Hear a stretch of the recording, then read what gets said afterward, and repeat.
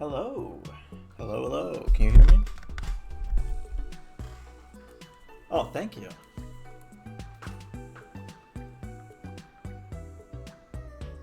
I'm glad to hear that because it means that my settings decided to not randomly change between streams.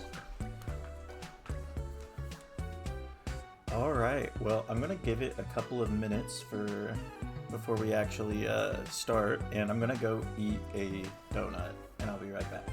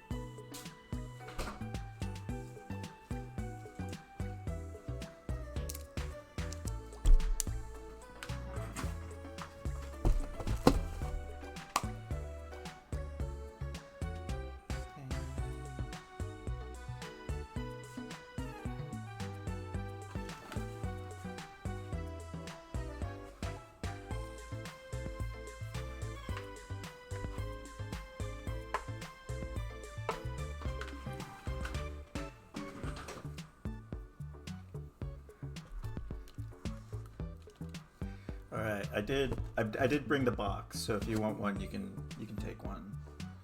All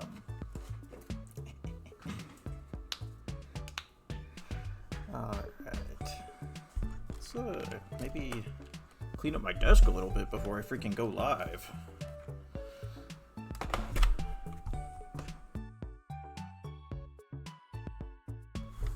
Thank you.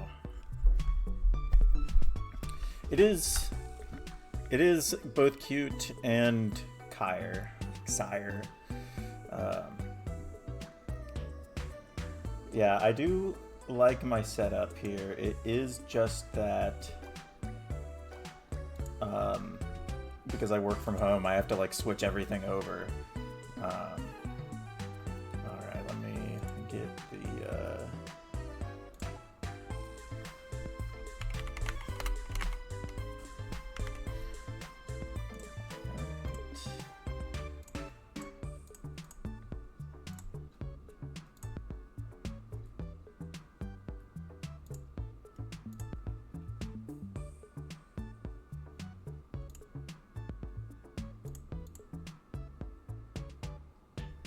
all right.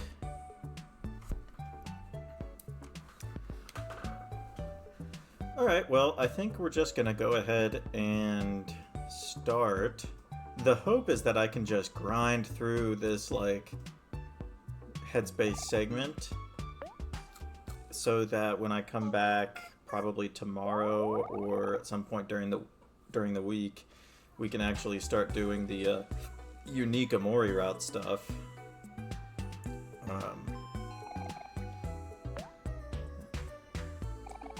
Plus, I already did all the can collecting, and the universal remote bumps up a lot of the stats by quite a bit.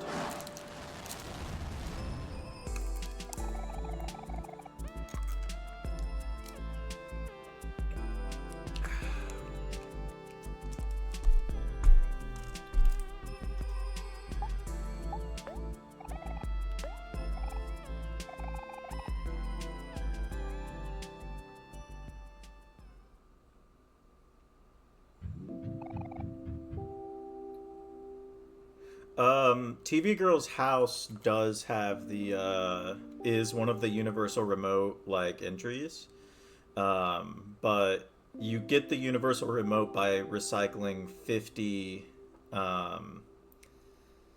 pieces of trash. The TV Girl stuff is you get a bunch of parts so that TV Girl can repair her coffee machine, but she gives you a piece of dynamite.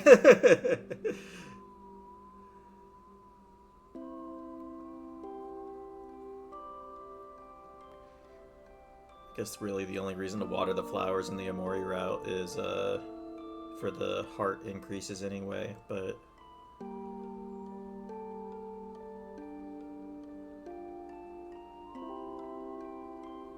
wait, can you actually like get coffee there? I'm gonna be honest, I wasn't aware you could like get coffee from her. I guess she does have a coffee machine, so that would make sense. I knew that was like, that coffee was like how you made the Kelnuke work, but I've never actually gotten it from her. I just get like, I think there's like 2 random ones you can get. I'm kind of like stalling for time because there's like a few people who said they wanted to be here for this part of the stream and they haven't joined yet.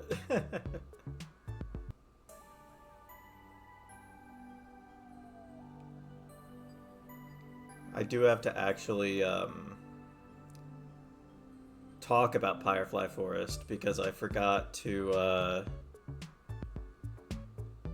because I forgot to download the VOD from the Sunny route. Oh.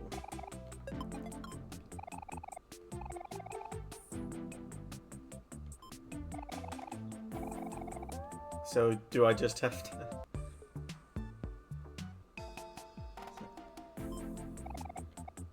It'll be ready after...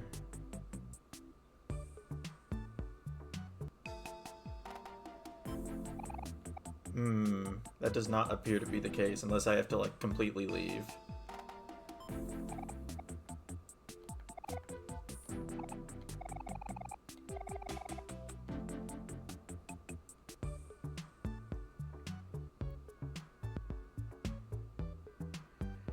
It's fine. I've beaten Amori plenty of times without coffee.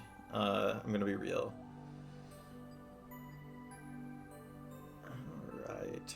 Alright. Last stream, all I did was grinding. I grinded 50 pieces of trash by petting the dog over and over again. I have like 40 life jams from that.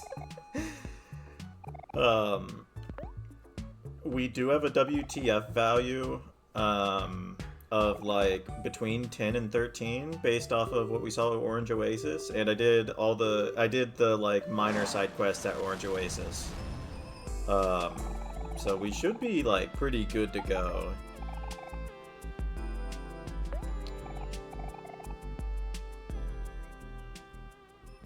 Alright. Did I kill all the plant guys?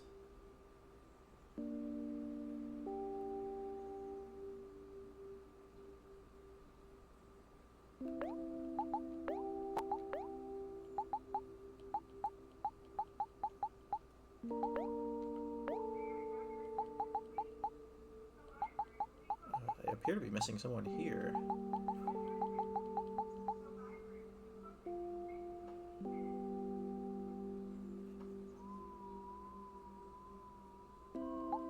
Yeah.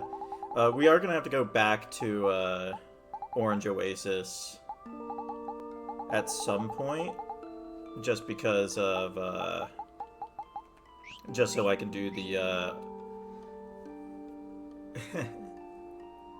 oh, what's the guy's name? I already forgot his name again.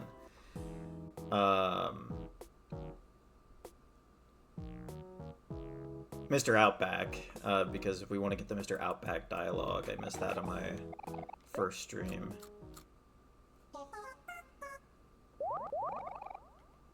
Alright, oh, let's change the, border.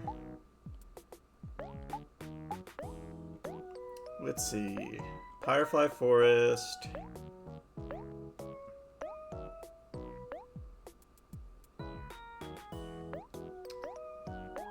Let's do...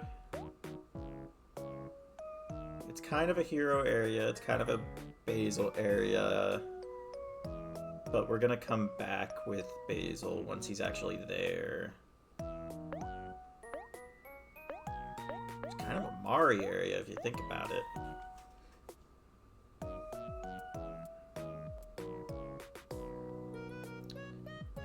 Yeah, we're probably gonna be doing heroes. I do like to switch. Depending on like what I'm doing, but I think Mari's is good. Let's see. Yeah, we're gonna do heroes probably for whatever. We'll just do Mari's.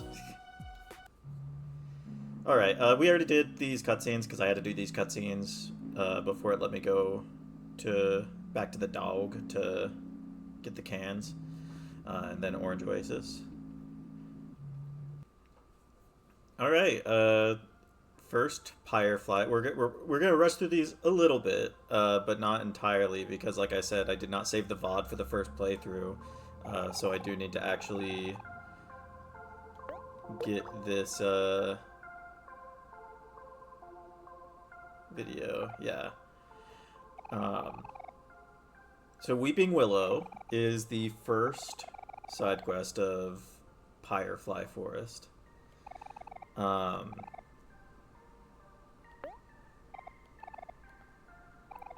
believe Weeping Willow is a book.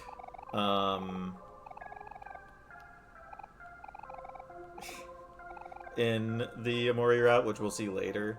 One of Sunny's books. You do have to be hero to tell the joke. I don't actually have the joke yet because you get that during One Day Left. Yeah, I mean, it's like Lady of the Lake type deal. Of course, the fact that she's in a lake is, like, notable because of lake symbolism. She's also, like, tree symbolism. the fact that you have to be hero to tell the joke implies that it could be like a Hikikomori thing. Um, there's quite a few different things going on here. Um, I like Weeping Willow. Uh, it is a very silly quest. Oops, I selected hero instead of Aubrey.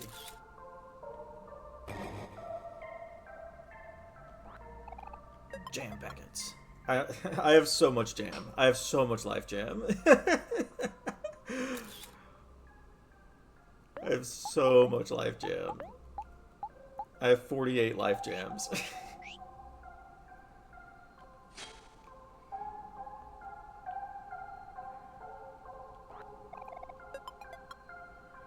Ain't nothing but a chicken wing.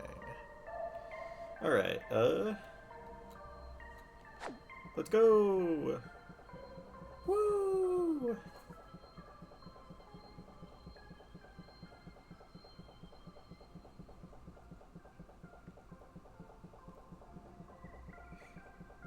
Yeah, I've never really known what to really make of the Law Sword. It's cool. It does make me lol. It's a hero weapon, right? I've never used it with him.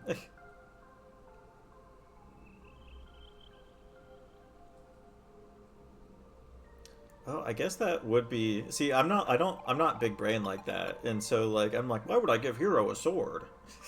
Oh,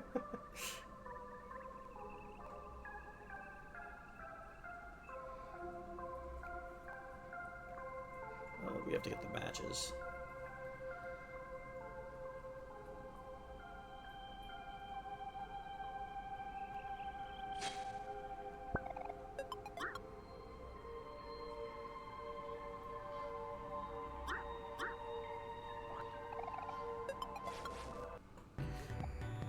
Hero's afraid of spiders.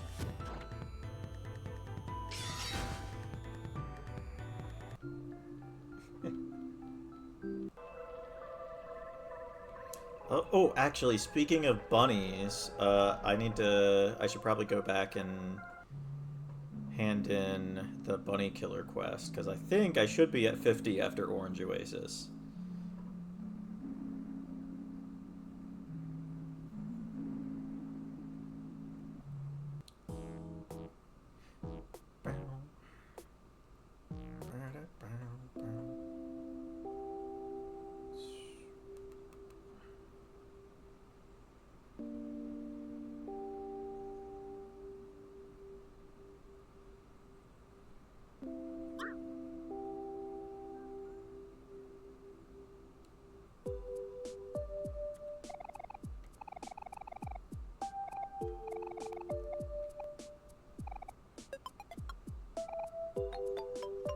I did it. All right.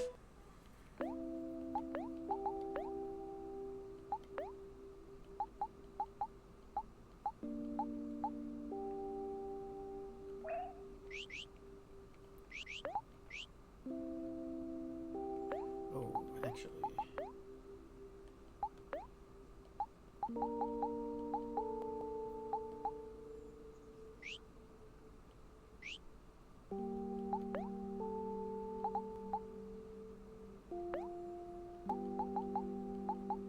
Let's give you Hector Jr. And then Hero can have the Veggie Kid.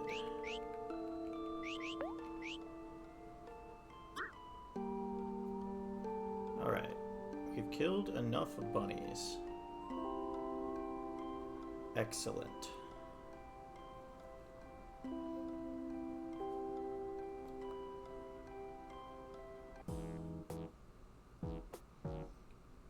Alright, from this point on, we're trying to rush this, because last time, this whole, like, Pyrefly Forest to Sweetheart's Castle ended up being, like, taking me way too long. It's because I have the most to say about these areas, but I've already said most of it with the last stream, so I shouldn't have to worry about that anymore.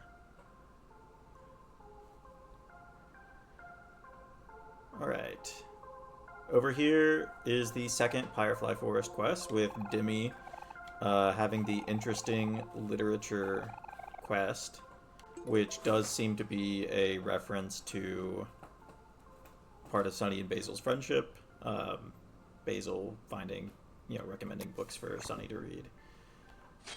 Oh shoot, am I gonna have to... I got a wooden track. Was there any items that I missed? I don't think this room has any items in it.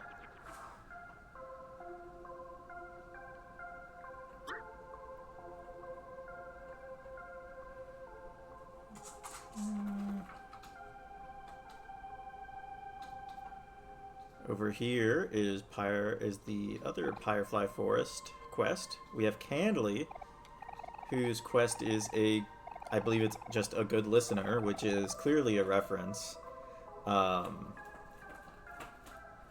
to Sunny and Basil's dynamic. We're not going to see this until much later either, but in the console version of the Omori route, there's a few more photos that get added to the album in the post-game.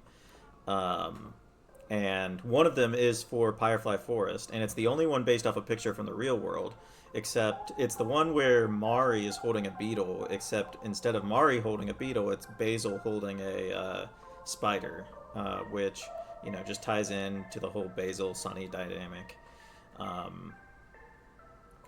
And, Sunny's fears and all that.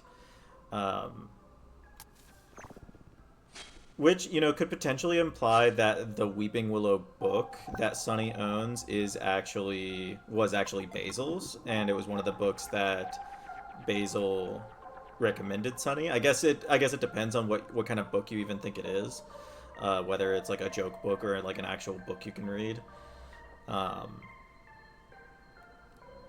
But if it's not, that would make it it would make it like the only one of the 3 side quests here that's not that doesn't have at least some kind of parallel to Basil and Sunny's friendship. Demi as well, if you get him to turn around, his sprite does actually look a little bit like Sunny as well. And I believe all of these picnics, the snack is tofu, right? I think. Yeah, the snack at all the picnics is tofu. Which makes sense for the Sprout Mole Village, but for Pyrefly Forest, it kind of leads into it, but it's weird that there's 2 different picnics with the same thing. Though I think the junkyard's the same way, with the roast chicken.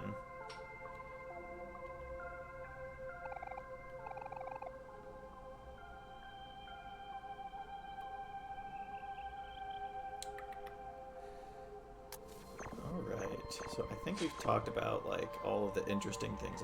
Oh no, we haven't talked about all the interesting. There's one big interesting thing that happens in Pyrefly Forest that I haven't talked about actually.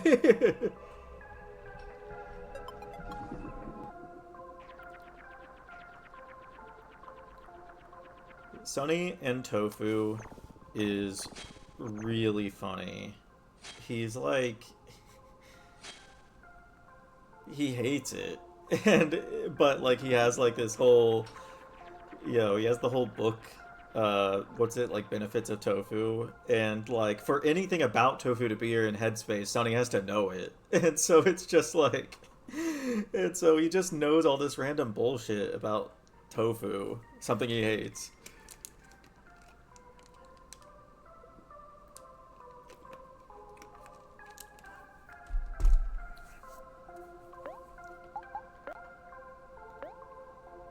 Soft cardboard, basically. I like tofu. I've been wanting to make more tofu dishes, but the only thing I've really done with it since moving here is when I made that smoothie. What did I do? Was that for basil? No, that was last month at some point.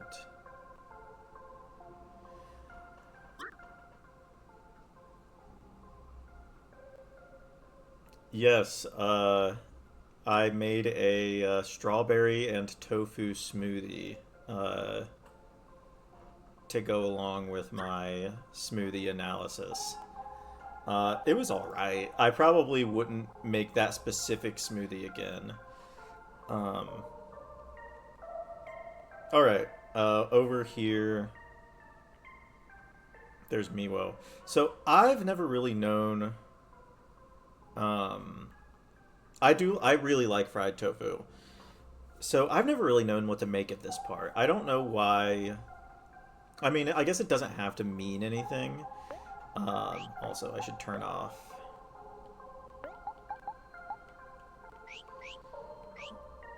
Obviously, it doesn't have to mean anything that Miwo turns into, like, a spider. But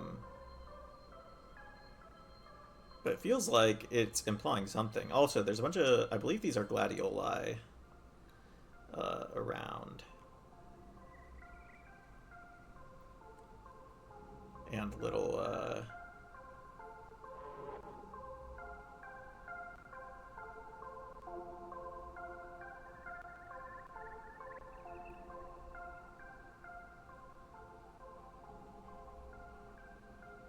This is messed up. Leave me alone.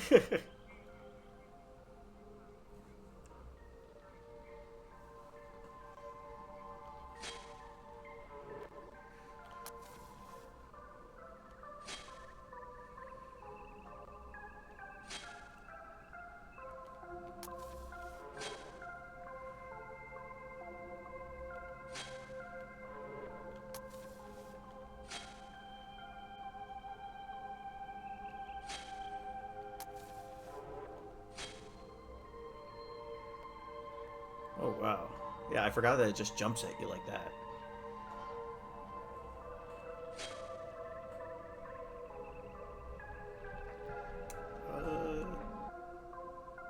This is kind of like a little...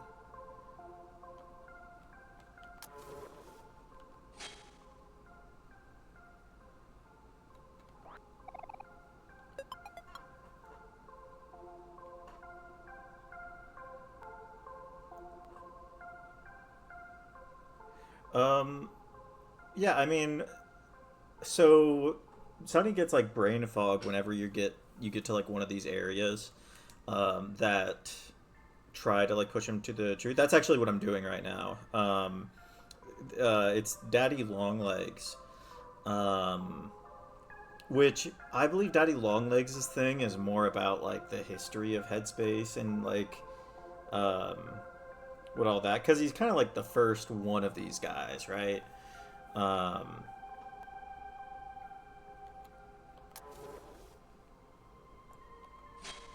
yeah. Oh, that's a stump. All right, and then if you go through the trees over here, and you can see Sunny's mind starts putting spider webs up to try to prevent you from going there. And then there's Stranger, everybody's favorite little guy, and you can get a magical bean. A lamp was lit recently. And then you have to press A to enter this area. Now, I believe... Welcome to the Lost Forest, where you find things you never knew were lost in the first place, or perhaps they're forgotten for a reason. Welcome to...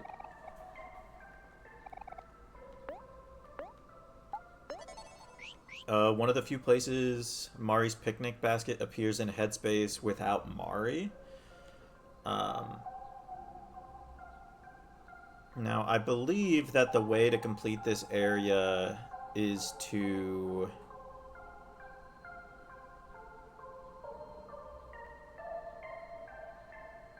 What the heck? You're supposed to follow... There's supposed to be, like, ghost rabbits that you're supposed to follow. But one doesn't appear to have spawned here. So we'll just go up. Okay, so that was not the correct way.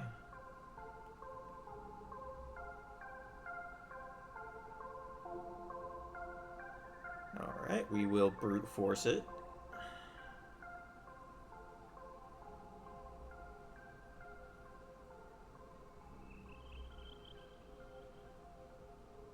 Okay, last one.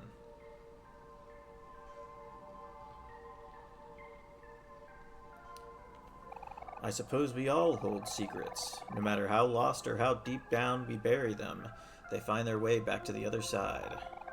The journey is too arduous for those faint of heart. Do you wish to leave, children? I will not blame you. Okay. The rabbits will not attack you. I will attack the rabbit.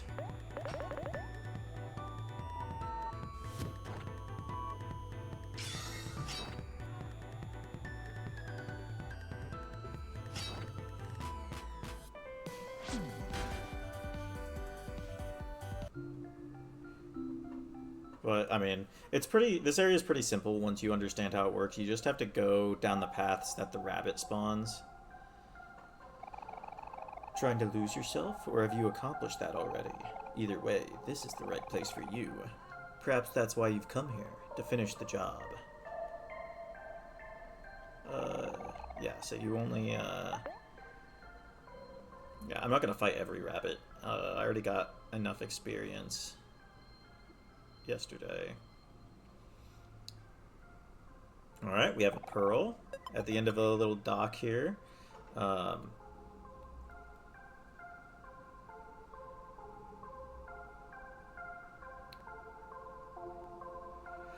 Miwo is an interesting thing, because you would think that if Sunny struggled with what happened to Miwo a lot, Miwo would not be in white space. Or at least if Sunny felt guilty for however Miwo died, Miwo wouldn't be in white space. But I don't know. The topic of Miwo is this interesting thing. There's like, in the final Sunny's house segment, there's a couple of plants that you can interact with that Sunny's mom where it specified that Sunny's mom put them away because Miwo kept like trying to eat them, and so like implying they were plants that could have been poisonous. If they were like potentially, it's possible that Miwo could have gotten into something. But just with like the spiders, I mean, it could just be like a horror thing, like like you said, with something previously safe. But I don't know. It's just always been for me the fact that Miwo is in white space that makes analyzing anything about Miwo difficult. Usually we tend to do things we want as opposed to things we say we do. I've never been one for once. I'm more of a need kind of person. I suggest you look for the exit before your needs become more apparent.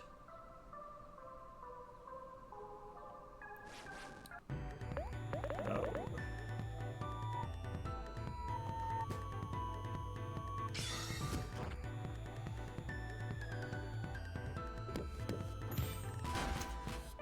I mean, this, like, whole segment is a little up in the air.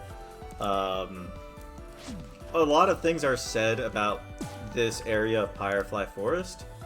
I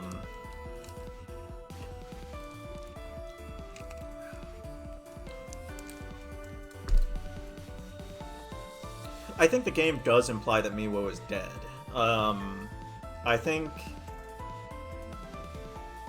that Miwo appearing with Mari at the end is supposed to imply that.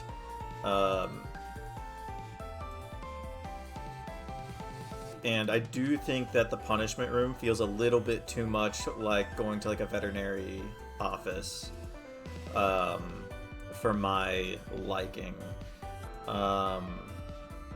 And I don't know, like,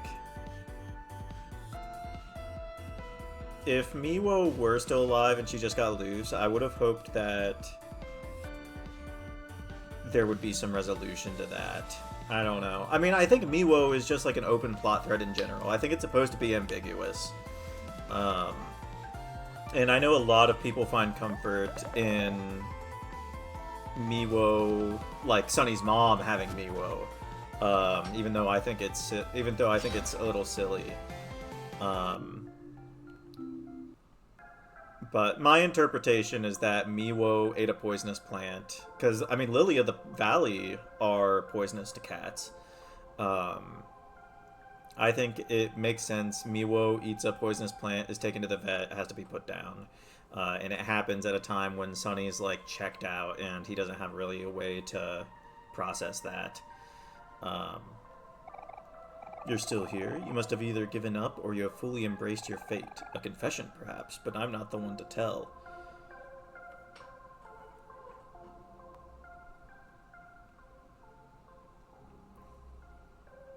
In one of these areas, we can, like, you're supposed to be able to see,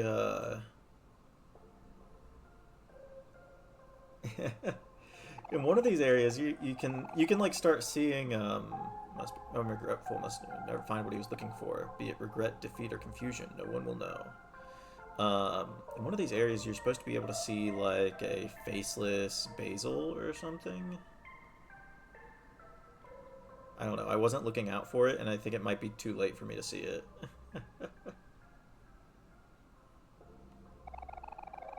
I've seen Lost and I've seen Blind, but the combination is unsettling.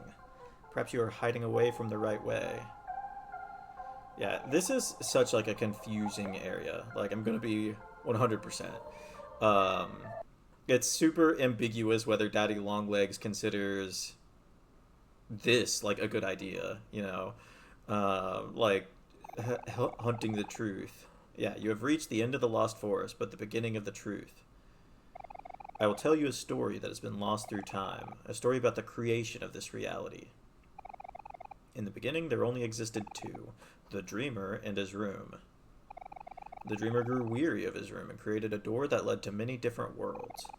Walking the path as a visitor to these worlds, the dreamer would come and go as he pleased. Slips and falls, tumbles and drops, the dreamer's curiosity and clumsy exploration eventually led him to a certain world, one not like the others. One painted with chaos and bathed in darkness. The dreamer slowly became filled with dread. Quiet as they may have been, words of malice quietly crept into his mind, whispering lies, secrets, and truths. Powerless to silence the noise, the dreamer manifested benevolent entities in his different worlds. Then he compounded his worlds above the dark realm, sealing it with their combined might. Yet despite his valiant efforts, the darkness's presence never abated. Even with new allies, the darkness continued to scrape and scratch at the back of the dreamer's mind. The noise might have subsided, but it never went away. The dreamer could run and bury away his fears, but one still has to face his own reflection. What the dreamer had created was something he could not be a part of, something outside himself. The dreamer's own power was his greatest adversary. Knowledge, or the absence of it, would become the dreamer's greatest gift.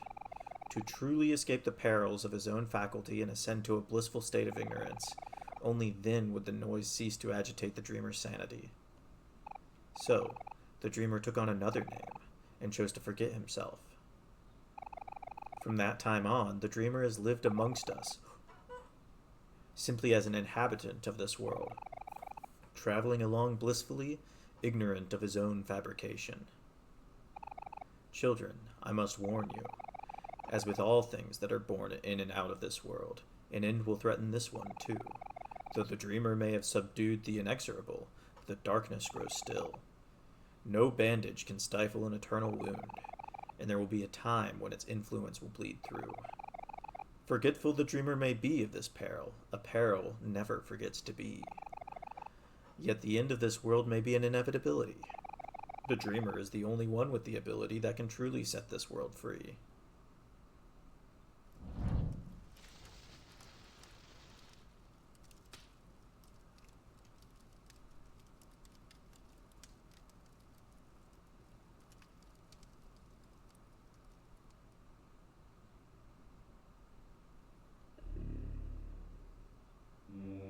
So that was kind of some straight up bullshit, right? Like, we have like a timeline of like the creation of Headspace.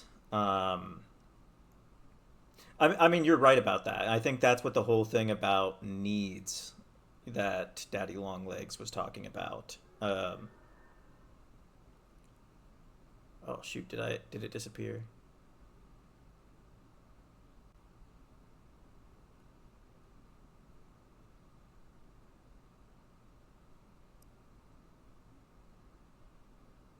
Yeah.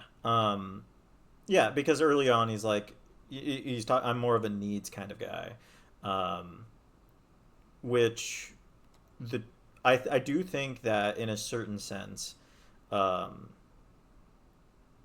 revealing the truth is a need. As long as Sonny knows about it, he has to reveal it. Um, but it's just like this is probably I know it's a very vibesy area, but I do kind of consider this um, whole thing to be probably my least favorite of these optional like truth-esque segments, just because it's more about like it feels like it's trying to like give headspace lore, and that headspace lore is kind of confusing with what the other information, like the cutscenes that were given between nights, tells us about like the creation of white space, and when it's implied that like Sonny forgot certain things, and it's like, okay, well, if Sonny already knew the truth when he was starting to do headspace, then why did it take him so long to find black space? um I mean, and don't get me wrong, I think the ambiguity is the point. It's just, I think this area is probably my least favorite of these kind of things. No, well, according to Daddy Longlegs, he visited a bunch of different worlds, presumably like Otherworld and Sweetheart's Castle, as their own things first. And then he found Black Space and combined all of the other worlds to contain it. Um, is what Daddy Longlegs would have you believe. Um, but yeah, it's a whole thing. Uh, I mean, obviously, this whole thing is supposed to be ambiguous. Um,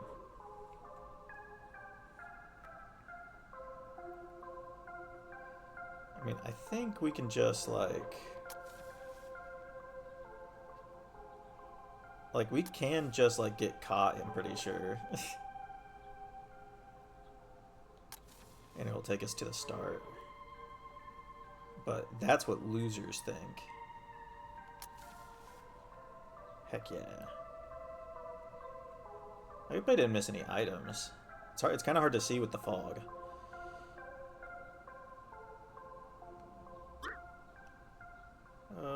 We can fight a rare bear.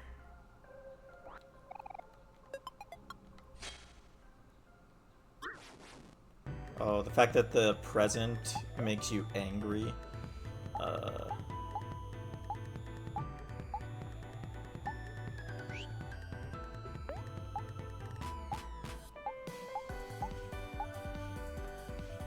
oh shoot, I got rid of the thing that makes me sad.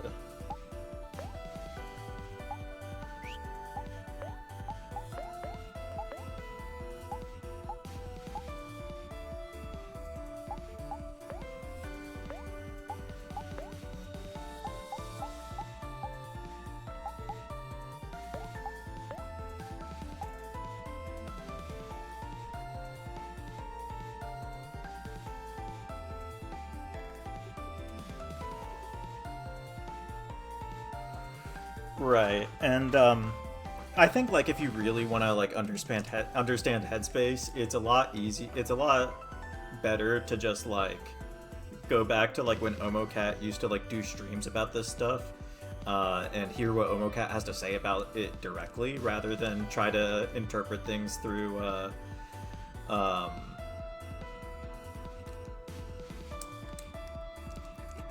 the contradictory information that's actually in the game. Because like headspace, according to Omocat, is supposed to be almost like lucid dreaming. Though the way Omocat talks about lucid dreaming kind of implies that that I might have a different definition for lucid dreaming than Omocat, but um, shoot, yeah.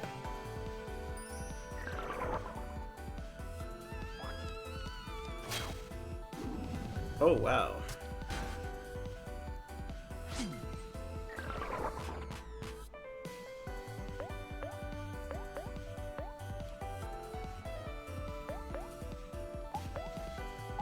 Good thing I have so much Life Jam.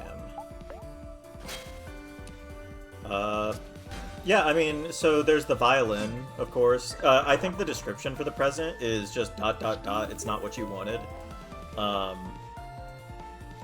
Which almost implies, because I do actually think Sonny did want the violin when he got it.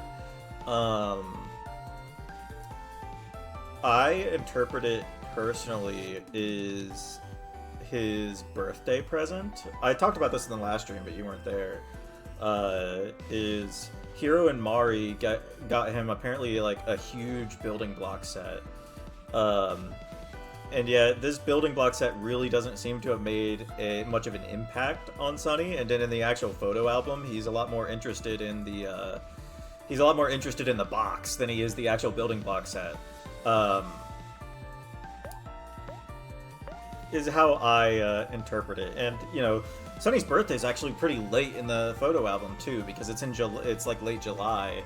There's only a few more months before the incident happens. So yeah, I've just always interpreted that as that.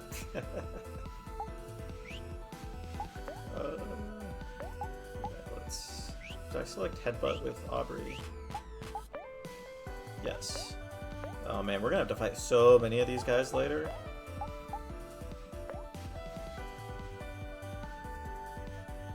It is. There is a lot that goes on in this game. And you know, that's why I love it in a lot of ways. Oh no, Aubrey!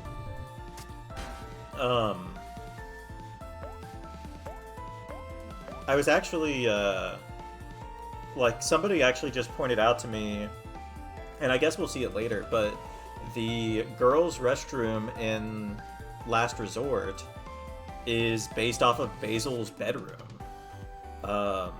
Which, you know, there's, like, so many things, like, okay, so Sonny associates Basil with femininity, or whatever, feminine wiles, or whatever. A lot of things about Basil and Headspace are just hidden, so making it the female restroom means Omori can't really go in there until in the Omori route when you get the gender potion, the mystery potion.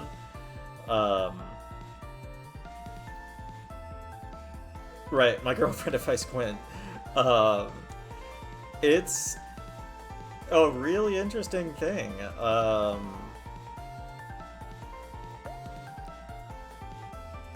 Alright. Why did I fight this guy? It is. It's like... I've said this before, but like, if I wanted to make a game in which the events of Omori happen, and I wanted to imply that the main character has gay thoughts, but lives in a world where he definitely would not understand them, it would probably turn out exactly like this, just with some of the ways that some stuff in Headspace is. And I know the like counter argument would just be that like it's bait, like it's ship bait on Omocat's part to sell merchandise or whatever.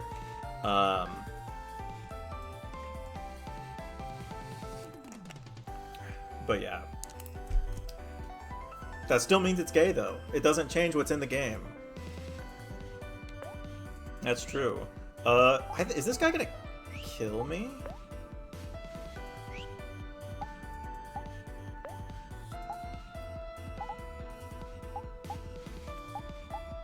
Oh, we'll be talking about smoothies. It is kind of crazy that they have the Kawoshin like art, and isn't Kawoshin the only ship that Omocat has ever like publicly said they ship? Like I think it was like a Tumblr post, somebody asked what they shipped, and it was like, oh, I don't really ship anything except Kawoshin. And then there's like the famous just got this text from my uncle tweet where they found an Evangelion poster, and I was like, is this from Omori? Okay, what am let's do a smoothie.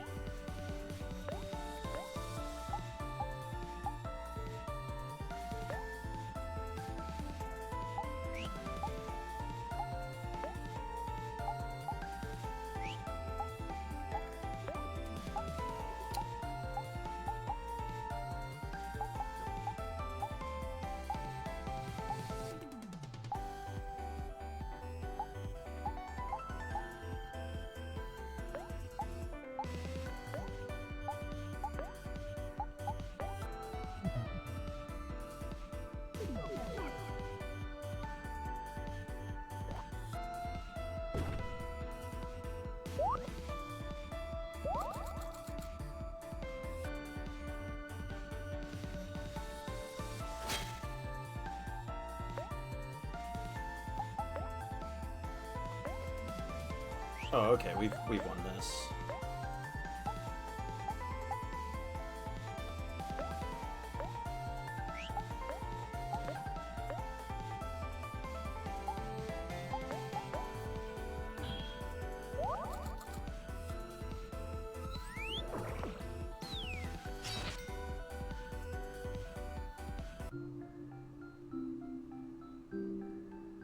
Yeah, I really need to watch it. It's been on my list for a really long time, especially with the fact that it influenced Omori, a game that has had an undeniable impact on my life. Um,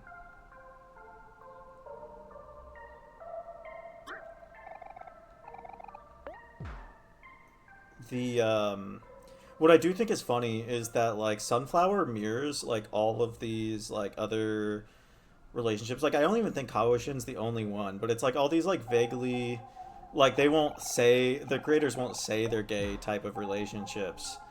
Um I know Kaworu only appears in a single episode. Um which sounds crazy to me, cat ears. Um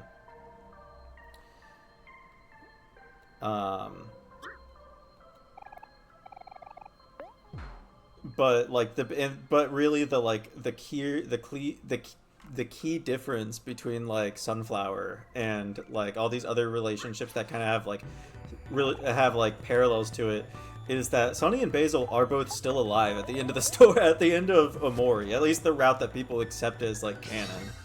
um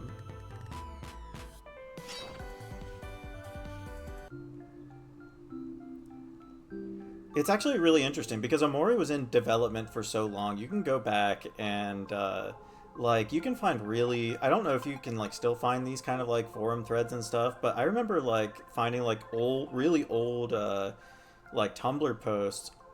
Um okay, so I know I walked all the way back here for nothing and we just have to watch this now because I already went all the way back. But the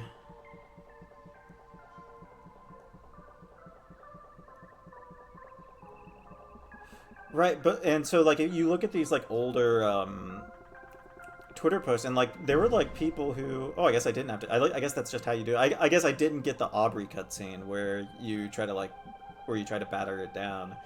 Um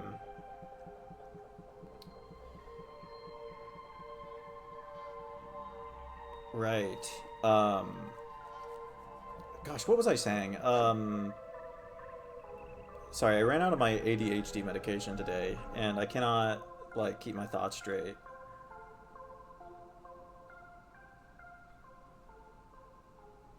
Oh, right, yeah. Like, there was so people just didn't know what Amori was gonna be about. Like when it was when it had and during those like 6 years it was in development. Um, like you would see like a lot of people who thought like the twist would be that Basil's like dead in the real world.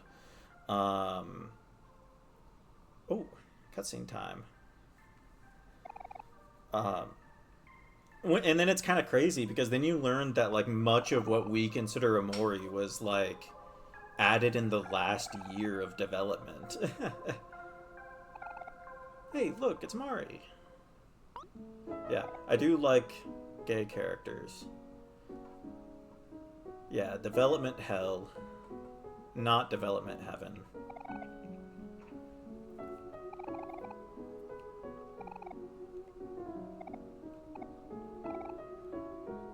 Mari, I was so scared.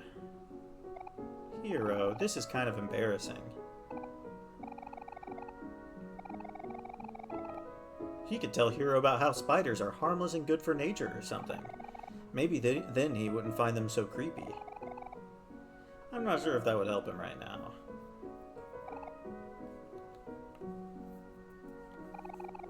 You're gonna have to deal with this eventually. These things will only get worse over time. Maybe I'll naturally outgrow it. You never know what the future brings. Yeah, an interesting little cutscene where Hiro's fear of spiders is used as a parallel to the truth that Sunny has not been facing, and the fact that it has 100% gotten worse due to him not facing it.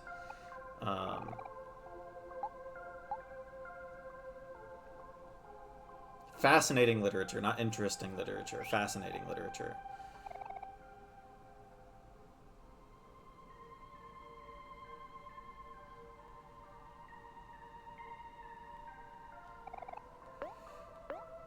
Like, it... And it's like Omocat knows it, too, like with Humphrey.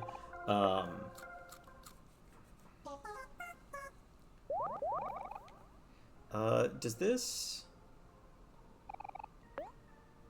Was there a picnic? Did I do a picnic at the last one? This forest is a lot scarier than the one near the playground, and a lot older, too. It does have a mysterious air about it, doesn't it? I heard there used to be a huge library filled with books here. Sweetheart's Castle was supposed to be optional? That's news to me. I know that Sweetheart's Castle was, like, developed... Like, it was one of the, like, earliest areas that was developed, and it didn't take them very long to do it. But since no one took care of it, over time the library slowly sank into the ground. Who told you that, Mari? Just some shadows here and there. If you focused, you could see them too. Whatever, reading is boring. Who wants to read anyway?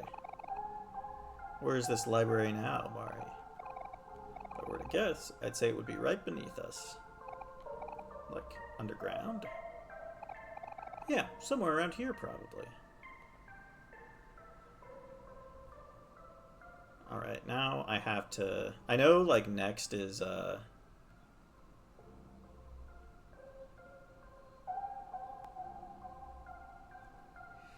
Yeah, I like Sweetheart's Castle because of what it represents, but the actual gameplay of it is a bit much.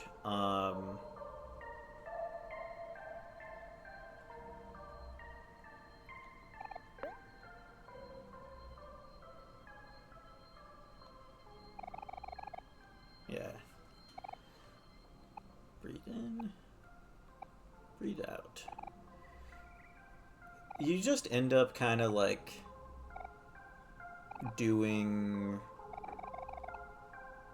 I don't know, like there's a lot of interesting things at Sweetheart's Castle to just like look at from like an analytical perspective, especially because the game tells you that it's so coded to the idea of home, just like the concept of home.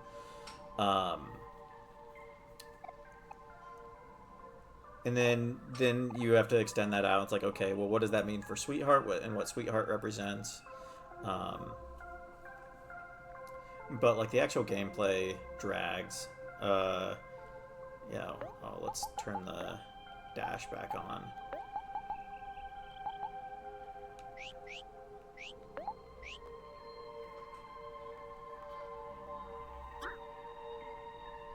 I mostly just like skip through the Sweetheart's Quest for Hearts dialogue at this point.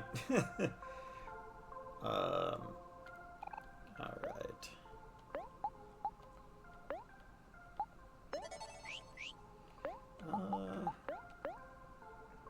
Sweetheart gets happy, I think, right? Yeah. What is...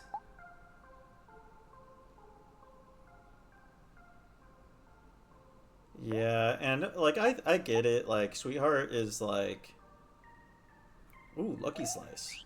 Let's try that and equip. Ooh, do I want to equip the Daisy? The Sunflower Shipper in me wants to equip the Daisy, but the Universal Remote is actually just like an insane stat boost. And I don't think the Daisy actually. Yeah, Heart plus 10 where it starts happy. No, we'll just keep a Universal Remote.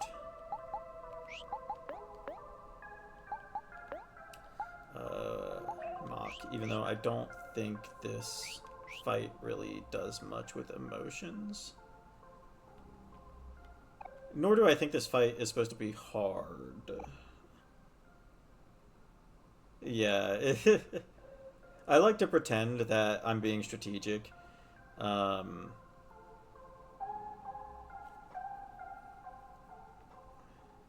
but this game is not a difficult game. I really wish they would have gone through with the idea of the Amori fight being like an actual boss fight. Um, just because it would have been a really cool concept that like the more you power up Amori in the game, the harder the final boss is. Um,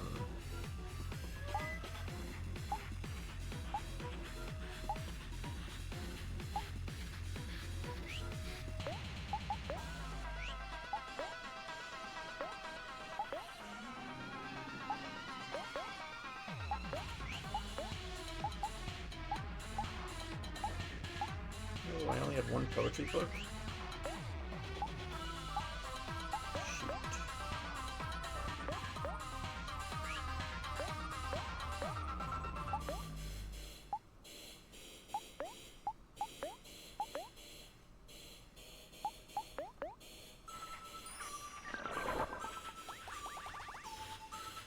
That was like a concept at one point, and like I think that's why the branch coral is the way it is. Um, a sprout mole appears. Oh, we have to kill the sprout mole, right?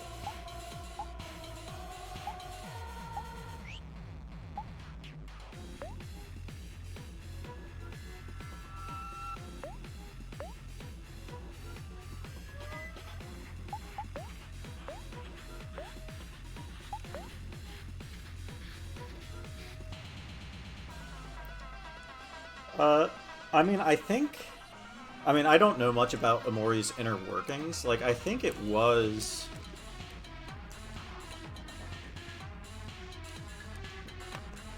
Okay, actually, I'm not gonna say anything because I actually just don't know anything about that. Like, I was about to just say some bullshit about like I thought it was, and then I remembered that actually I would be lying if I said that. Like, oh yeah, I've been in the modding community for a little bit with Sinesk.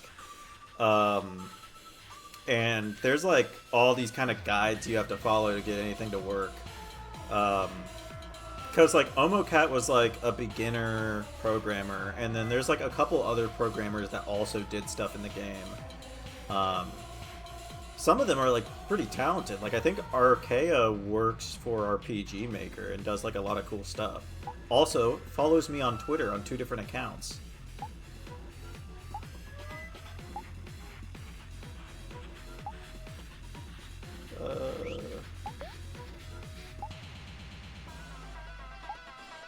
Yeah, it was actually kind of an insane day for me. I was like, why'd you do that?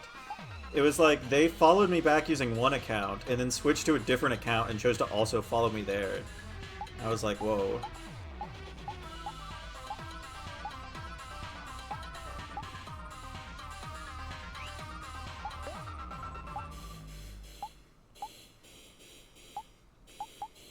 I don't... I don't know what I'm doing.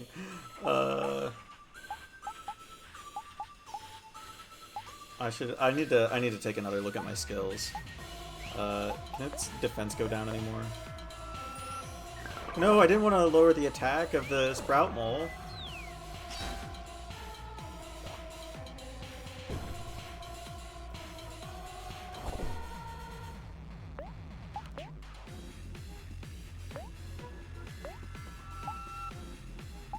I always find it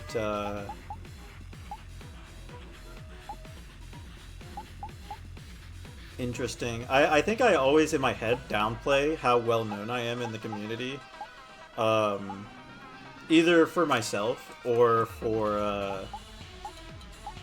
just for like Sinesk as a mod.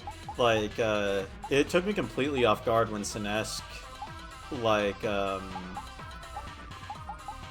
got like hundreds of like thumbs ups or whatever it's called on Reddit when somebody posted about it, because I was like, man, we haven't publicly released anything on Sinesk in 3 years. Why are people still waiting for this? But people in the modding community frequently tell me that Sinesk is like one of the more highly anticipated mods. I think it's crazy that nobody's like swooped in and just made a sunflower mod in the 3 years.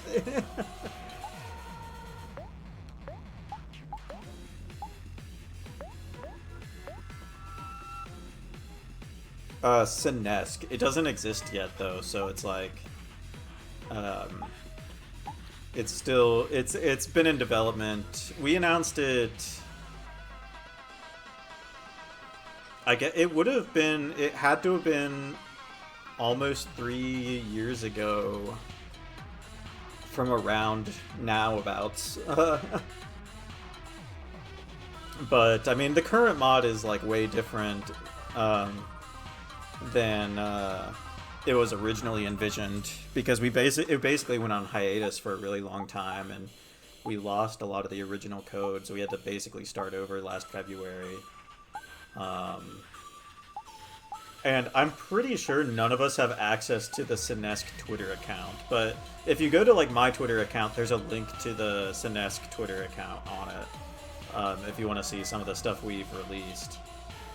But I don't think we can actually use that Twitter account anymore, because a lot of like our accounts and our code was from somebody who just like disappeared one day from the internet entirely, and it's kind of insane. Man, Hero, you're not like doing anything right now.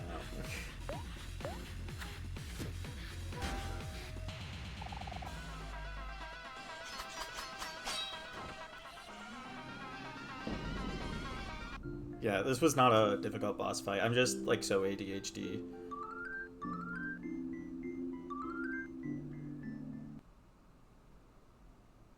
Yeah. Hero learned homemade jam, as if I don't have 40 life jams in my inventory right now.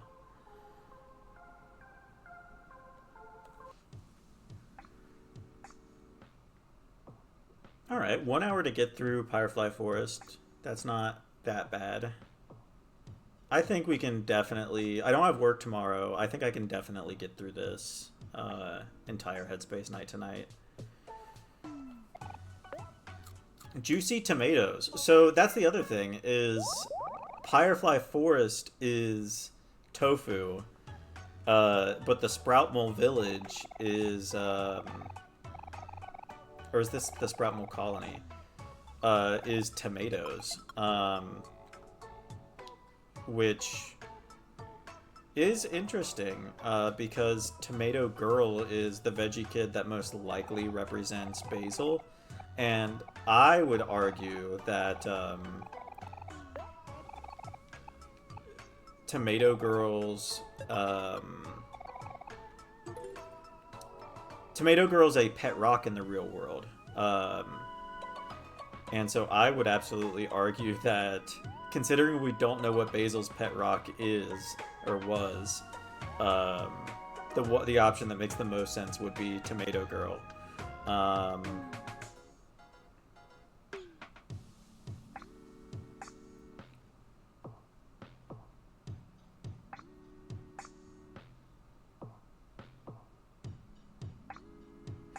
Right, like you usually end up using Kel to like apply healing items.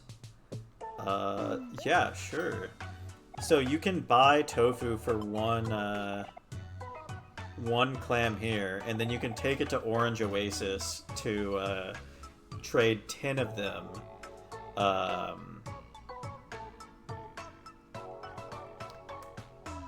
Yeah, okay. I'll just do the whole Veggie Girl or veggie kid stuff here. So, um, here, let me get to, yeah, the hero has the veggie kid equipped.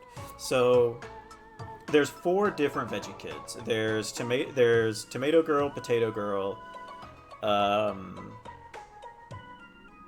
eggplant, and onion. Yeah, eggplant, onion, tomato girl, potato girl. They can be found in Rain Town, which is a reference to the rainy day memory. And there's a lot of weird things going on there. I talked about it yesterday when I actually did the Rain Town stuff. But like the veggie kids in general seem to be a reference to Sunny, Kel, Aubrey, and Basil, because the Raintown uses the soundtrack from the Rainy Day memory, and I believe the weather controller for that area is still also Rainy Day. Also, it's just rain related. You can find an umbrella there. Potato Girl is clearly a reference to Sunny, because you can have Omori sit there and turn into a potato. And Eggplant, of course, references Aubrey. So that leaves Tomato Girl and Onion as the 2. And the other reason it's connected to the Rainy Day memory is that you can also find the veggie kids running around in Otherworld, which is a reference to the fact that they were going to Hobbies and Other Mart. Now, the game doesn't really give you a whole lot of reason to connect Tomato Girl to Basil and Onion to Kel specifically. But it is a fact that, like, first off, when you do the quest, you specifically get Tomato Girl instead of Onion. And in the Rainy Day memory, in the real world of the game, if you don't do the Recycultist stuff, one of the faraway visions you can see is of Sunny and Basil in the Rainy Day memory outfits at the lake hideout. And it's really interesting because those sprites had to be redone so they didn't have umbrellas for that vision. And Rain Town, you get through jumping through a lake. And so, I mean, I think just the fact that Basil's so important and Tomato Girl is the one you get is kind of like an important thing there. But the other thing is also that we already know what Kel's pet rock is. It's Pluto.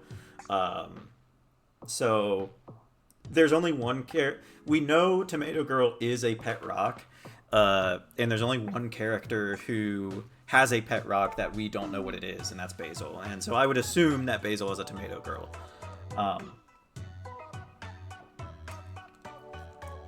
Because we don't actually know if the onion is a pet rock. There is also one last reference to Veggie Kids. They were supposed to appear in Sweetheart's Castle, but I believe it was removed. But Tomato Girl actually appears again in Black Space 2. Due to it's a side quest where a sprout mole steals a pillow or something like that, and then you have to go find the pillow, and then Tomato Girl appears. It's a really bizarre segment, and it probably is supposed to reference Sunny locking Basil out because it's a Black Space 2 thing. Because the pillow that you get, Tomato Girl's like, that's not my pillow. So it could be like the Sunny Omori dichotomy of Omori not being Sunny. But it's a really interesting topic.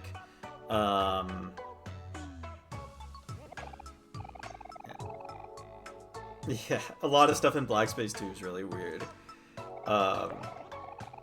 This chef will give you tofu trivia. It's not good for you if you have kidney stones. There are 4 kinds of tofu. Firm, extra firm, soft, and silken.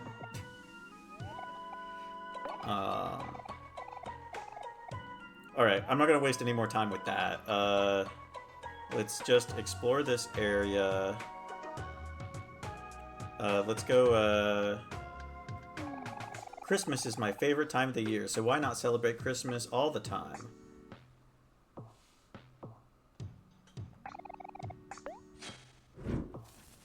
I've ruined Christmas. Christmas is ruined. Yeah, so and you can see there that you get a present from this Christmas room. So, like, the present making you angry is clearly also partially a reference to the violin. But I also like to think it's also a reference to the birthday present. I don't... It says excellent. I want to fight...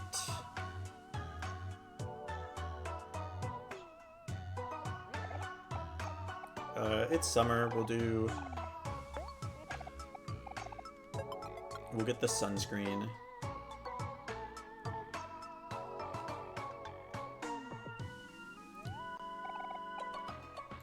I think if it was just the weird black space segments, it would be interesting, but it would not... It would have a much more... I think its similarities to Yume Nikki would probably be a lot less forgiven if it didn't have its story, because I do think its story is the main thing that sets it apart.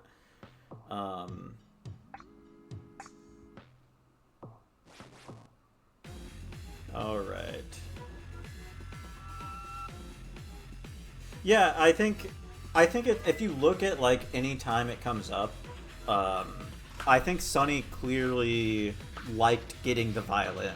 Like if you look at the memories, Sunny liked receiving the violin. It just eventually made him angry, you know? It's not even just, like, that the rehearsal itself, or the recital itself became a thing and Mari was getting mad at him. It was the fact that he had to, like, miss events to do it, right? Like, he missed an hour of cartoons for, like, their group hangouts because he had to do practice. And, you know, I'm sure a certain part of him may have been disappointed that he only got one present and it was the violin, especially in retrospect. But, yeah. What is the deal here?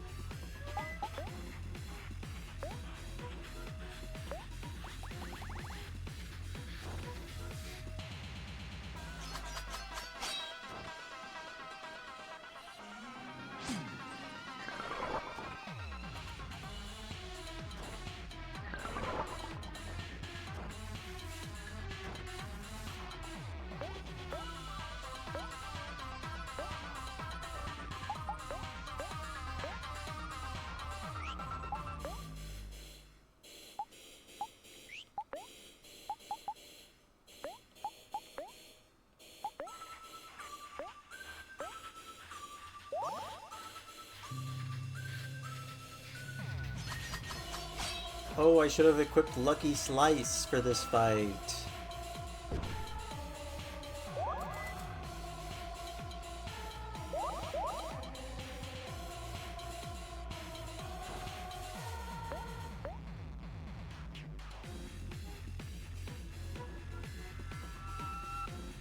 Right, like, if they could have talked things out, it would have been...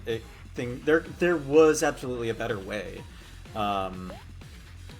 But the unique ways that these characters behave and the ideas that they have for themselves and how they interact with each other just coalesced in such a way that that wouldn't have happened, right? Sunny isn't somebody who wants to disappoint his friends, so he never would have said anything to anyone implying that he didn't like the violin. What am I doing? You know, I'm the biggest person in the world about pointing out how like the implications through like Sunny's follow-ups with Basil or Amori's follow-ups with Basil and some of the dialogue in Black Space show that it wasn't just Basil venting to Sunny, it was them venting to each other. But I don't think Sunny would have ever told Basil about not liking the violin because it was Basil's idea. And, you know, like we see with, like, the treehouse memory, Sunny, and just like his, and just like the Christmas memory in general, is, like, Sunny doesn't want to disappoint his friends, like, ever. And that's kind of, like, also why I wish that they went into more detail about Sunny almost drowning at the lake as a kid. Because it's explicitly stated that Mari made the friend group stop going to the lake because Sunny almost drowned at it. And I think it would be really interesting. There's nothing in the game implying that Sunny feels guilty about this. I think it would be interesting if he did. But the lake incident is really only discussed in terms of the fact that Sunny almost drowned and like the facts of the situation rather than how it would have. I actually wrote, it was a writing warm-up about Sunny's birthday that I ended up posting that kind of dealt with that a little bit.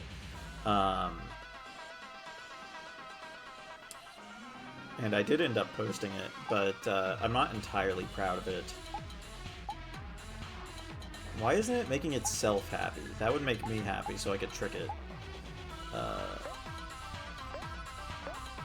Oh my gosh, this root needs to freaking die.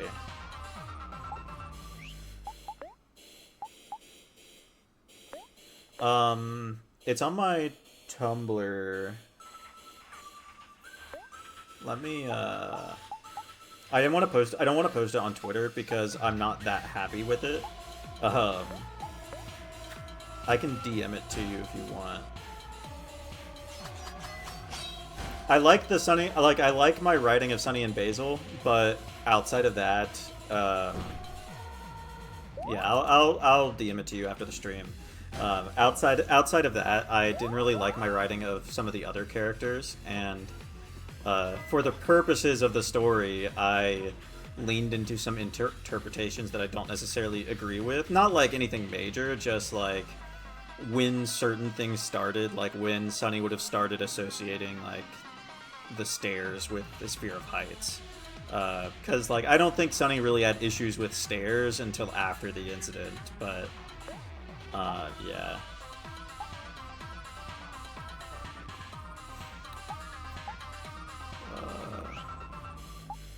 I really need to like redo my skills, I think. Oh wait, I should attack here.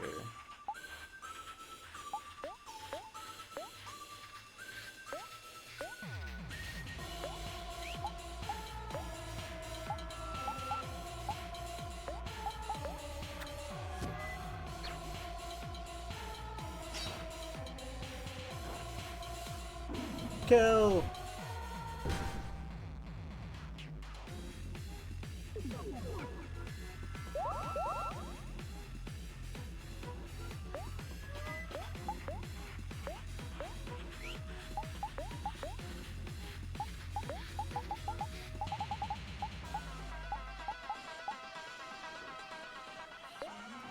No, wait, I didn't want to use jam packets.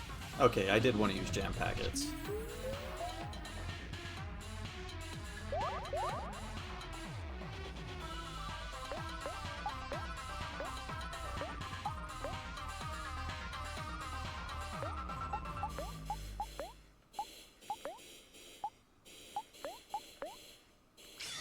Release energy! I don't know. I don't like this boss fight. In most playthroughs, I skip this boss fight by dropping the handle on it. But it took me a long time to do this boss fight in my in my first stream as well. It's because it heals. Also, it's because I'm probably doing it like earlier than they intended you to do it.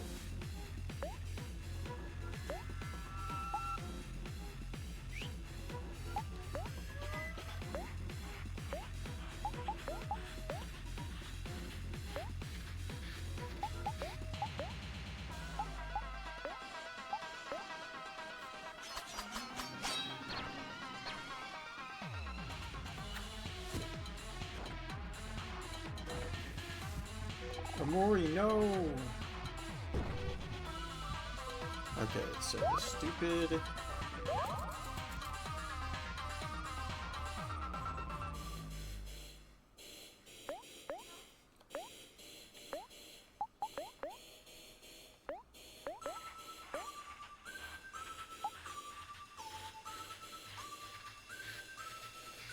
I think he's included in Faux Facts.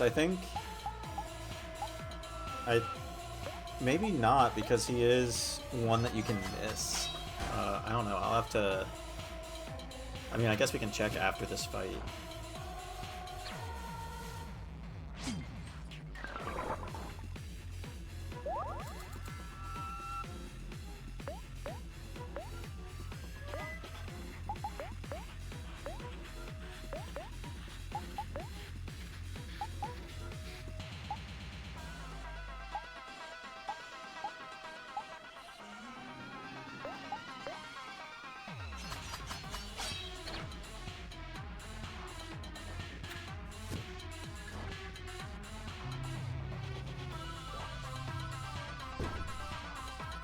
Hikikomori is manic.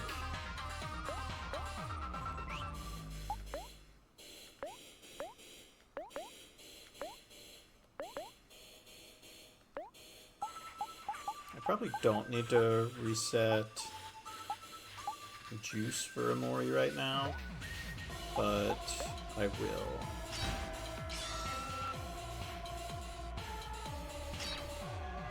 Whiff! Aubrey!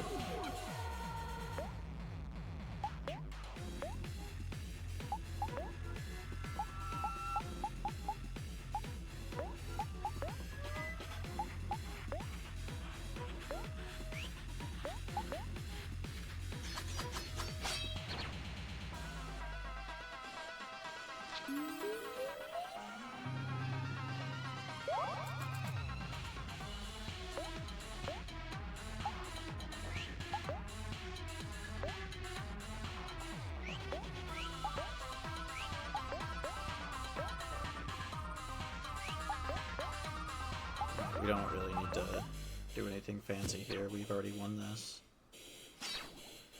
Or everybody will just miss, and we haven't won this. Okay, thank you.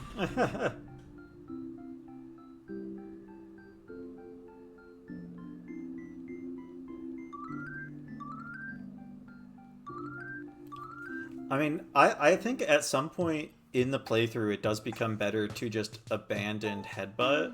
Actually, I think like right now, actually, you replace it with Mood Wrecker for the Sweetheart fight. But doesn't that mean you don't get like the plus 50 juice bonus that you do after doing that quest? Like after you do the junkyard stuff, you can go back and get the plus 50 juice by, or no, once you unlock tagging, you can go back and do the quest to hit Van with the bat, which gives Aubrey like a plus 50 juice boost, which is like insane. You get that just fine? Okay. I don't know what I'm gonna have for dinner tonight. I just did a bunch of grocery shopping, but I don't want to do anything. By the time I'm done with this, I'm not gonna want to do anything too intense. Yeah, King Carnivore.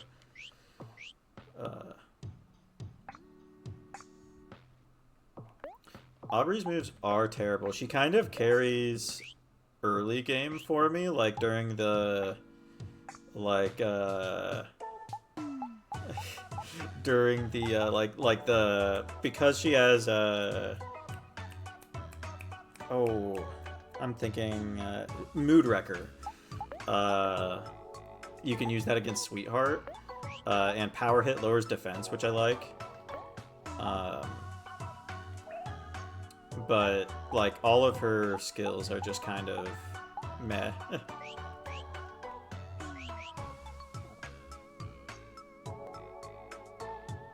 Oh, I read a fic once. So you have these two sprout moles right here.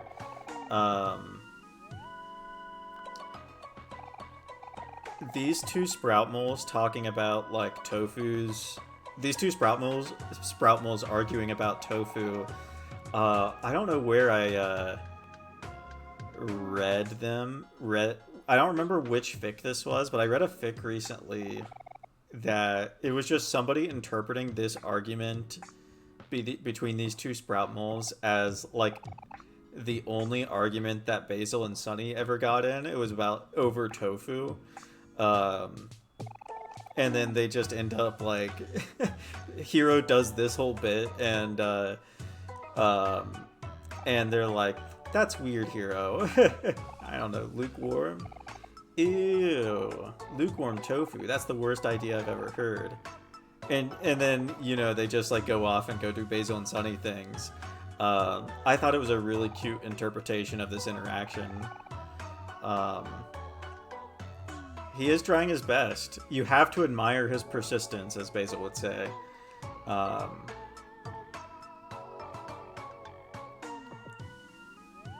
So is it like worth buying a bunch of tofu from this Jash and then going to how much tofu do I have? Like, I feel like it's just not worth it. Also, because this game is really easy. Because there's not like a quest associated with it, is there?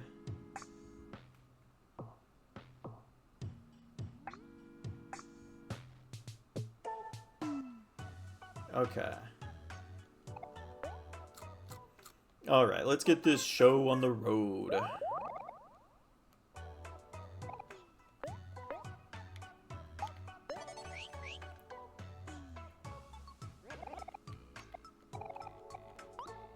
So, fun fact, on the Switch version of Omori, I have not received the universally loved ending. We found that out. During the first stream because I forgot to give the lamp back to the Recycle Path's mom after starting that quest, and I never did the like quest where you save the girl's parents' marriage. So before the end of the game, I switched to my save file for the other for my original Sunny Route playthrough, and I also didn't do the save the marriage quest there. And so I just don't have the universally loved achievement on Switch. Which probably means I don't have it. I don't know about... Because the first time I played Omori was in on PC using the Xbox Game Pass version. And that doesn't exist anymore, so I just don't have access to that anymore.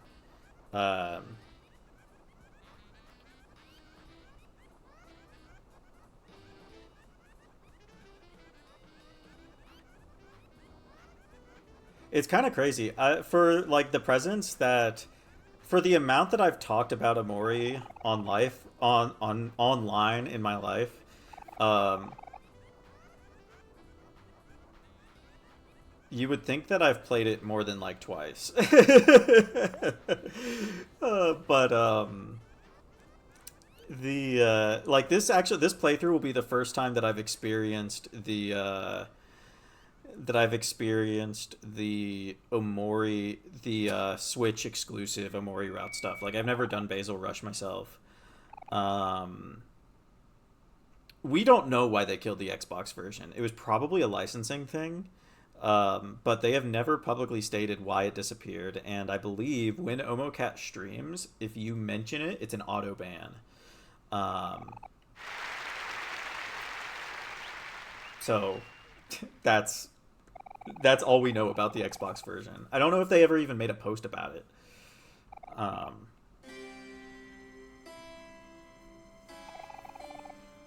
he was truly the father that none of us deserved.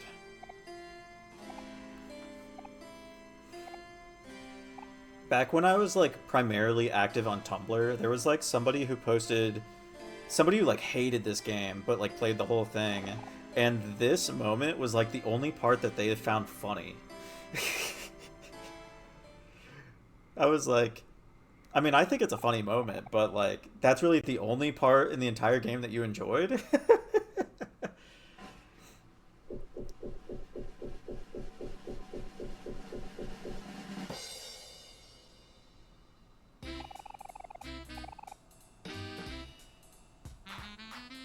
It was like they were somebody, and maybe their opinion has changed. They were somebody who felt like especially let down. Um, like they did actually like other parts of the game. Like they liked Aubrey, and like specifically, I think they said Aubrey deserved to be in a better game.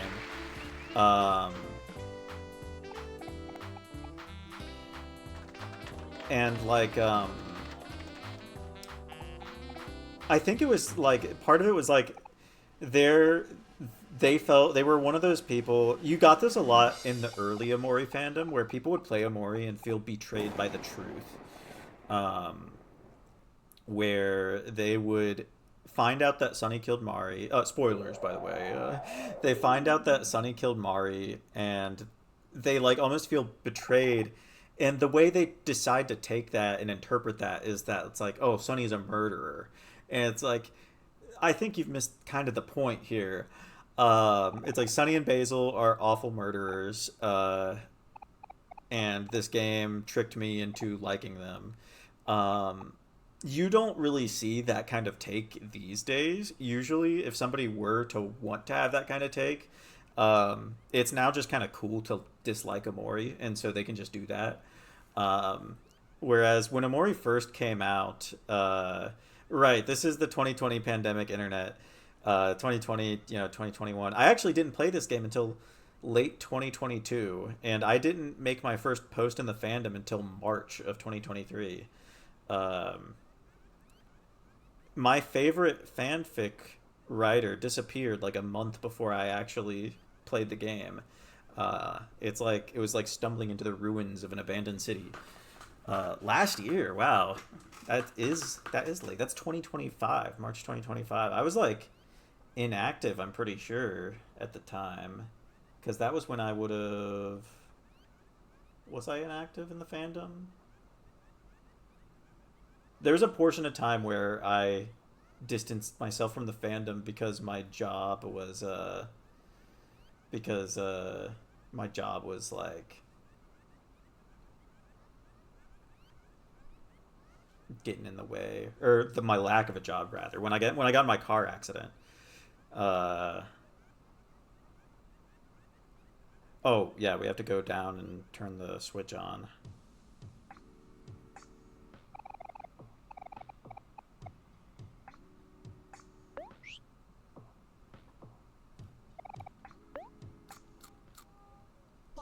But anyway, that's why I think there's tomatoes here. By the way, the whole veggie kid thing, um, because you'd think it'd be tofu, but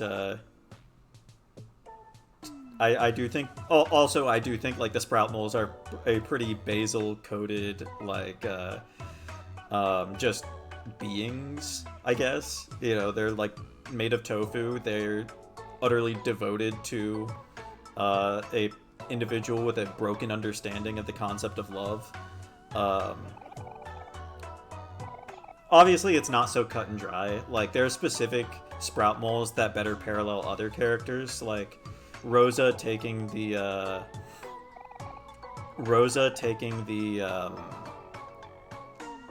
mixtape in Otherworld kind of parallels Aubrey taking the photo album. Um, so there's some give and take there. Um, yeah, I mean the sprout moles are annoying.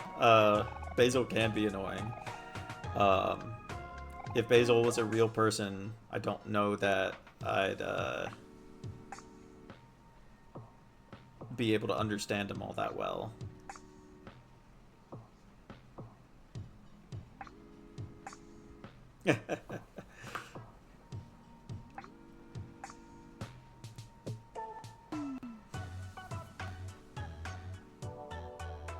All right.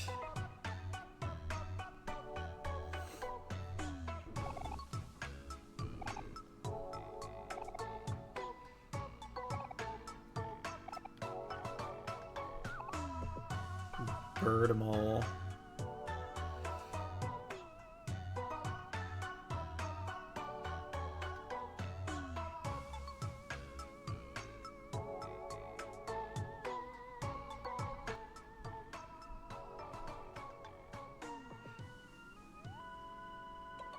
Yeah,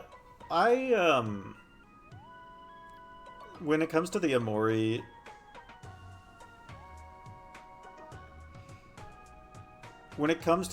fandom, they can be quite passionate. I often try to like maintain a like neutral position in the fandom, which I feel like I should be doing considering I'm probably older than most people in the fandom.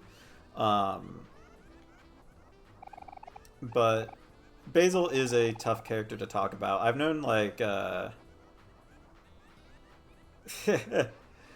known like people have a tendency to Basil did nothing wrong his whole thing, when I think the thing that makes him interesting is that he very much did do something wrong. I don't know. I think a lot of people's versions of Basil are founded in this projection that people have, because Basil is a character that so many people project onto.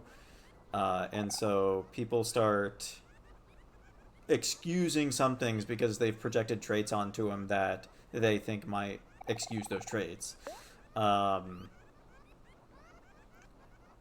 a character, I don't hate him.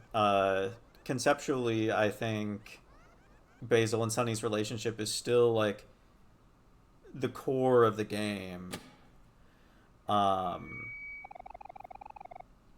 I mean, at the end of the day, Omocat describes Basil as a character who loves so much that he can sometimes hurt the people around him. And that's an important aspect of his character, and something that the best, like, Sunflower interpretations, like in Fix or what have you, deal with, you know, they explore and they deal with. As well as just the thing that makes Sunny and Basil interesting in canon. Because part of the problem is that because of the type of person Sunny is, he indulged this overprotective desire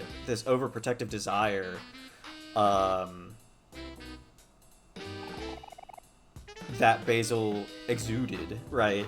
Like, out of anyone in the friend group, Sunny would have been the one. And I don't mean to say this as, like, a one-way street, because, like, Sunny did provide things for Basil as well. It's just, like, this aspect of their characters where Sunny is a bit of a follower, Basil wants to take care of his friends, he has this just overprotective desire to him. And I don't think they're the only characters, like, involved with that. Like, I think, I even think, to a certain extent, this was something that Mari fed into with Sunny and Basil's friendship, with the way that that she kind of, like, encourages Basil in certain ways. It's a very important aspect of their characters, and I think it can be... Right. I think every character tries to... Basil. Basil tries to be like Mari. This is actually something I've talked about, though, is that everyone in the friend group in the modern day does, like, represent a part of Mari. Like, Aubrey has taken on this like older sister role to the Hooligans. She's still bringing them to the secret hideout. She has her own picnic basket and blanket. Hiro has a direct parallel in being the one to save Sunny and Basil from the lake. Kel, in a lot of ways, is, you know, taking after Mari by trying to bring everyone back together. Basil is also like the only place other than Sunny's house where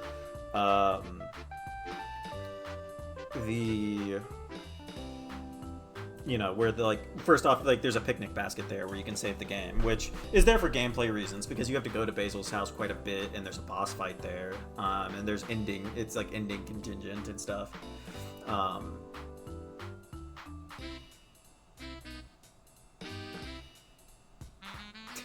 Yeah. Right. Like,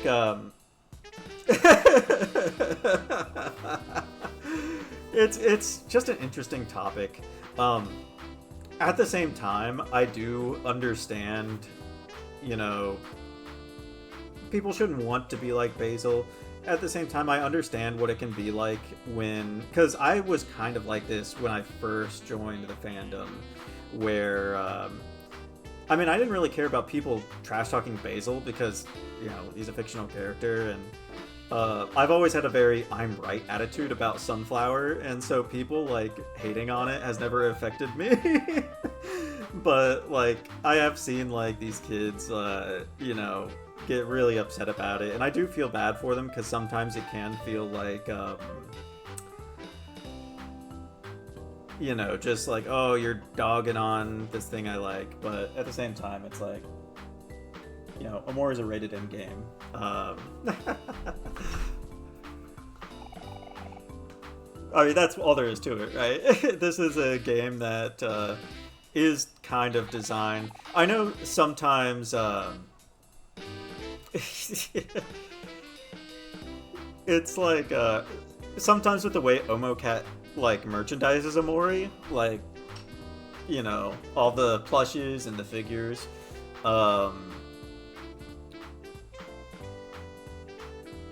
it can sometimes feel like this is not a game that they intended to be played by, like, adults.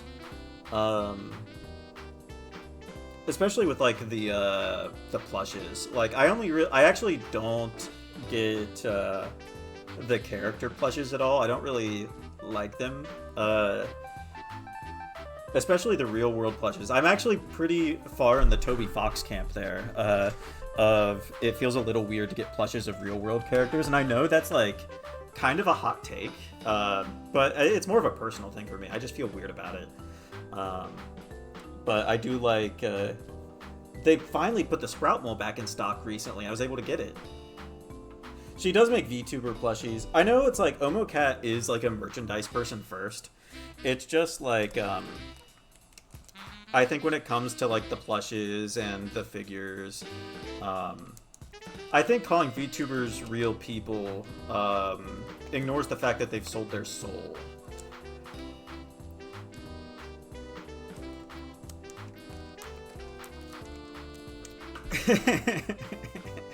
Yeah. Sorry, I told myself I was gonna blitz through this, and I've just been sitting on this screen trying to talk about Sunflower. U2s are... I don't like U2s. Okay, so there was this thing that wasn't U2s that came out a while ago. That's fine. I think we're still making good time anyway. I've been I think with the time we're making, this stream is probably going to end up being shorter than most of my Amori streams. Because it doesn't take me long to get through Sweetheart's Castle. I've played it so many times. At least I don't think it will. Maybe I'm jinxing myself.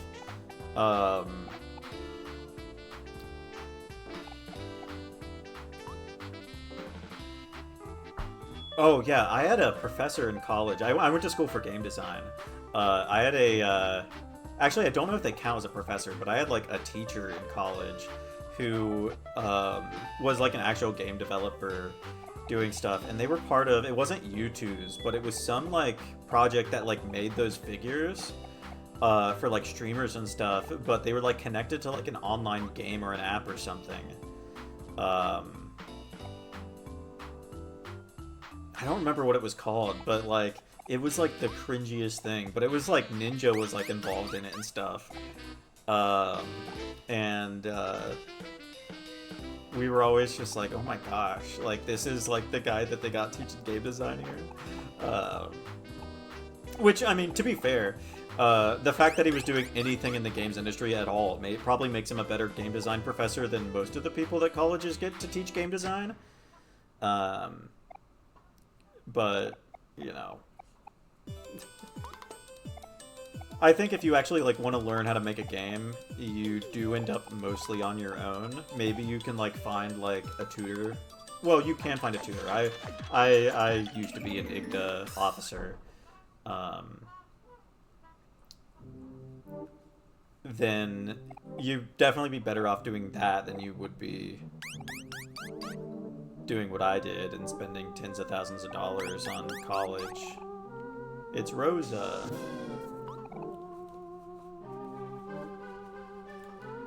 I'm trying to remember what the game was called. I don't think it was very successful. I don't know if they ever made the figures. I've never actually seen one around.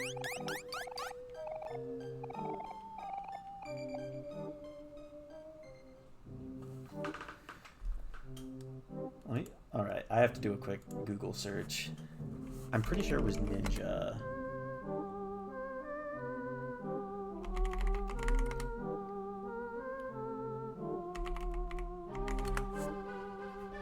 Lamo. Yeah, Lamo.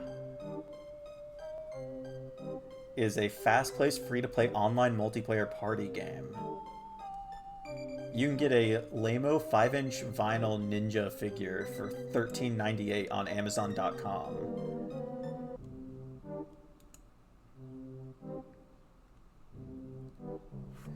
I mean, that's all Omocat could do when they started on Omori. I mean, I guess they could probably write, but writing is subjective.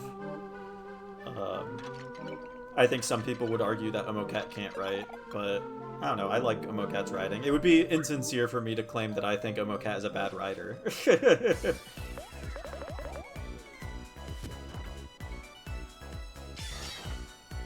I like writing a lot. Actually, I will say most of my, like, experience and passion with writing comes from,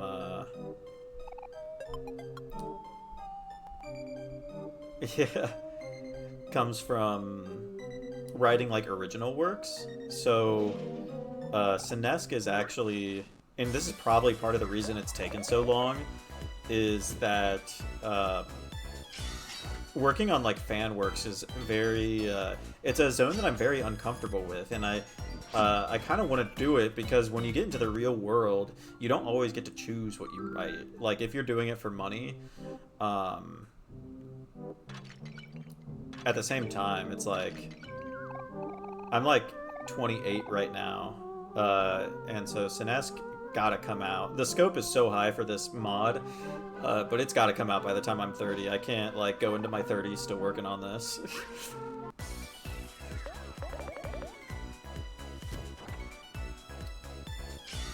So, something about this area is,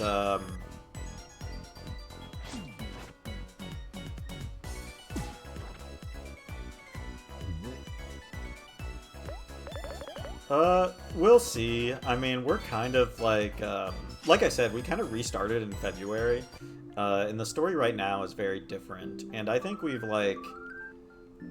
have already scaled it back quite a bit. I'm pretty confident that it can come out before I turn 30, if we don't, like, abandon, like, it. We're locked in the dungeon. It is not alive.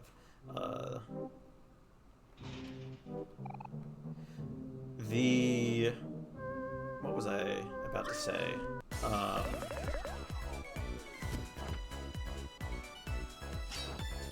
Oh, uh, this, Sweetheart's Castle. There's like a couple things that only exist in Headspace, and you don't really see references to it in the real world, and so you kind of have to just like take the implications for what they are in Headspace. So like, Sweetheart's Castle, um,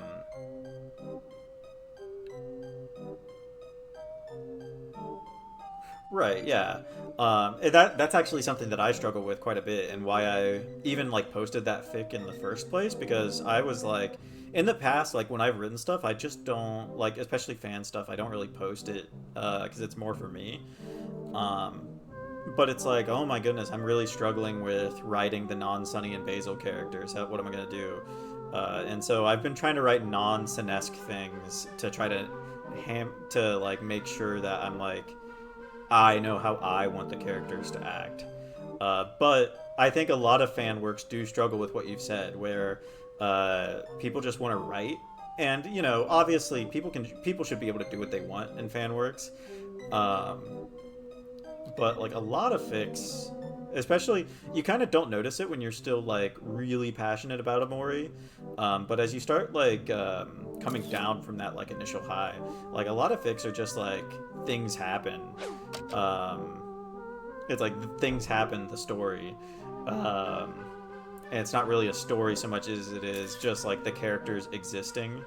Especially like post canon fics, like they don't really have too much of a point to them. Which again, people should do what they want.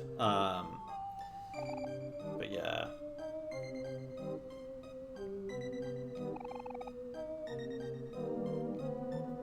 I haven't like I have been experiencing that a little bit as my favorite, I've always said in the past that my favorite fic was Flowers Are Meant to Be Sun-Kissed, which was like, it's like, it was like the most popular sunflower fic, but it's not on AO3 anymore, and you can only really find it if somebody like sends you a copy, which I do have a copy. But rereading it, you know, it's like the post-canon angry Basil. Sunny abandons everybody for 4 years again. Um, and it's just like, okay, well, this isn't Basil. Um, and I get that that is also like kind of the point. Another problem Amori fics have that I think also the game has to some extent is that people think these characters are much younger than they are. And like I said, I think the game kind of struggles with this too, because like 12, that's like based on when the photo album is supposed to be taking place. They should be between sixth. It should be the summer after sixth grade. Um, which, and I know I'm probably like 5 to 10 years after Omocat would have been that age, but like I was like, that's like definitely past treehouse age for me, right? Like that was, I just got my first Xbox age and I'm playing Halo. Um, yeah, and I guess that's part of it, but like, you know, I personally feel like a lot of the things that are meant to be deconstructed in Amori do end up being deconstructed. Um, like when Sunny is wrong about something, at least like the Aubrey crush is a good example of this, where though that's actually something that a lot of people just end up misinterpreting because they like Sunburn. Um, Granted, I might misinterpret a lot of things because I like Sunflower, um,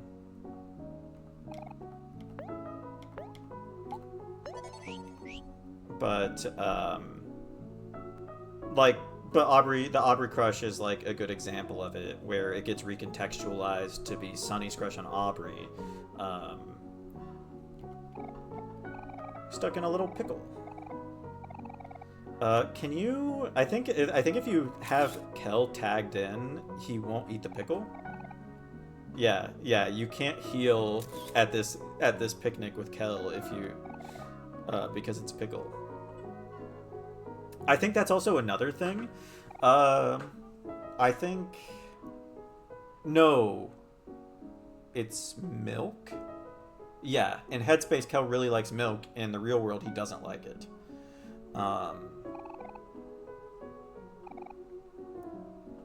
Which, that could mean a few different things. It could mean that Sunny was just wrong, or it could be that despite disliking milk in the real world, he drank a bunch of it to try to get taller. And that's why Sunny thinks he likes drinking it. Or it could just be, yeah, like him being short. Get a little Hikikomori here. Yeah.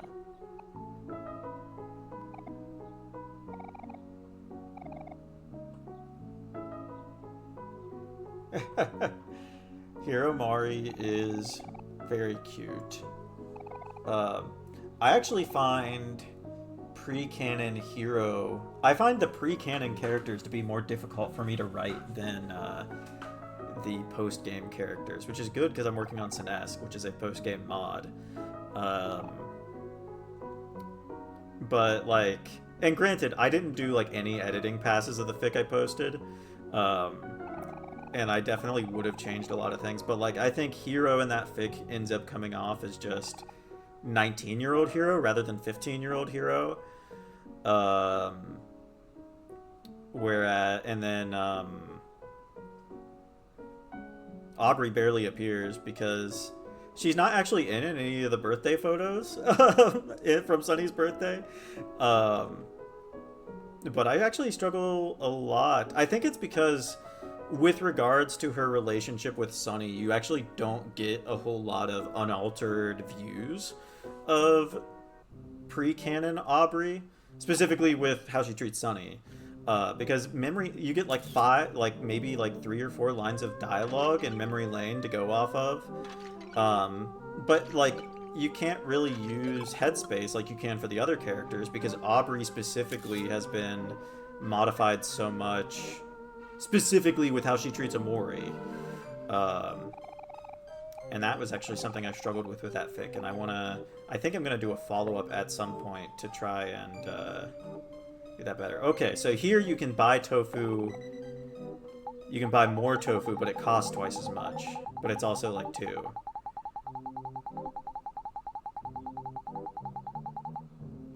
So we'll max out tofu, and then once we get back to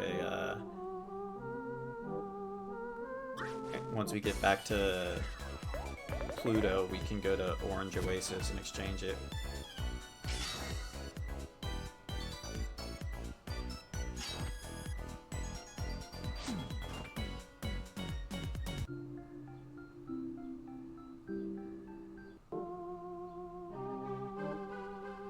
I think, so I have seen so many good interpretations of what the whole Space Boy, Sweetheart, Rococo situation is supposed to represent.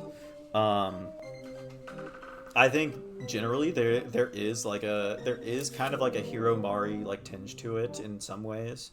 I do think like on like some level it can, I mean, I know it's a very tired take to try to connect Sweetheart to Aubrey, but like we shouldn't ignore like the pink connection, right? I also think that the character that most resembles Sweetheart is actually Sunny. And I'm gonna get into that a little bit as we go through Sweetheart's castle.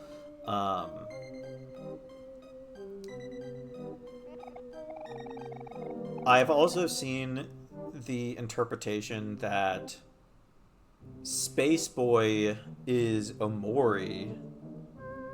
Keep in mind this is a metaphor. Space Boy represents Omori, whereas Sweetheart represents Sunny. And like you kind of get that with the broken idea of self-love from Sweetheart. The fact that, and as we're going to see here, Sweetheart's castle is basically like a very fake version of Sunny's house. Space Boy is like this individual who rejects emotions like entirely, but is secretly ruled by them. And then you have this will they won't they where they always get back together and then they always split up immediately, just like Sunny and Amori having this moment where headspace loops and Sunny has to like go again, like Amori Sunny wants to learn the truth so he can like save Basil. Amori realizes, oh, that has to be cut off. There are so many good interpretations of what the sweetheart of the sweetheart space boy thing is supposed to represent, that it's just a very interesting thing to talk about. I think as far as like headspace bosses go, sweetheart and space boy are like the two that you can actually like interpret on that level. Obviously Humphrey's kind of like that as well, but I think Jawsome, it's like Jawsome and the Jawsome is definitely feels like a more literal type of interpretation, of like fatherhood. There's like some different connections you can make there. Is this the skeleton that talks? Yeah, I've been stuck down here so long I can barely move a muscle. Eh? What's that face for?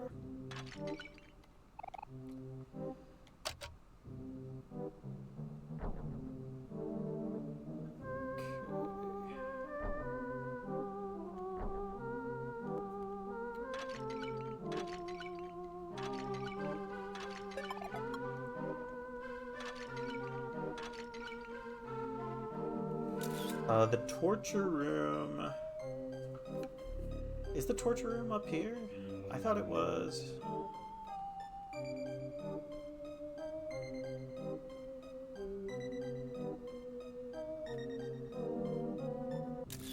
I always forget where... because there's two hidden areas in Sweetheart's Castle. It's the torture room and heaven/hell. The torture room is up here, actually, I think. Yeah.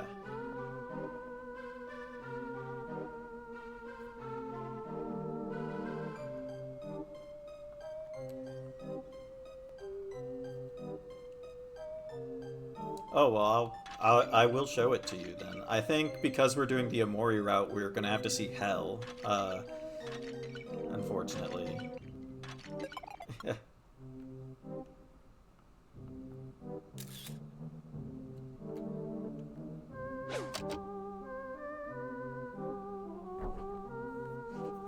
Yeah, the torture room is up here. It's,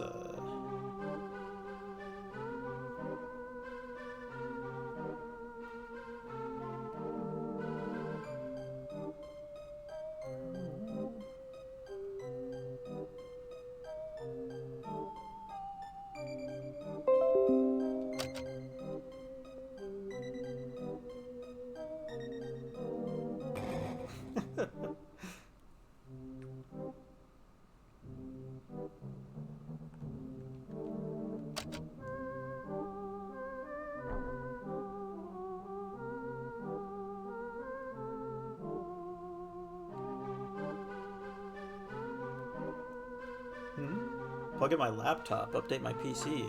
Is there some sound coming through that I'm not hearing?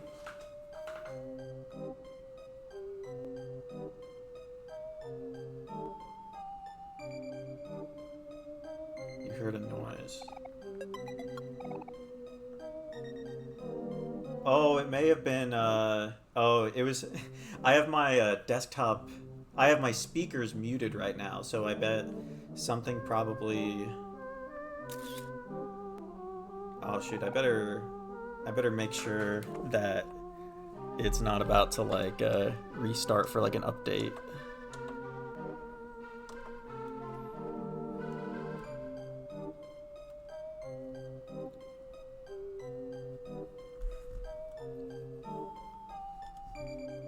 Oh, no, there's no notifications here. 740. Oh no, here it is. NVIDIA app, World of Tanks Heat GeForce reward. Cool. Okay. I'm glad that I did that. I don't play World of Tanks. I don't know why NVIDIA is trying to give me a World of Tanks award.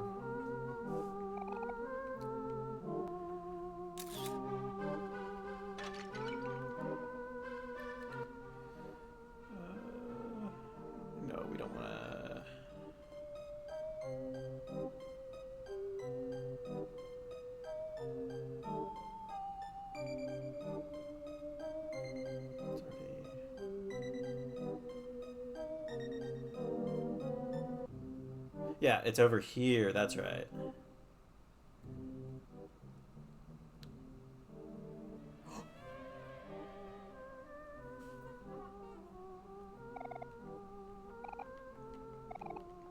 So early on, there's like a couple of headspace concepts that feel like they're leftovers from an earlier version of Omori. And when you hear Omocat talk about what Omori was originally supposed to be and about headspace, something you'll realize is that originally headspace was a real world, at least in some level, and that these two story like there were supposed to be two separate worlds that would have a story that would eventually combine into one. Um, and so when you get like these like skeleton rooms, these might like for me in the current version of the story they kind of fall flat a little bit because the game doesn't really otherwise treat the headspace friends as if they are real. I mean, there's like other things too. Like there's some stuff in like Black Space. I believe like right after you beat Humphrey, it talks about like, oh, their souls or whatever. But it's like these are just like dream characters, and I don't think the game really wants you to care about them that much. Um, but it does at least like sell the idea that this is a bit of a loop. Granted, you know, they're not like toast, so that implies, I guess, something there. Um, right. That's kind of what I've gotten at. I talked about that with like the first stream as well. Like when you fight like bosses like Kite Kid and stuff, it's like, oh, this would have been probably a lot better if we were to understand these characters to be real. Isn't it? There's supposed to be one Aubrey skeleton that says Omori, or maybe that's a later point.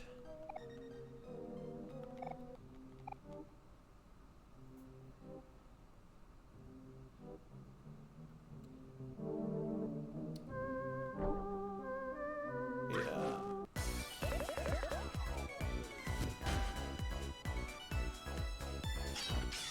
Yeah, the Abyss.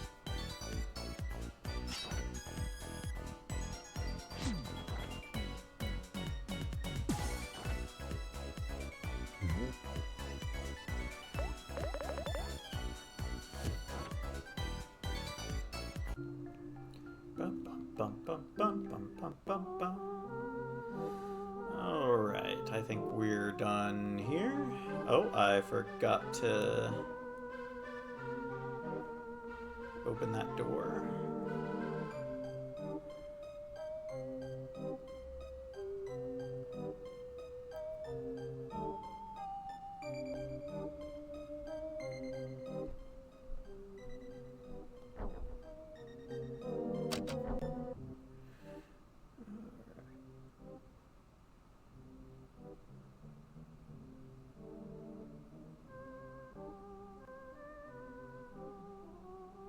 Yeah, I mean, I like these areas. I think, I just think, like, the torture room is, like, unnerving, but it doesn't really do much for me. I think, like, the room in Black Space where, like, I think it's the incubator room where it's, like, making copies, like, it's implied to be where the copies of, like, the Headspace friends come from. Even though I don't know if that makes entirely that much sense in the grand scheme of like how dreams work, I do think that that room sells that idea a little bit better for me. Um, and then the other one where they're all like faceless and stuff. Um,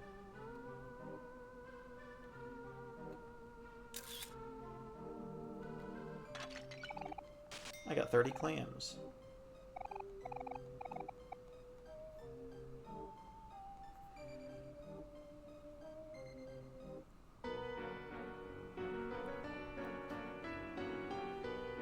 Alright, let's see how fast I can complete Sweetheart's Castle.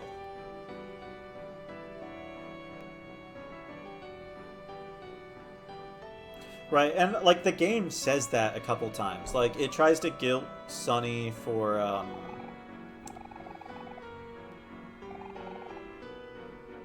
like their souls and stuff. Like I'm trying to remember the imagining it. Oh yeah, like Sonny clearly doesn't. I mean, Sonny says he doesn't understand modern day Aubrey. Like, so I think in a lot of ways these versions of his friends are kind of like real to him.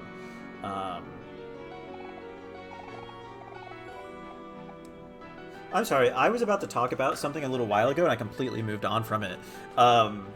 There's some stuff that only exists in Headspace and doesn't have like a real, clear real world inspiration, but we have to take it as like evidence of something.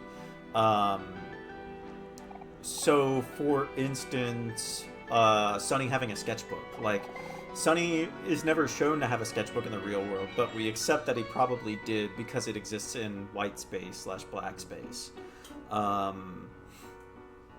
Basil in Headspace is said to like art, but that is never referenced in the real world. You could argue that it's a sunflower thing because maybe he doesn't. Maybe it's not that he likes art. Maybe it's like he likes watching Sonny draw. What's another example? In this dungeon, there are references to Dungeons and Dragons mechanics. Even though Sonny, there's nothing in like the photo album or anything like that that implies the group played Dungeons and Dragons, but because it's in Headspace, we know Sonny, was at least passively interested in it as a concept.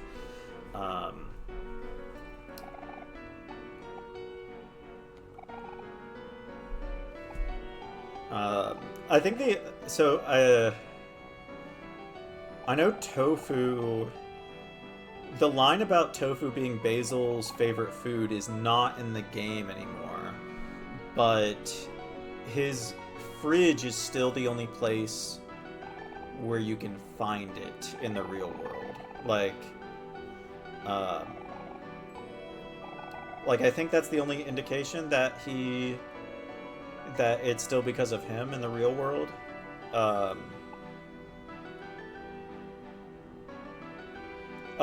Omocat has talked about toilet ramen in the past and has described it as being something that was like brainstormed by like the team as a whole because they thought it'd be funny, and that some things in Headspace are just in there because it's funny.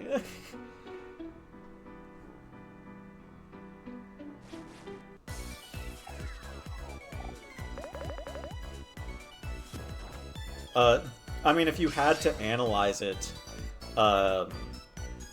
it might be like, I think my interpretation is I would assume Squizzards are also like that. My interpretation of the toilet ramen was always that it was like a Hero thing because it's like instant ramen, and somebody like Hero or maybe even Mari would probably be like anti-instant ramen because cooking is such like a big thing in their friend group. Did you know that the home-cooked meal that Kel's mom gives is item ID number 143 in the game?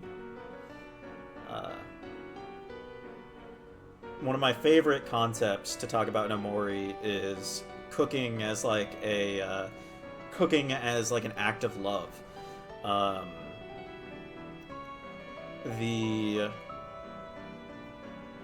Throughout the entire game, for instance, the fact that Hero cooks for others is kind of taken for granted.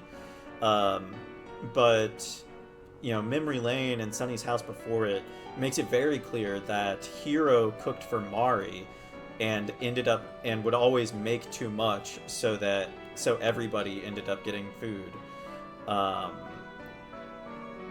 And we're gonna talk a little bit about that right here. So, Sweetheart's Kitchen. Yo, there's a little cockroach because I have a high WTF value. This is actually getting into like one of my favorite like analysis thing. This is actually, I'm about to describe the thing that got me into Sunflower. So, here we go.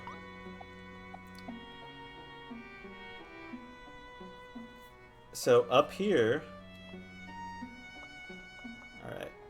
I have to do this cutscene first. All right, so this segment is to make a strawberry cake. Uh, in the real world, of course, the most prominent strawberry cake is Basil's strawberry cake for his birthday. The There's a couple of interesting things about Basil's birthday memory. First, like the cherish is Basil's smile as he blew out his birthday candles, which he only even has one candle. First off, Sunny.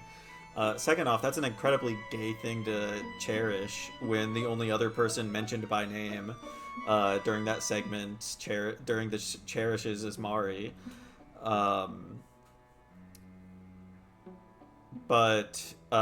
Hero is the one they say makes the cake. When Basil thanks Hero for making the cake, Hero never responds.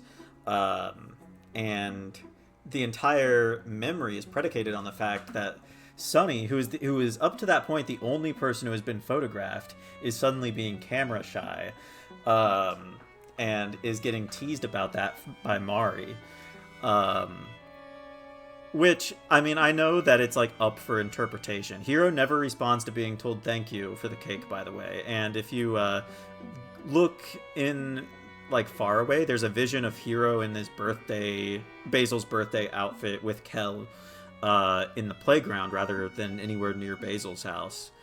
And so because it was, like, a surprise birthday party, my belief is that it was actually Sunny and maybe probably with Mari's instructions who made the strawberry cake. Of course, this is probably not something that would ever be confirmed, but I do think that is the most logical reason for Sunny to know the recipe for a strawberry cake in Headspace.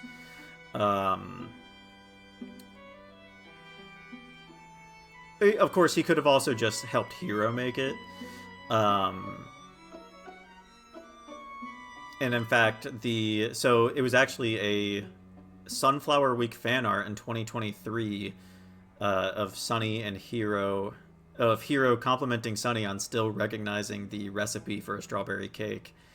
And it was like, as soon as somebody pointed that out to me, it was like, okay. Because this was like probably 4 months after I actually played the game. It was like as soon as that like showed up on my timeline and was pointed out to me, it was like all bets were off. I had to understand everything about the game at that point. But yeah.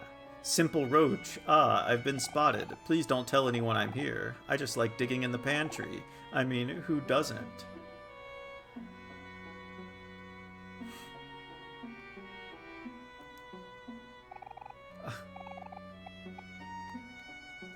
Yep, there goes the roach. We love WTF events. Alright, but yeah, let's go ahead and make it. Now, there is also another funny aspect to this. So, preheat the oven to 75 degrees. Obviously, you need to do 350. Flowers and ping pong balls, which is obviously flour and eggs.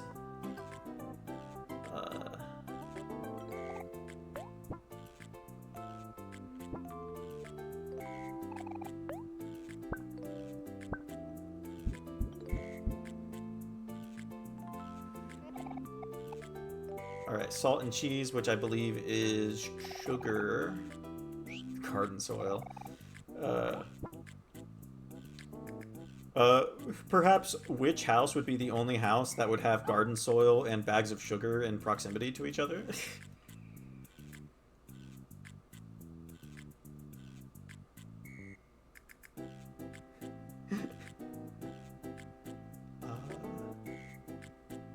What was it? It was salt and cheese, which is sugar and butter? Yeah.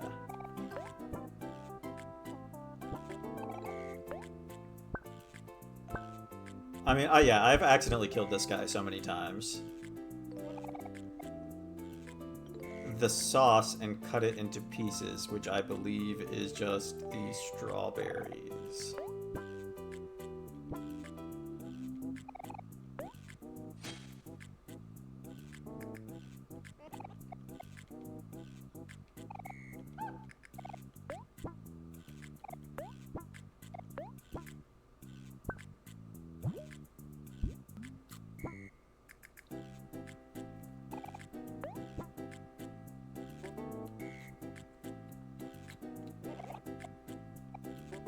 So then you have the final step here. Mix them all together and stick it in the microwave.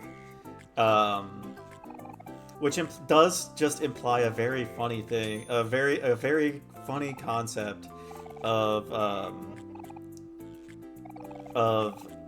it just evokes a very funny concept of Sunny trying to bake the cake on his own and just destroying presumably Basil's kitchen. I like to think of it as like a, and then them having to, of course, like make a new cake. I do like to think of it as like a Sunny and Basil's grandma type thing, rather than a Sunny and Mari, or maybe all three of them. Unfortunately, Basil's grandma was a character whose like importance to the plot dropped over time. Which I do think is very sad, because I really would have wanted to play a version of this game, in which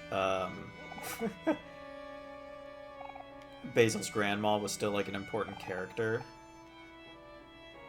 But yeah, a bowl of sweet strawberries.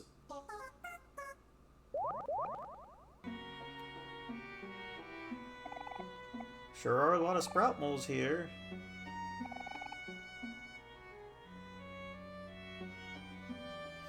Yeah, I think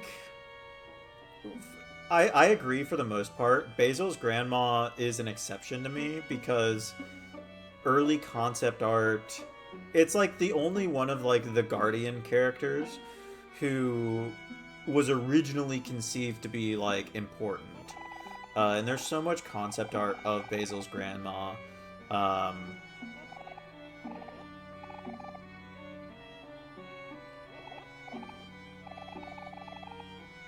And I don't know, I just would have liked to... And she originally was supposed to appear in Headspace, and now like she still has like a stranger version that can appear in Headspace. And I just think that would have been like... I think that would have implied so much about... like Sunny's place in Basil's life and all that. And I know maybe it's just like a Sunflower thing to want, but I would have enjoyed it.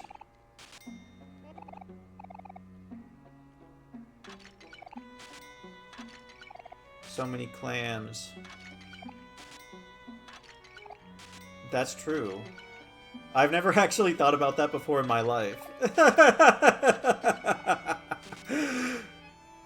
Wait, that's true.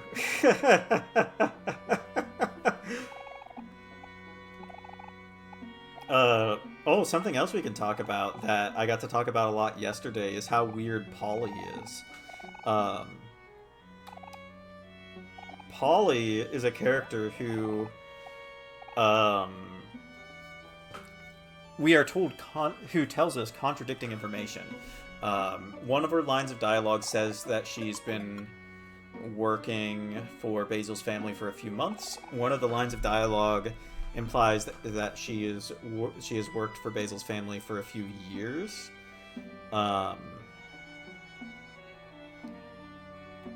And yet, there are strangers that use her sprite in Headspace, whether Sunny meets her or not. And there's a character in Orange Oasis, who I'll show you later, named Palmy, who is clearly based off of probably a mix of Polly and Basil's grandma.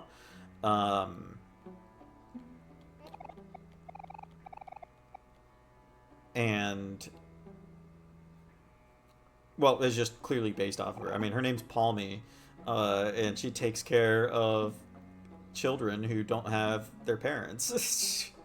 um,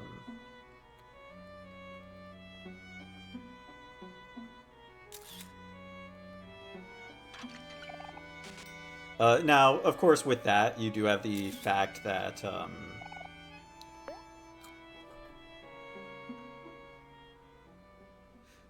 right, it's the two orphans. It's Peanut and Jelly, who, like, if you just look at how they act, are probably, um, well, the context of the situation means it's probably not a full-on coincidence. I do think Palmy pre-existed Polly, in some ways. Um, but the characters act like Peanut and Jelly act pretty similar to Sunny and Basil, and the house itself is clearly based off of Sunny's house. Like it has the same wallpaper and everything, as well as Basil's house. Basil's house in Headspace has Sunny's wallpaper as well.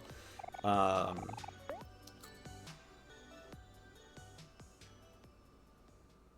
Now, what's more likely is that since you can't go to Orange Oasis until day 2, um, the Hikikomori route um, is probably like I think the Hikikomori route was the afterthought here. I think the intention was that you would have seen Palmy during day 2. After you have already met Polly in the real world.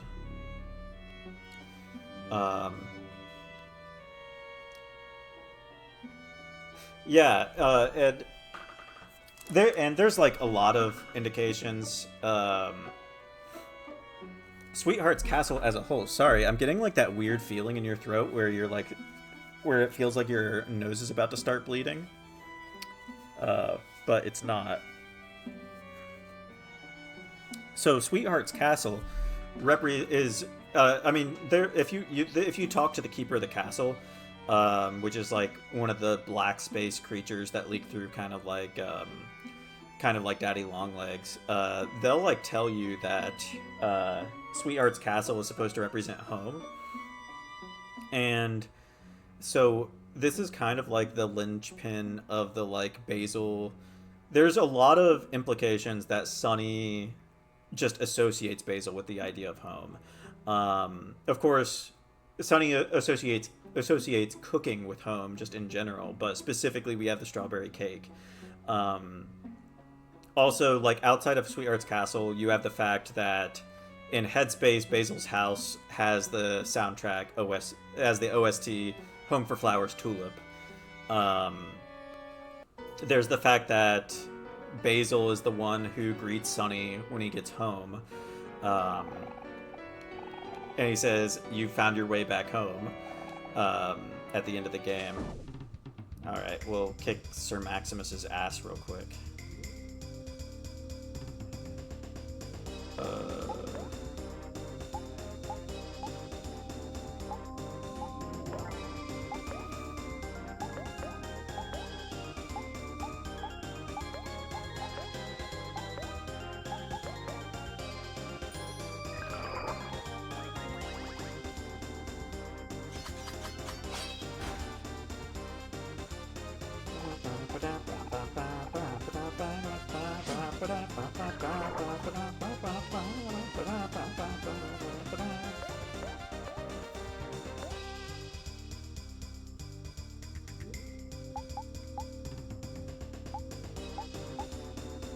Oh, I forgot I took off. It is an underrated gem among the Omori soundtrack.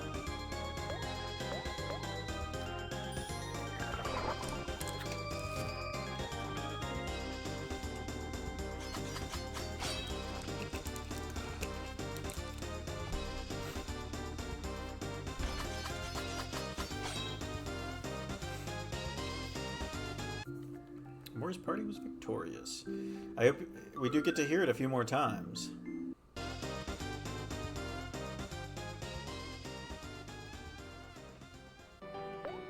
We'll go ahead and go do the,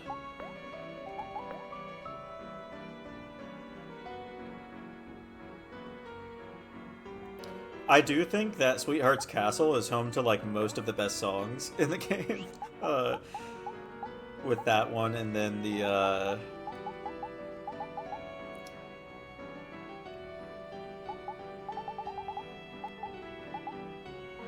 What was I? Oh, I wanted to look at skills.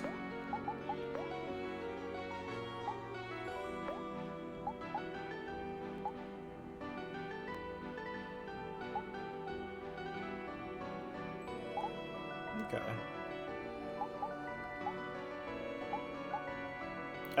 I think Sweetheart's theme is probably my favorite of the themes. Oh, we have Painful Truth now. Alright,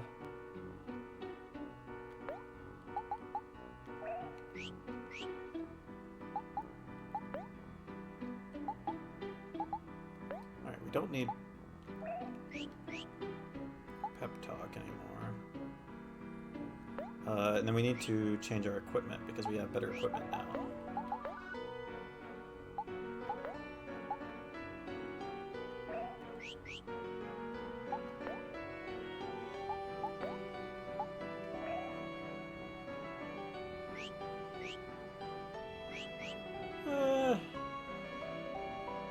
Suck is like a relative term in Amori anyway.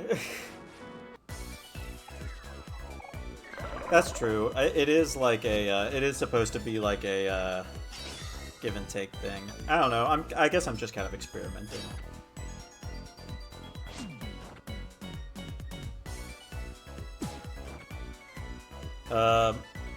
Is it happy that beats sad though?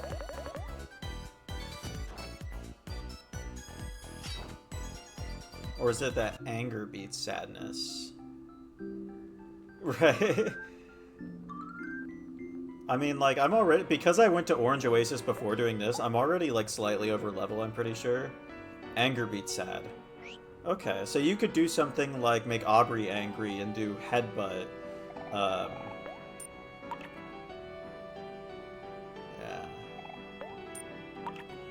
So you want to make sure you toss clams into the fountain so you can get your free pearls.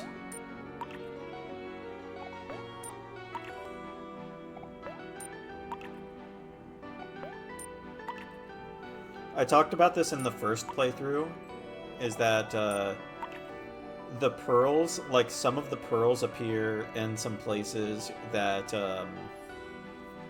you would expect them to like mean something in. But, like, some of them just appear in, like, the middle of a hallway.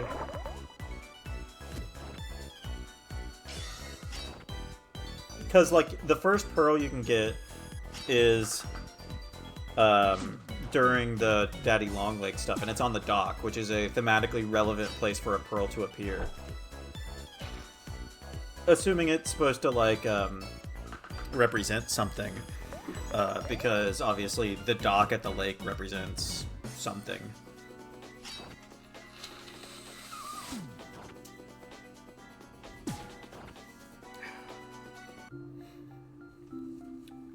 Sorry, I'm trying to like figure out if my nose is about to like start bleeding so that I can like excuse myself to deal with that. It doesn't seem like it is. I don't know what Pluto's doing there. He just kind of leaves. I don't think there's, like, anything else related. Like, there's no, like, follow-up on that, I'm pretty sure.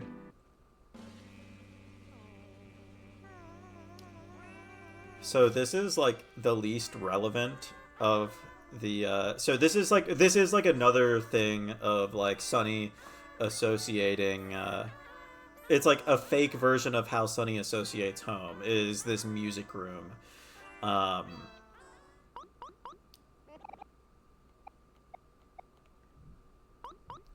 You have these different instruments that like don't sound very good.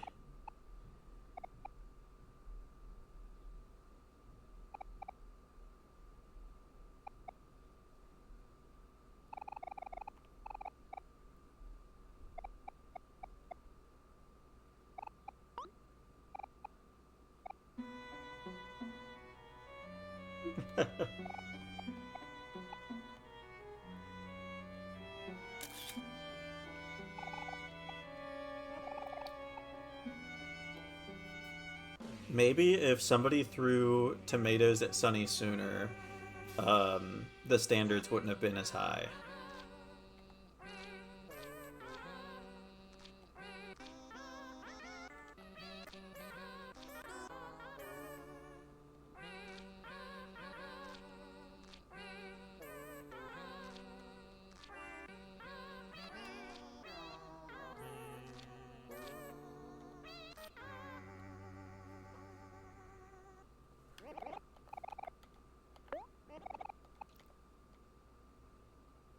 There's no reason to replay this, but it's not like you're getting like scored or that it really affects anything.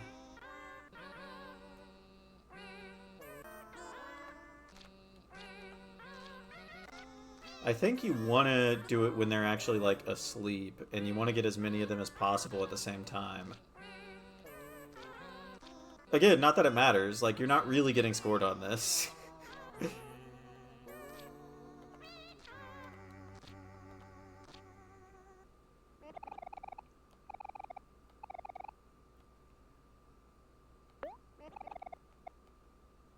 Yeah, you're like doing chores. It's all like just like all like you're doing like the lame version of home. And like all the fun stuff has been like turned into this plastic flanderization. It's fake, you know. Um and the Amori route actually has a unique thing where you can like basically delete Sweetheart's Castle and turn it into just the one room from Black Space that you can just sit in.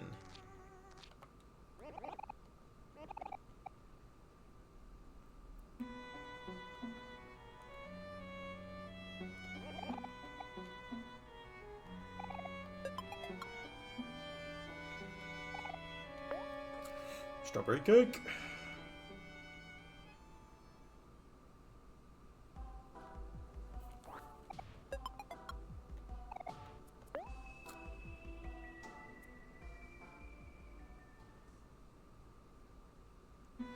I don't like necessarily think it's like how he felt about the house with everything moved out. Because it's like the things that are in the castle are things that he are still things that he likes. It's just they've been tuned up to like this weird, uncanny degree. Like there's the movie room, and Sonny likes to watch cartoons and he likes to watch movie nights with his friends. But all the movies are these lame Sweetheart Castle movies. Um, there's libraries, and Sonny loves to read with Basil, but all the books are like glued shut, and the actual library's been repressed. Um, Also, there's a bisexual sprout mole down here that you can dance with. Um, I want to dance too, but no one will be my partner. Will one of you dance with me? Okay, I won't disappoint you. I think this is actually like how you heal in this room, but I do think it's very funny.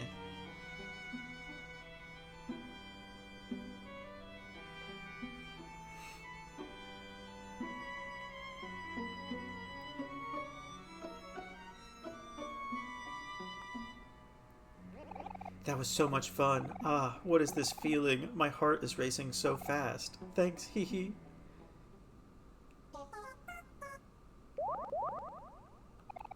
Yeah, and you get that dialogue regardless of if you're Aubrey or one of the boys.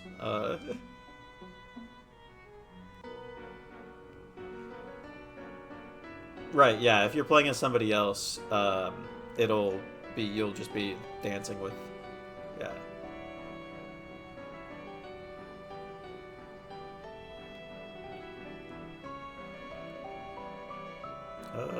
You actually, and you don't fight a, yeah,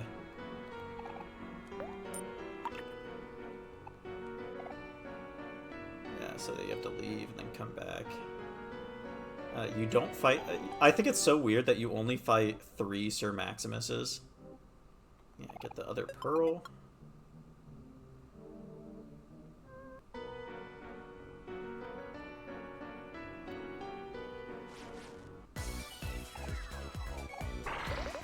Oh no, all their stats.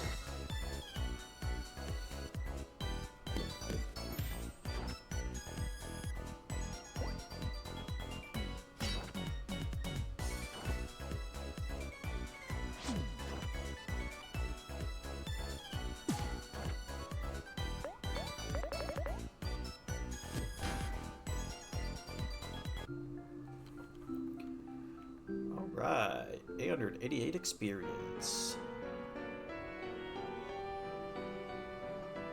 I'm trying to, like, avoid fighting these guys. I think if we go... I think down here is how we can get to heaven/hell. Yeah.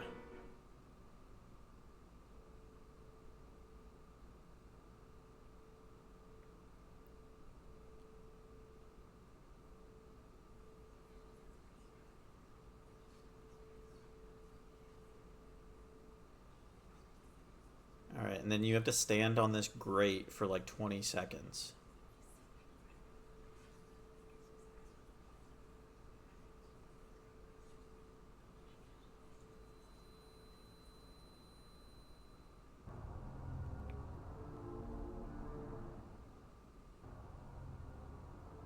So this is hell. Sunny's here.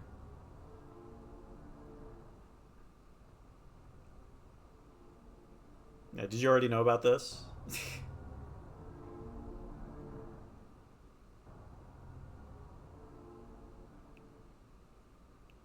Yeah, so if you're doing the it's if you're doing the sunny route, it's heaven. And I believe I don't remember. I think it might be like I think you might be playing as Sunny up there, and you see Mari there, and it's kind of like you're on the path to redemption. Um, but in the Amori route, you're playing as Amori. Uh, I don't know. I don't actually know if it switches your model over to Sunny in the Sunny route, but it's also not like dark and red and hellish. And then back here, we have the Keeper of the Castle. You are brave to speak to me, young ones. Tell me, are you enjoying Sweetheart's castle? That girl, she was an elaborate one. This dwelling, it takes the shape of one's deepest desires, a place to return to, somewhere to call home. Sweetheart came to me a long time ago, a poor girl from the desert, and begged me on her knees to make this place hers. Sweetheart comes from the desert. Orange Oasis is in a lot of ways implied to sort of reference wherever Sunny and Mari moved from, as well as just Sunny's younger life in general. And it's also in the it's also actively being like in construction because it's presumably also being used to represent the city. But Sweetheart's castle, Sweetheart representing Sunny, coming from Orange Oasis. Yeah, I gave her what she desired. A castle full of riches, servants for her to command, a stage for her to flaunt her power. Yet she still wants more. It must be a curse. Soon she will leave and not return. I know this. And when I have deemed that she has found her home elsewhere, I will look for a new owner. At that time, return to me, you with the empty eyes. Your soul is split, but you can only choose one path. It will be interesting to see what you will make of this dwelling. You do have to be careful about that, because if you come back too early after you beat the game, you can lock yourself out of finishing certain quests, so you have to make sure you do that like pretty late.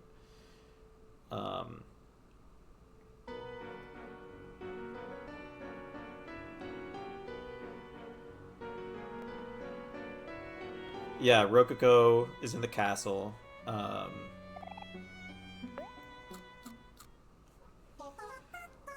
Oh, I'll show you Rococo. I love Rococo. Rococo is also a basil, like clearly a basil-like individual. Here's Popcorn, everybody's favorite popcorn girl. Just an actual human individual, human person who exists in Headspace.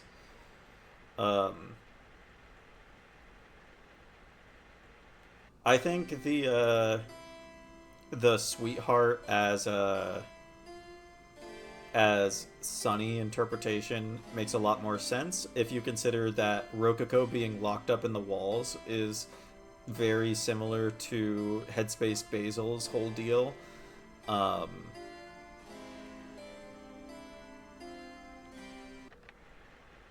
don't actually like want to watch these. I'm pretty sure like one of these guys is like dead, right? Like Sweetheart is the only one who understands me. Sweetheart, you will be mine.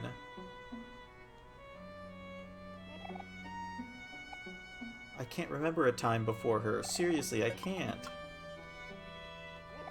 Sweetheart's perfect in any way. I would do anything for her. It's like, okay, guys, we get it.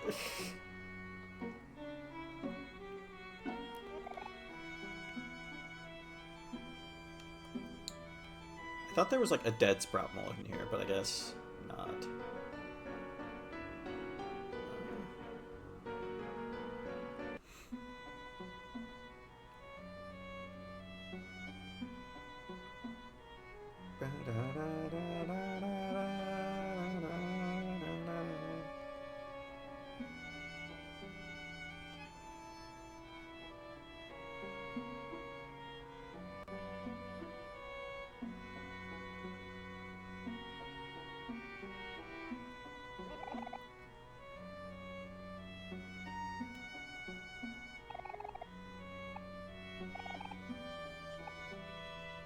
So I originally interpreted this character as there's like a couple characters you can talk to who will have different dialogue.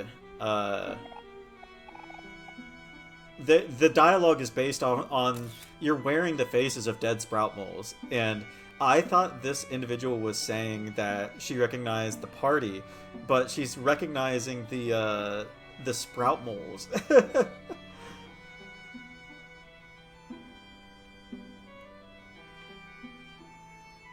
So I could be like looking way too deep into like this room here. But like if you do there's another sprout mole that you can talk to who will like name each of the sprout moles by name depending on who you have tagged in. Like, hey, how you doing? So this is interesting. I could be like totally looking into this way too hard, but there's like a couple of things that like suggest that like Sunny is like subconsciously like somewhat like what's the word? Struggling with the fact that like his only romantic option is Aubrey, and I think that comes through in a couple of different areas in the game. But like especially like right here where it's just explicitly like get rid of all of the sprout moles who aren't wearing pink, with of course pink being Aubrey's color. Again, I could be thinking way too hard about that. But that is the thing about thinking way too hard about Omori is Omocat is like so far past the idea of ever confirming anything like this that you can just believe what you want about this game.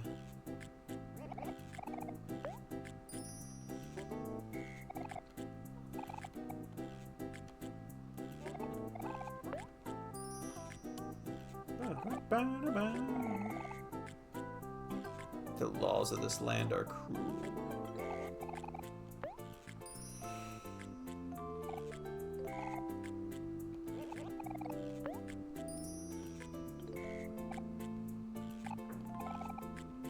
I just wanted to see my only son.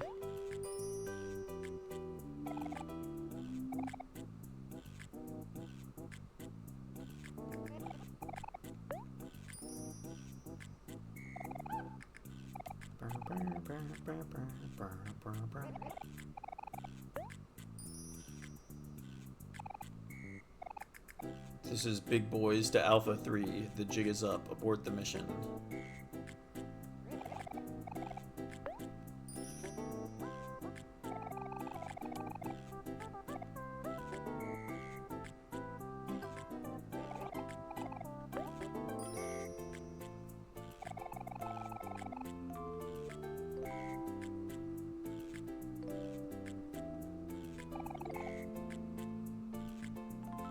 It is very funny. I think, I do think, like, part of Sunny is, like, ooh, cooties mode still. Like obviously he looks up to Hiro a lot. Um, but also I think like Sunny, I think this is another similarity between Sunny and Basil is that Sunny probably doesn't like change all that much, and Hiro going from a friend to dating Mari would have definitely been a change. Um, just in his like environment slash ecosystem of thought. Um, and so I could definitely see him. He also just doesn't get like romance, you know, especially like in the game. Um, Even though I do interpret him as like a very romantic character and he wants to get it, but like obviously, you know, he was 12 when the incident happened, and since the incident happened he's kind of had a pretty twisted and broken idea of this whole love thing. um but yeah, I do think that in that respect Hiro and Mari's relationship um is also like an exception that he has to deal with. Um, oh shoot, did I miss one?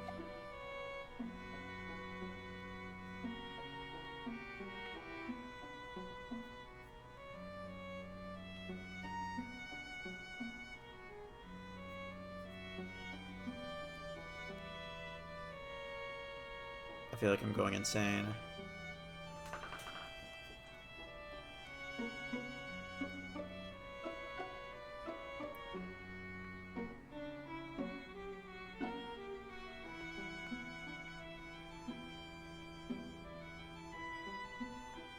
They're all pink.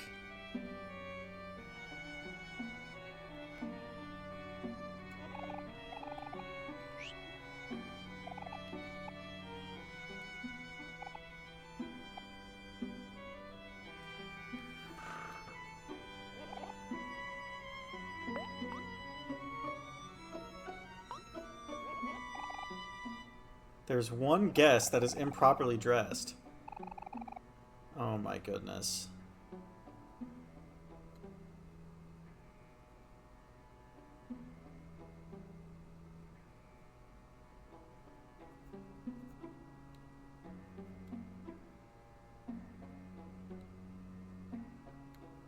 Oh, right there.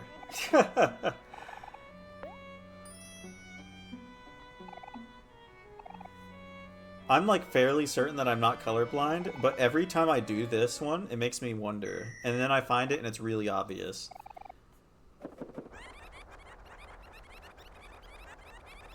Okay, but anyway, this room's like a library, by the way. Um,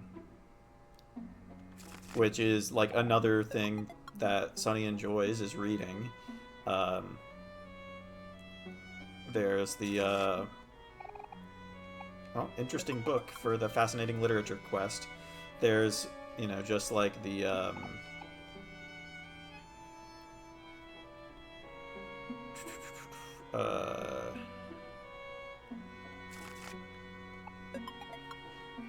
there's the photo album photo of Sunny and Basil reading. Um,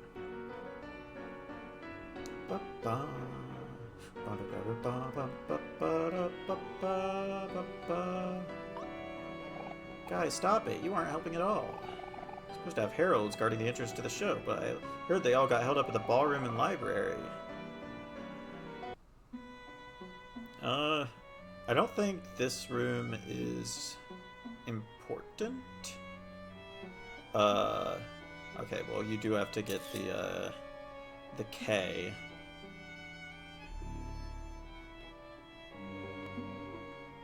So, Basil is set in headspace to have an interest of art. Sunny likes, drawing at least. So here we have a bunch of famous paintings, but they've all been modified to be about Sweetheart.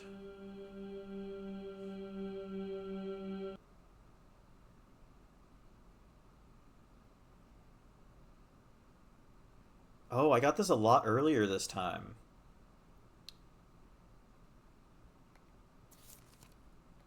So here it is. The indication that Sunny is the one who destroyed the photo album. Each of these memories are the different photos that Basil takes during memory lane.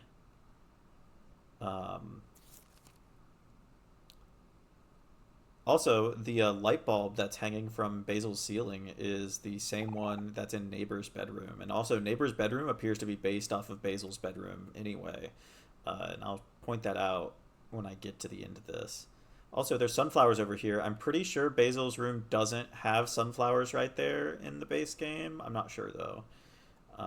Like, in the current day.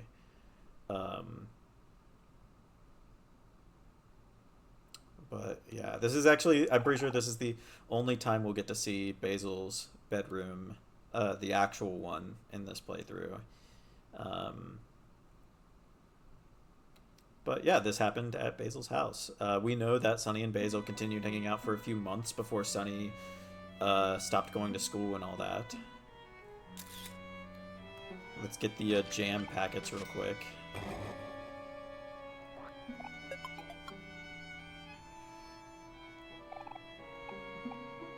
I don't remember this castle being here before. Maybe I'm imagining things.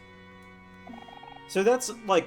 part of the weird thing, right, is you have that like torture room that implies headspace loops, but then you get dialogue like that implies that Sweetheart's castle hasn't really been a part of the headspace loops.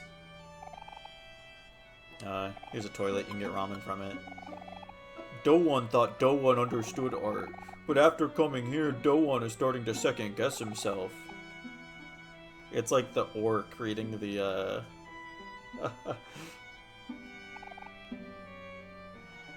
Orc only engage with surface level themes such as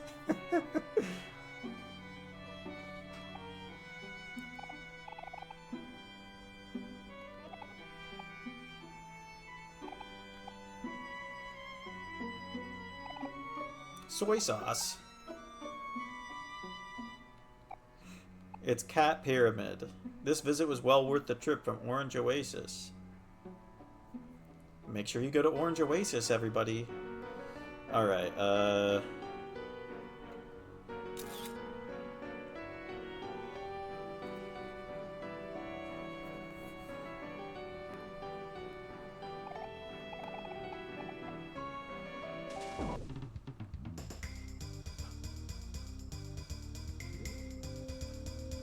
I don't actually remember if these, like,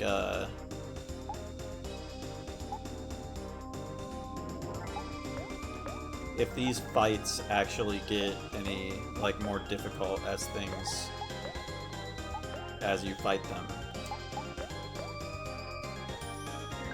Like, I don't know if Sir Maximus II has higher stats or anything like that than Sir Maximus I.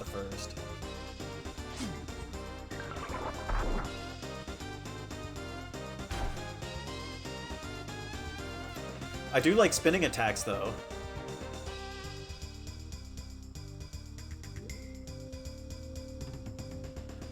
I do like the spinning attacks because it lets you, it gets you up on your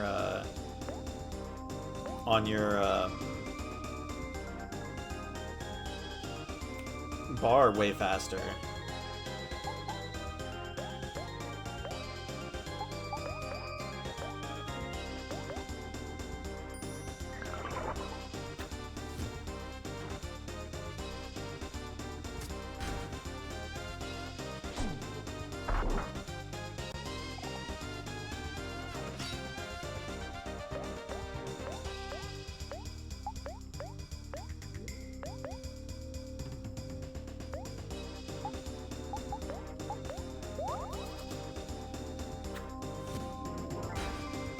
All we have to do is just not let him get to his final attack.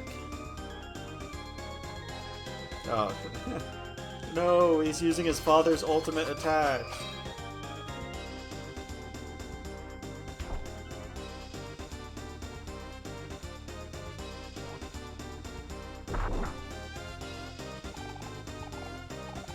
Yeah, I think it's probably still worth doing the one that makes you both sad. Just because, Omori's stab attack ignores defense, and then you can make Aubrey angry and use headbutt, which that dealt like 200 damage. So I think I still like that strategy.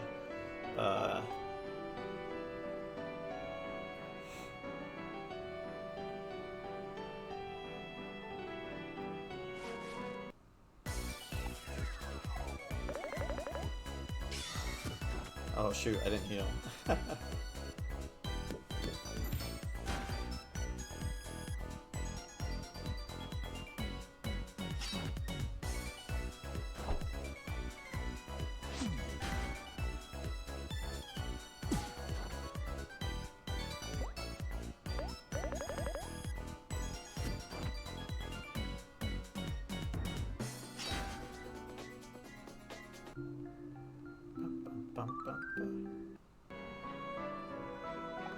You picked up a pearl.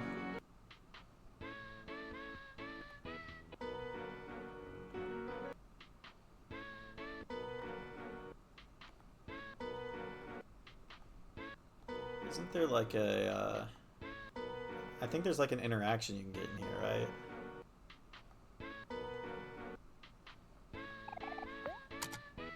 Maybe it's later.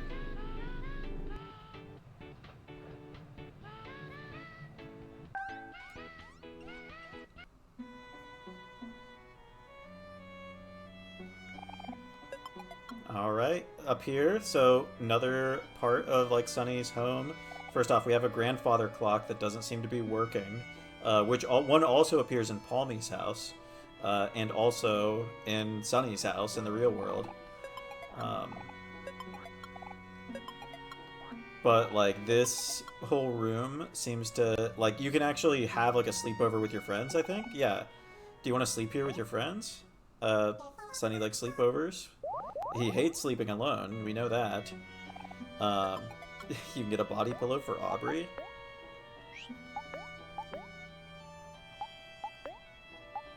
Yeah.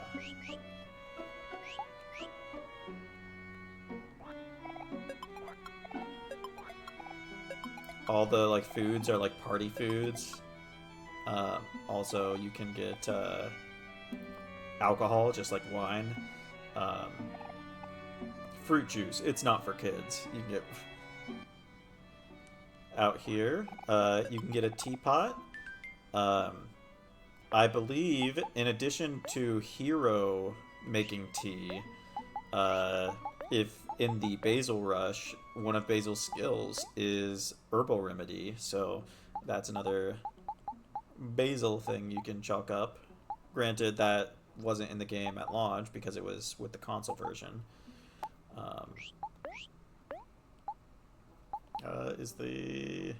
So the teapot increases juice by quite a bit, but decreases heart. So I don't think I'm going to change it.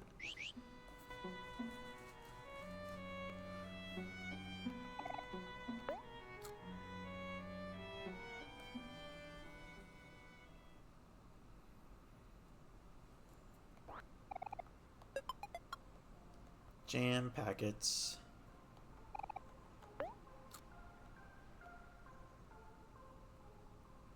I also think it's like very relevant that Sunny's mind puts strawberry cake everywhere, whereas chocolate cake or whatever his cake was is so not represented in Headspace at all. Ah, a day. And a day it was. Such a lovely day. So, Sweetheart writes poetry, which...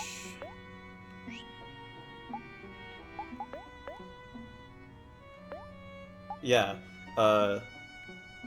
it's a weird thing, is like one of Omori's skills is reciting poetry. A very interesting thing for... Like, just like if you think about it, right? Like, I think people breeze over it a lot. The fact that Sunny does seem to have an interest in poetry.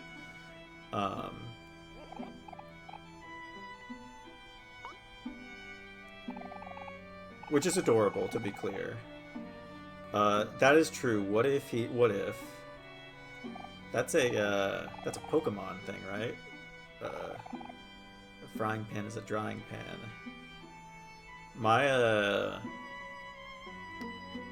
I didn't have cable growing up, and so I for a long time at least, and so I had to play catch up.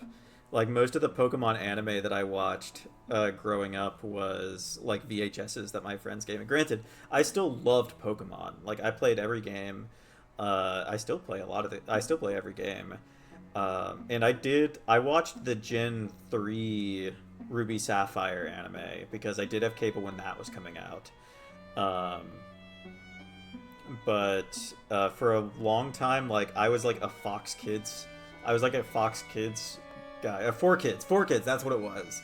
I would watch like Sonic the Hedgehog and Kirby on 4Kids. Um, but yeah. I think Pokemon was on 4Kids for a while, though, now that I think about it. I did watch a lot of Yu-Gi-Oh! We eventually did get cable back. Like, we basically had cable when I was really little, and then we lost it for a while, and then we got it back, like, around the time I got middle school.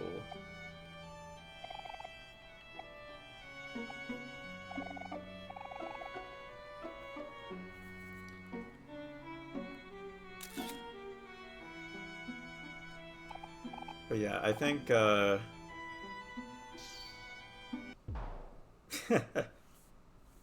I think the fact that Sunny has an interest in poetry is like it's not commented on much, and it's you only really get the implication because of Headspace, and maybe it's supposed to represent something else. But it's like one of the things that, despite it being like one of his first skills that Amori gets, I think it is just one of those things that goes unrecognized by the fandom. I mean, there's a lot of things that only that really only gets mentioned once in Headspace. I mean, I've already talked about a ton of it. Whew.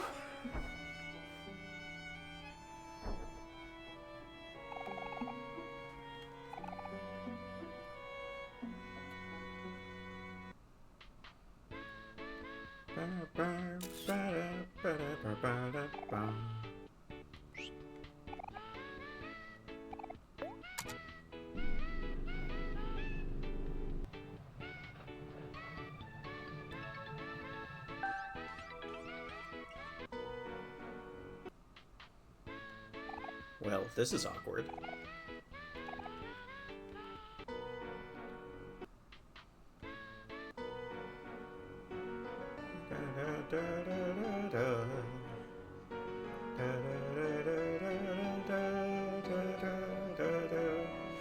So it's like, I think every individual part of Sweetheart's Castle is such a treat to experience from an analytical perspective, but it does drag.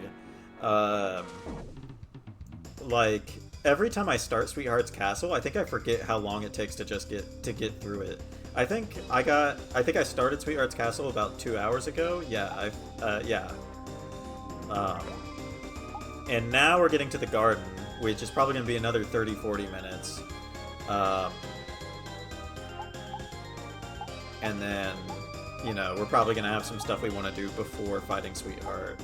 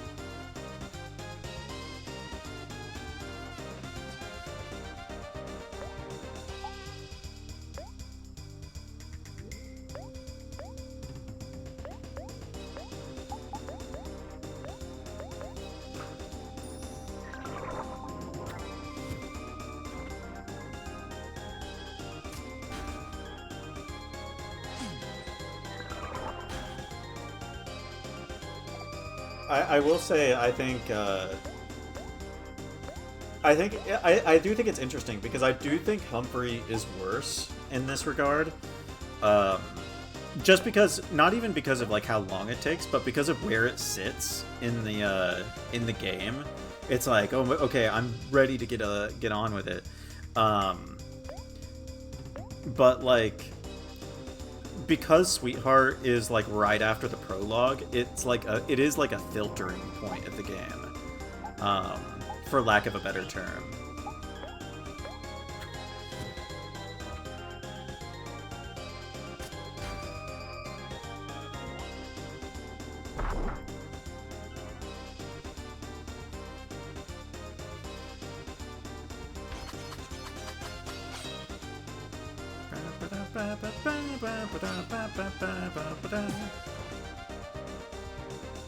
Oh, we're gonna finish it with a...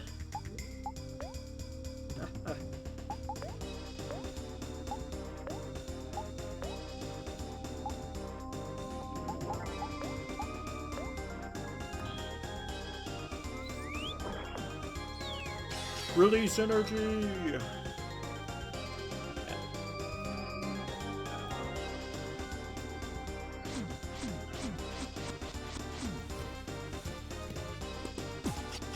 I actually had a talk somewhat recently about how One Day Left Far Away sits at like such a weird, it occupies such like a weird space in the game, because of where it, like, when it takes place. It's like you just finished Black Space, you know, like, the stuff that's happening in the real world's important, but it's like not related, right? Like, it's not related to what's going on with Mari at all, which makes it a little difficult to parse. I do want to heal real quick, so I guess I'll just do that at the kitchen. Oh, there's a...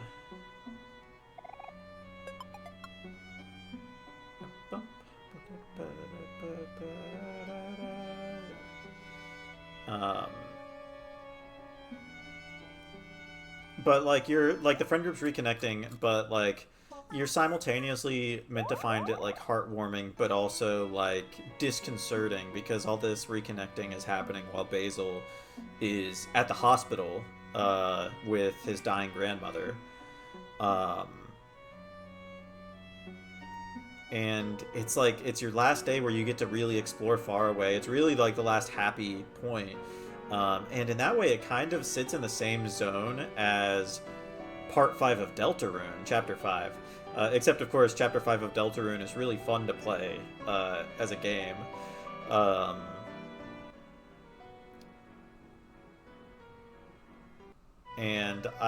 I have a feeling that when the entirety of Deltarune is out, it is going to end up being seen in a pretty similar light as the Faraway segment of One Day Left, where it's like, okay, we as the player are ready to move on to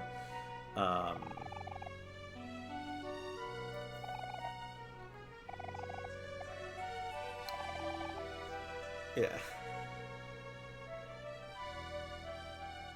That's fair. I think Deltarune is a game that wants to be played as the chapters release, but if, like, you haven't started yet, you should probably just wait for the game to come out. I do think it is a good experience. I do think Toby Fox is pretty good at making games. I think it's a lot better than Undertale. Right. Like, just in Amori terms, it's like there's like two different stories going on. And at least this is my feeling. I know some people probably feel the opposite, but it's like by the time One Day Left is happening, the Faraway plot's irrelevant. Like, nope. Like, Aubrey's whole deal is based on something that's not even true. Like, because she thinks Basil ruined the photo album and he didn't. And this aspect is actually never resolved. By the way, I wanted to switch actually to the Aubrey screen border when we got to Sweetheart's Castle, and I forgot. Um,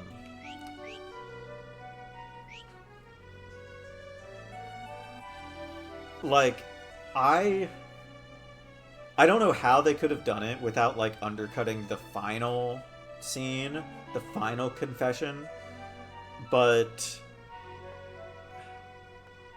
and I guess, you know, it is important that Aubrey understands that even if Basil did ruin the album, she was in the wrong.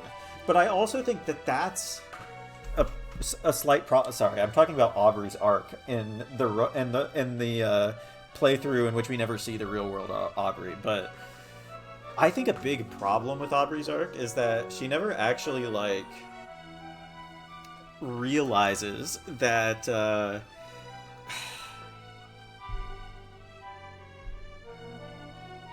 don't know, like the game never really says like, oh, Aubrey was wrong. Like,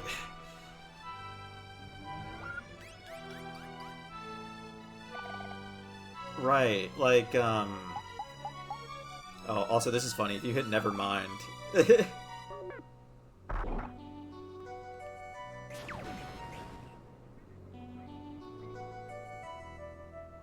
So, like, let's say that the story of Amori is that Mari committed suicide, and that Basil, after the last friend that was still hanging out with him, Sonny, locked him away.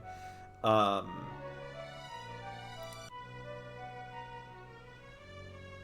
Basil ruined the photo album himself, his own album, after Sonny locked himself away. Aubrey, in her position, should have been in the, and that's what Aubrey believes the sequence of events was.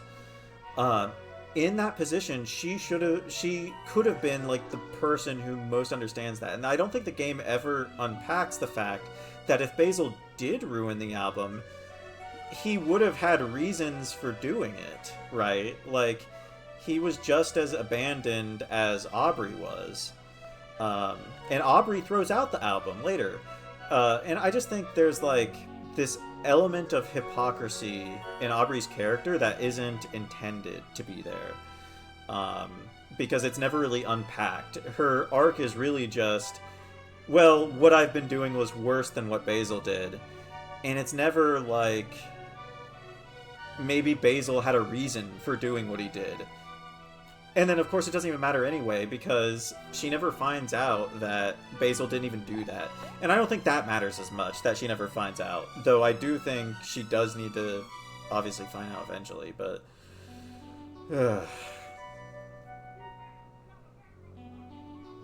There are people who act that way, but I don't think the game treats it as a flaw for Aubrey, which is what I have a problem with. Like, the game treats the way she's acting as a flaw, but it's like just calling out, yeah.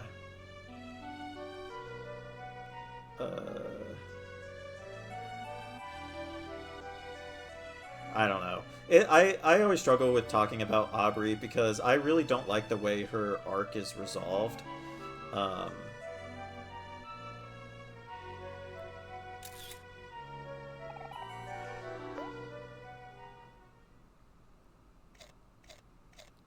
There's a lot of things that upset me about Aubrey. I think Kel was kind of hard. Yeah, Kel was kind of harsh. But there's just like a lot of things that...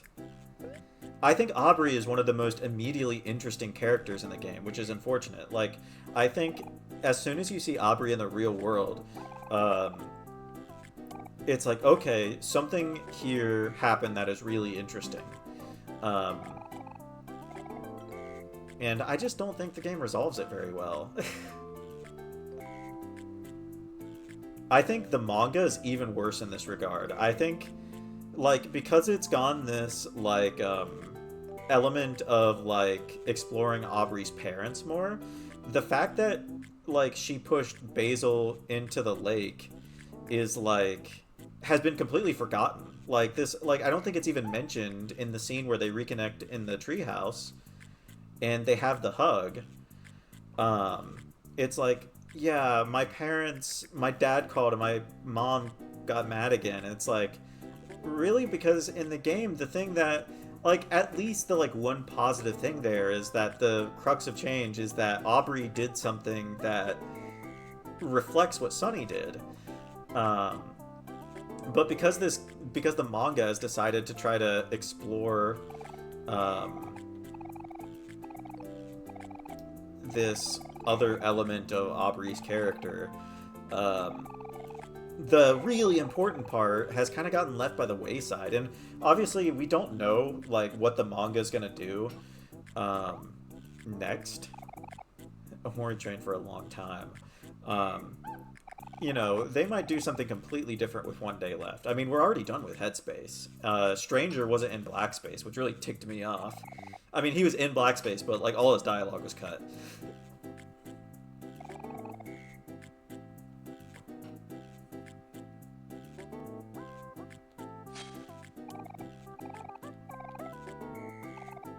A dandelion must be the last one of the season.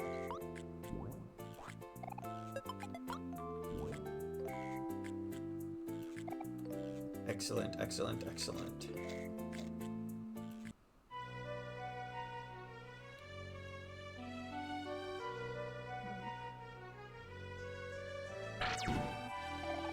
Youch!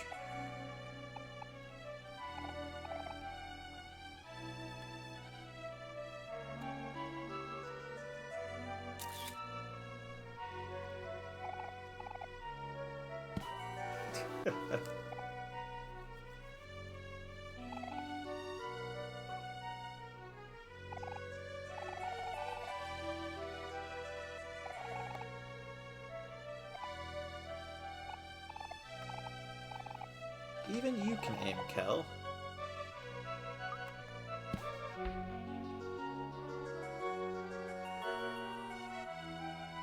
That's fair.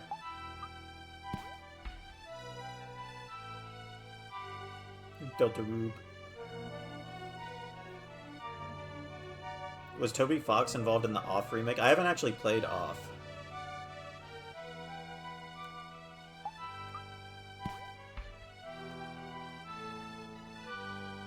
Interesting. I'll have to look into that. I don't mind Deltarune. I agree. I think he is a excellent composer. I played Undertale. I played Undertale the year before I left for college, and I did like it well enough. I don't think I've ever felt a desire to replay it. Deltarune does feel like it's trying to do something that's pretty high concept to me, and I really do appreciate it.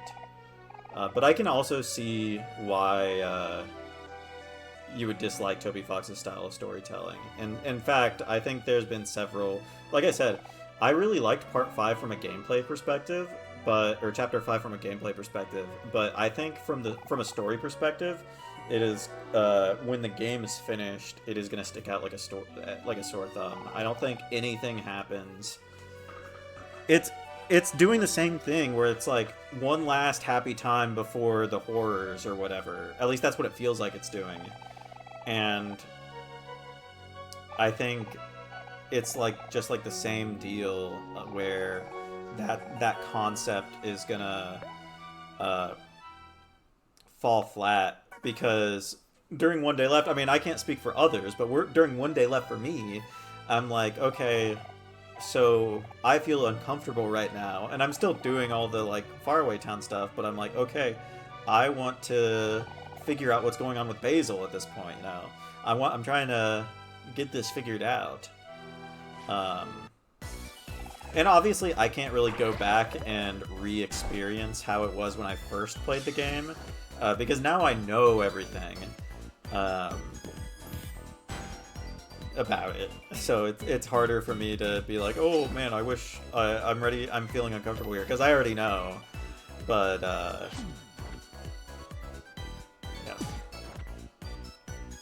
I don't know, I keep forgetting that this is a Hikikomori route run, and I'm not going to be able to, like, see any of that. this route does a really good job of making you feel like you're doing something wrong. Uh, it's like, in a good way, it feels so hollow without the faraway segments. I got a cheese wheel. I've never done the genocide route.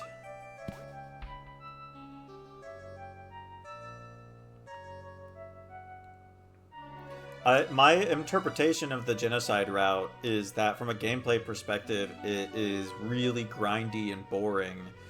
Um, and like the only reason people really like it is for like the Sans fight.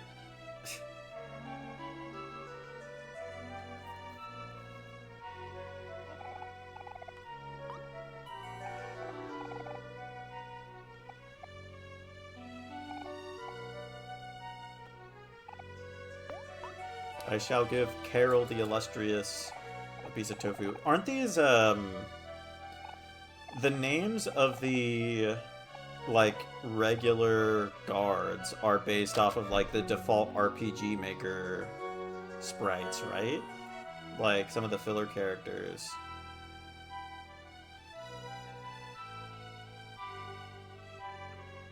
But I don't know what the, That heals, right? Yeah, it does.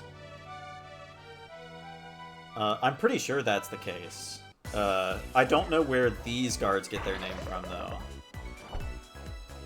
though. Like the, ones that have the password.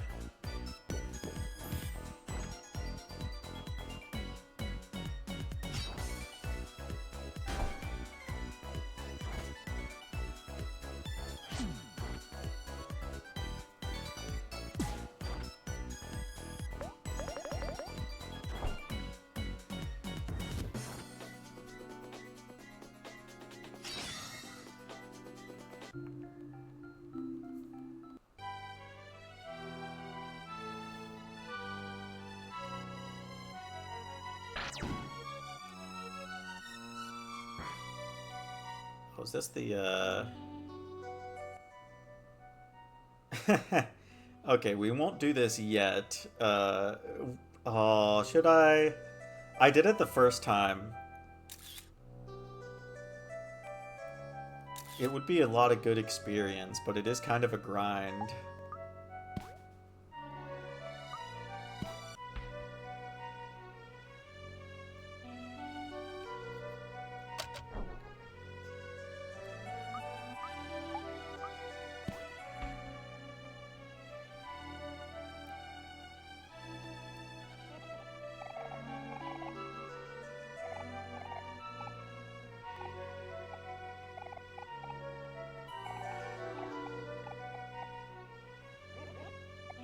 But is he gonna give me the password, though?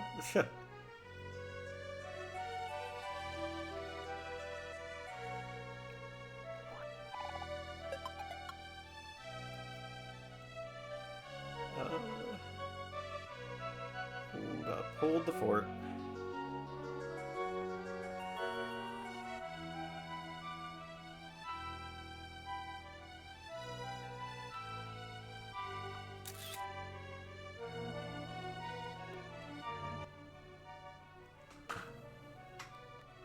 So this is like a thing too, right? It's like if you look at this screen for long enough, you can get into a Black Space 2 room. Or does that only work post game?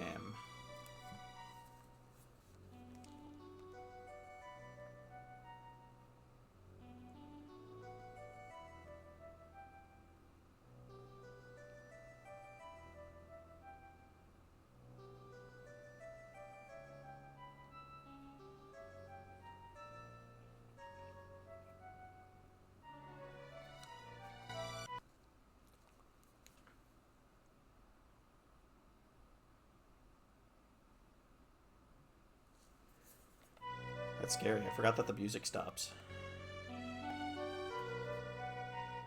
I'm shivering in my boots.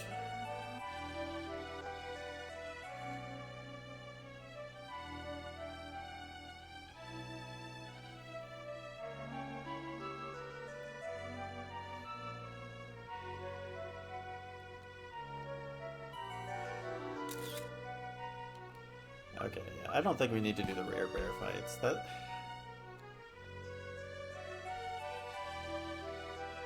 Mainly because I'm getting a little sleepy, and I still have a lot I want to do during this Headspace night.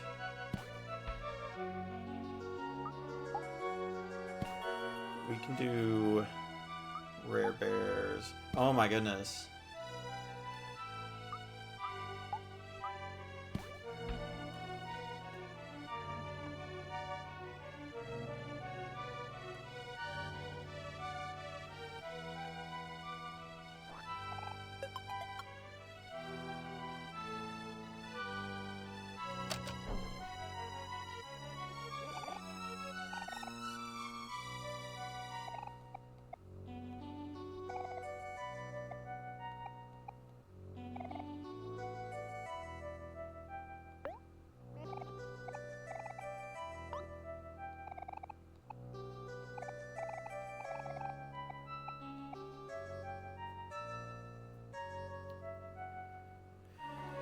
Okie dokie. Wait, what's that last room? Oh, this just goes...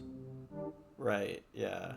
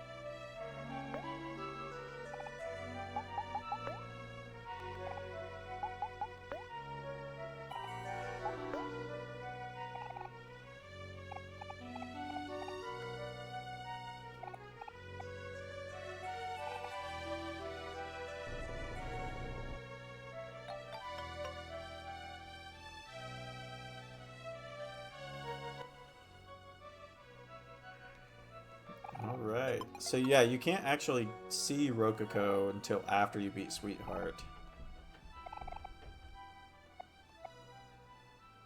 Dear Sweetheart, I love you so much. Let us have kids and spend the rest of our lives together. I would like that very much. Thank you. Rococo is behind these buckets of paint.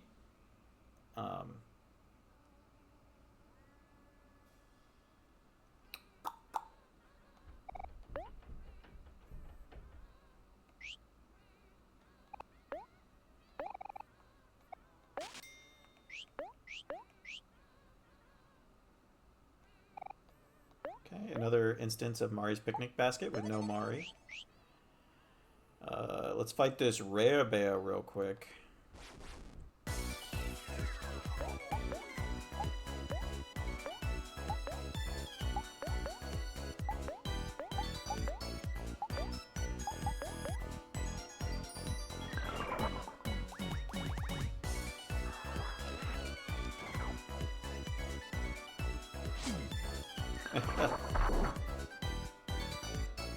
Sweetheart be like.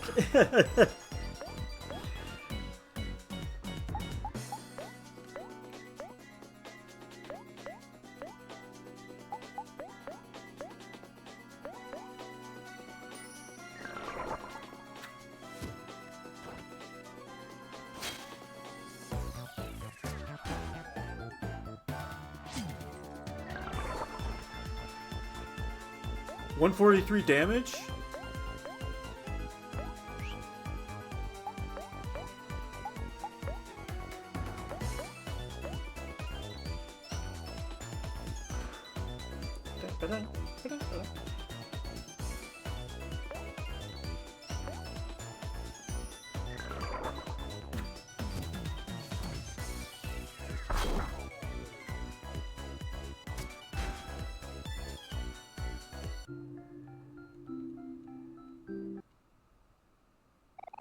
Alright, and then here's the teddy bear for Candle's quest.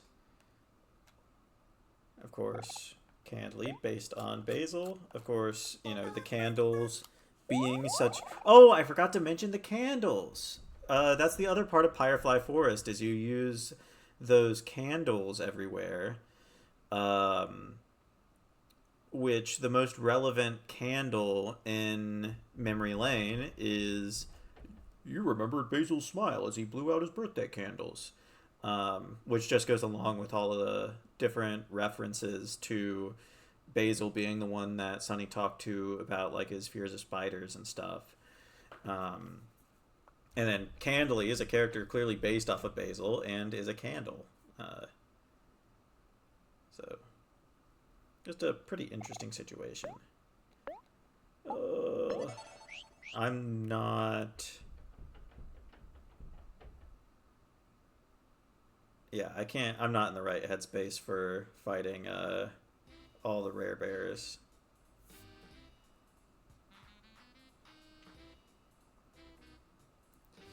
Is it gonna let us leave?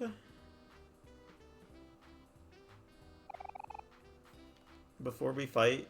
Or do we just have to go straight into the fight here? I think we do have to go into the fight.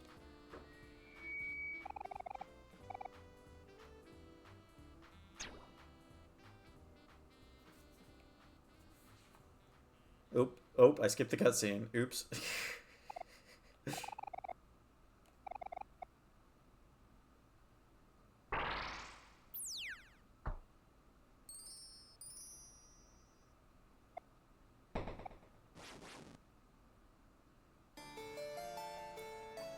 World's End Valentine!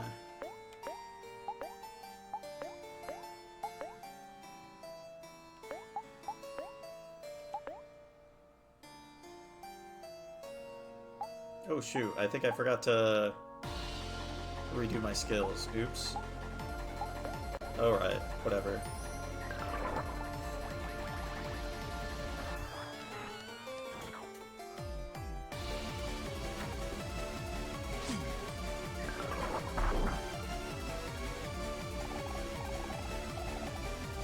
Oh, I forgot about that interaction.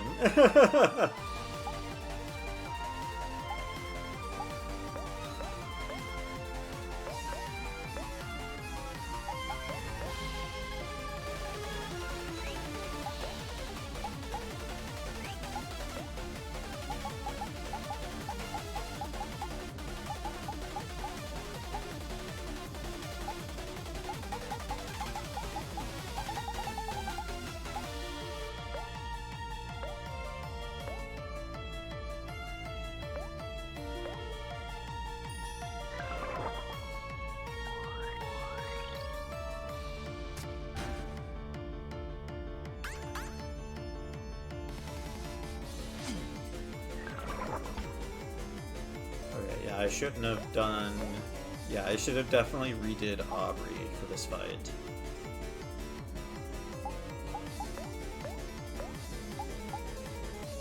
Okay, we still have Mood Wrecker, though.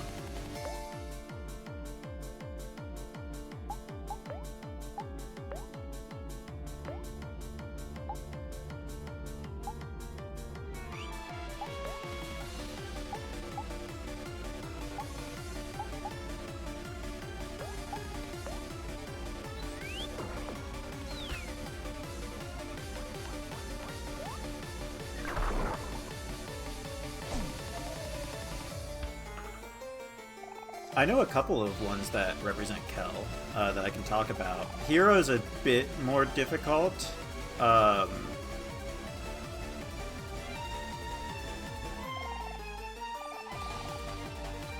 I do kind of agree with something you said earlier that I forgot to say I agreed with, was like if you haven't been to college, Hero can be a little bit harder of a character to understand, which is something I absolutely agree with, obviously.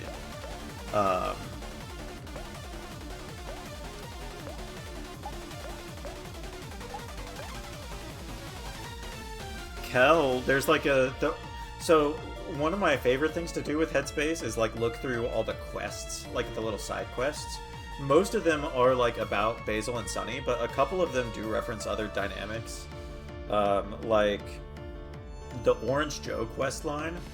Um, the Orange Joe quest line is a really good example, because that one is like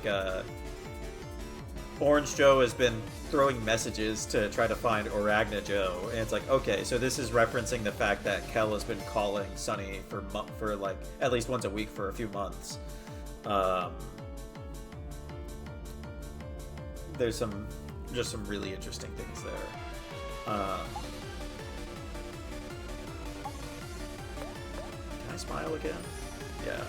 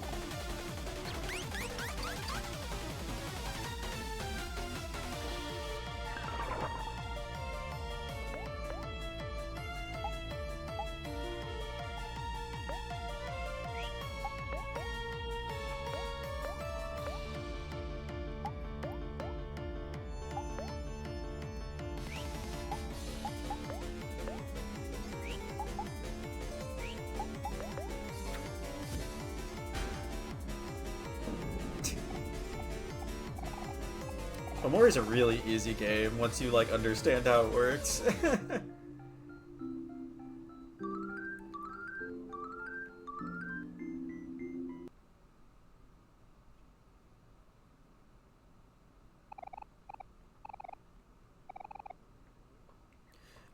Also, going back to something we were talking about earlier with like Hero and like his like charm being like so backhanded, that might also just be something that Sunny got from Mari, because there is the picnic underground where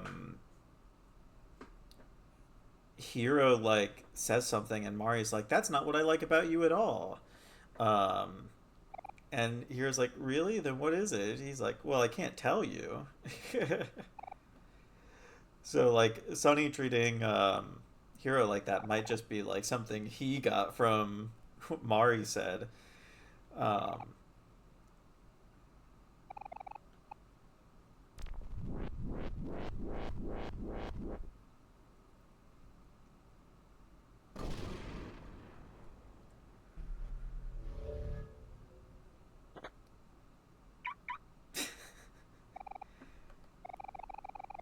I don't think anything in this game consistently gets me to laugh as much as the car locking sound for the spaceship. It's so stupid. Like it's just so quick.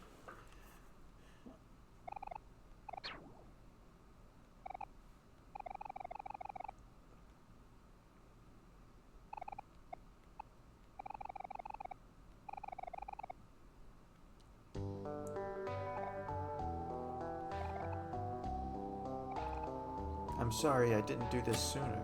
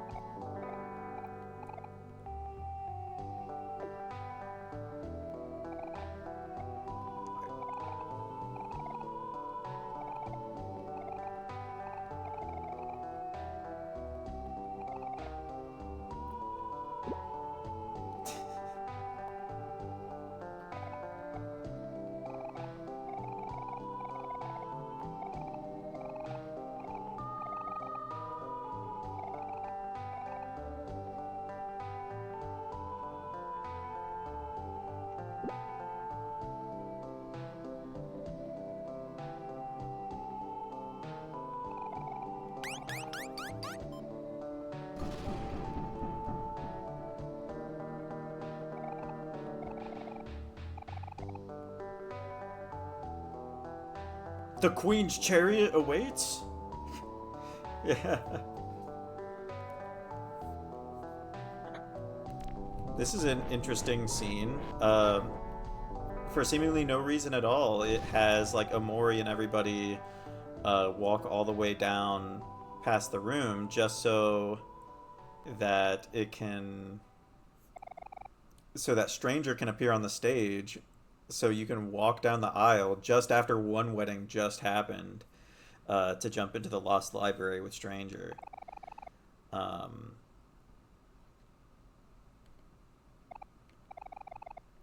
I've actually talked about this a little bit before, but I mean this isn't the only place with wedding symbolism when it comes to Basil, because you're also going to have that again in the Church of something with um, in the Amori route with Amori catching him in the bridal pose. Obviously, it's not like carrying or anything like that, but he's like, yeah. So like you can't go here yet, but you walk away and then it turns around and then suddenly Stranger's up on the stage. Just makes you think. Just makes you think. Did you know that the Basil Stranger's opacity is 143, whereas all the other Strangers are not? Ain't that weird?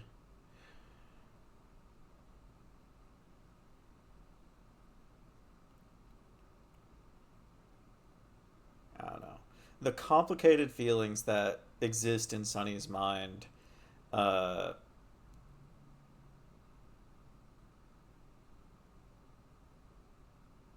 I don't think it's percentage based if that's what you're asking. I don't remember what the actual value is. I've never looked at the code myself. This was something that we found while we were working on Senesque, was with the at least with the original programmer. We just realized that the opacity of Stranger Sprite was set to 143, and when we checked the other ones, they weren't. I think it's really close, but it did feel very intentional. Um, I don't know, but yeah, just Sunny has really complicated feelings for Basil and over the course of the game, and I think that's really important to Sunflower. I think Sunflower is a ship that is often misrepresented by both its shippers and its detractors. Um, I do think that because we are supposed to understand Omori as a finished product, that we should also understand Sunny to have resolved these feelings by deciding to save Basil at the end, especially if you get the secret ending. Um, but I also understand why people wouldn't want you to think that, because the game takes place over 3 days. But I don't think that was something that Omocat was particularly interested in reckoning with.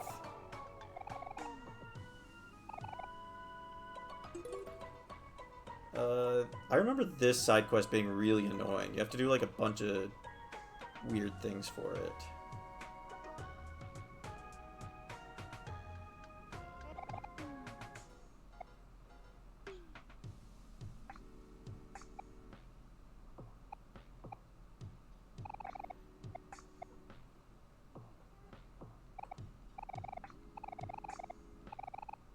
I actually, so I have a, this isn't really related.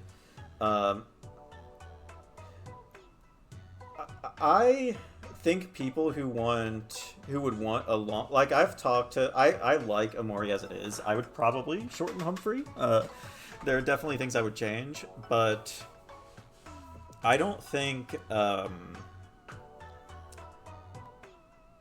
like whenever I've thought about there being more real world stuff, um, I don't know that I've ever really wanted there to be like more headspace areas, right? I think I've just wanted the headspace stuff that does exist maybe split out a little bit, and maybe you can like make Orange Oasis like an extra day. Um,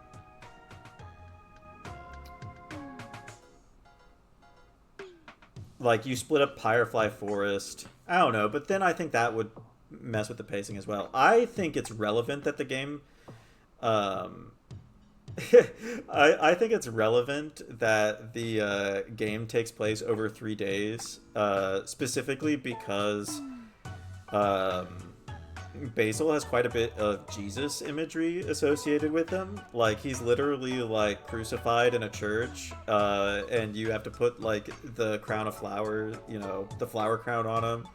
Um, and it like takes 3 days between when Basil disappears and when Sunny finally sees him, like really sees him for who he is. Um, the real world Basil conversation is an interesting one. Um, the I've always been of the opinion that, I mean, obviously Basil's lack of presence is intentional, and so I always feel weird about hating on his lack of appearance in the game.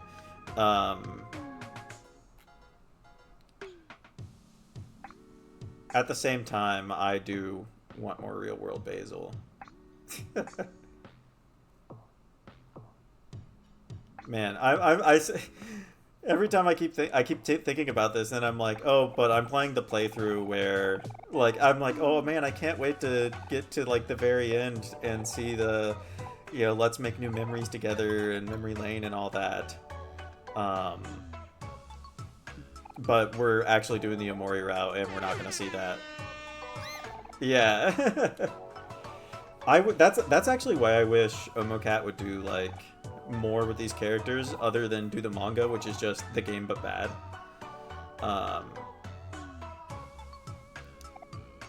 I think it would be really nice if Omocat could go back, like maybe like at the 10-year anniversary, because like whenever you watch Omocat like talk about Omori, they always like mention things that like, oh, I really wanted to do this, but this being my first game project, we felt like we really couldn't do this, or X, or this concept for Headspace. And I don't know, I think it would be interesting to see what Omocat would do differently, if they got the chance to remake Omori and it not be the manga.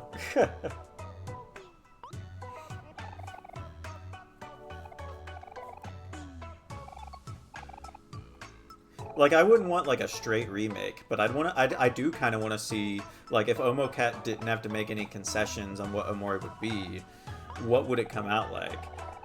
Because, like I said, a lot of what we appreciate Omori to be came to be in the last year of development. Like, I'm talking like probably like the truth as a whole, which is basically the core of the current story. Most of the stuff that happened before then was like world design.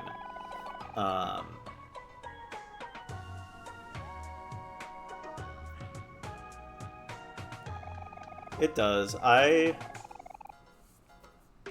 do have like complicated feelings for Omocat, but ultimately I don't know Omocat, and I think that's what more people need to understand.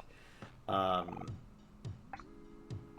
never really like seen Omocat.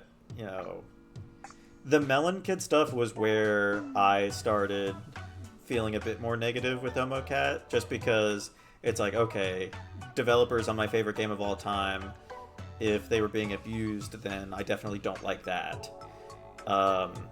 Melon Kid was the developer that came out about abuse, like, just like employer abuse, basically, and being screwed out of like money and stuff like that. That whole situation is a bit wonky. There's like some stuff that doesn't add up, and a lot of the I think most of the developers were not on Melon Kid's side from like the comments that they made about it. But like, I do think that whole situation was very like suspicious in a way. I think ultimately Omocat was somebody in their early 20s who was suddenly thrust into a very successful game development position after a $250,000 Kickstarter. and had to adapt fast, and I think maybe made some mistakes. Granted, Melon Kid joined the project in like 2019, so that was like 5 years after the Kickstarter. Um, but still, um, as far as like the old tweets, I've never been one to like take that stuff too seriously. I do think the tweets are weird, don't get me wrong, as well as like the Shota shirt. Um, but also like the internet in like 2012 to 2014 was such a different place. Like I was watching like Filthy Frank back then. I do think like Omocat's like response to those like controversies um was like very funny. Like I don't buy for a second that Omocat didn't know what Shota meant. Like Omocat had been on Tumblr for like a decade at that point. Like you're not fooling anyone. Uh, but I do think that they were just trying to like get out of the situation.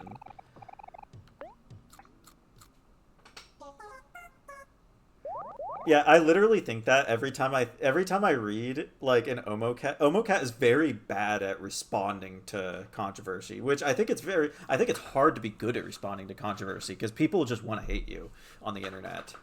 Um, but I think Omocat is particularly bad at just saying things that are blatantly false, like when trying to like get out of stuff. Um,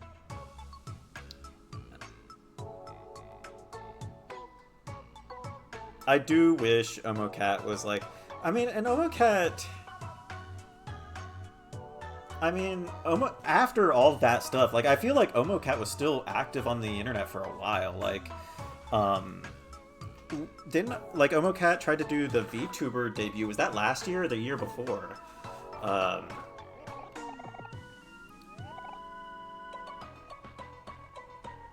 uh,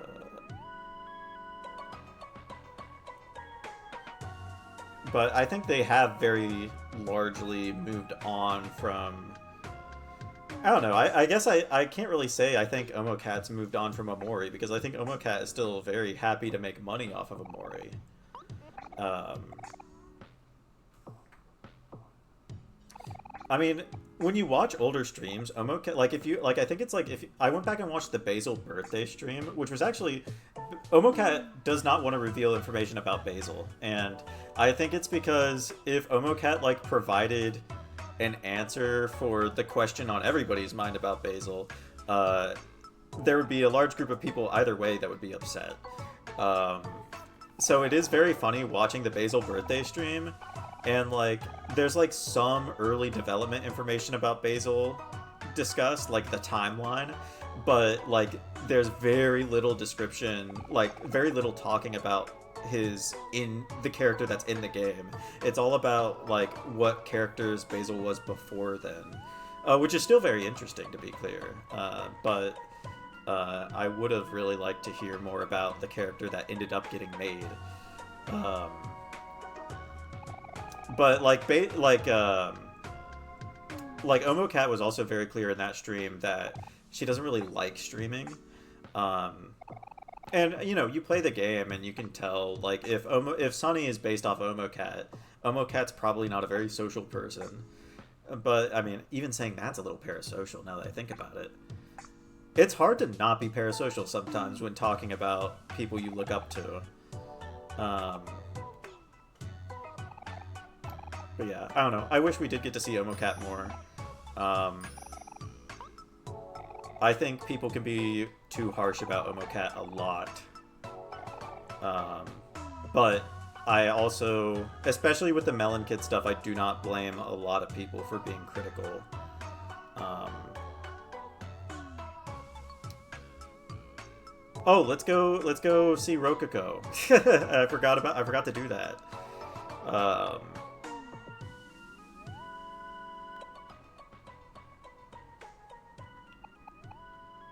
oh, wait, I didn't even finish the quest.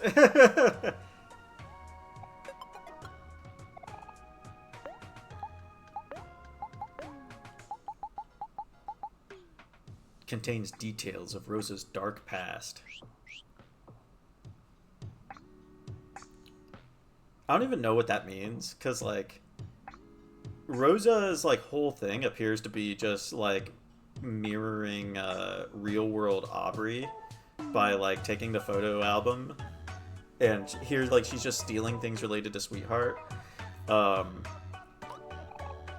I don't know what the blackmail would be about in that context. I mean, I guess Aubrey has a dark past, but maybe revealing Aubrey's dark past helps everybody reconnect. But no, then nobody ever talks about Aubrey's house.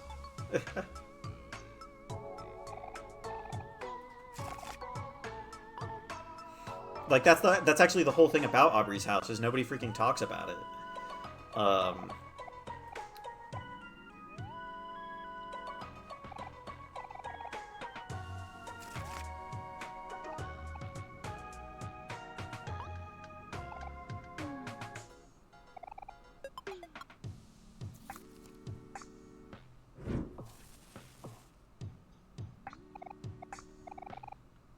I'm gonna need you to get out of my house now.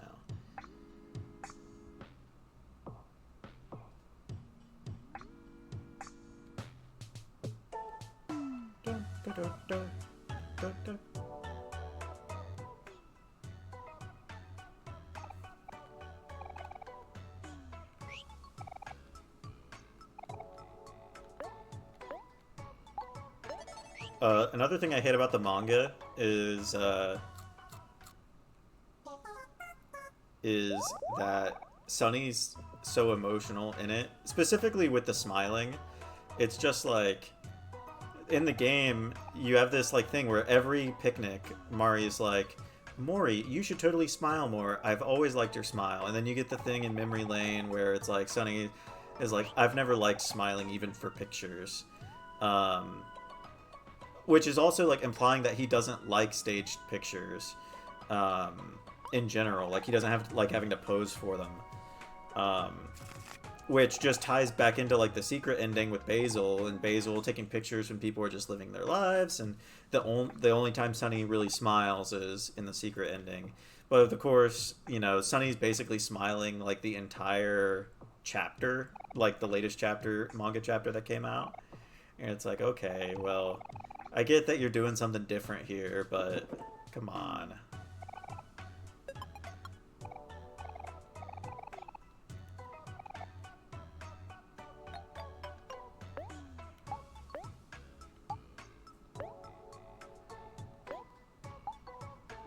Increases attack. Decreases speed by a bunch. No.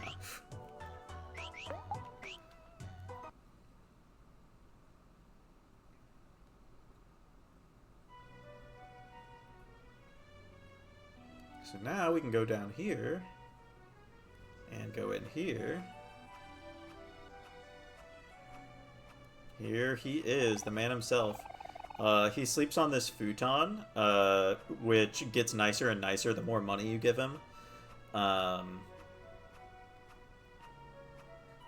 Rococo is another very Basil-esque character. Notice his teal hair and his overalls, and his hair clip. Le gasp! Could it be? Ah, finally, some company. Hyo hyo hyo. I've been alone for so long. But after what feels like an eternity, at last, I have an audience. Also, he keeps doing the hero pose,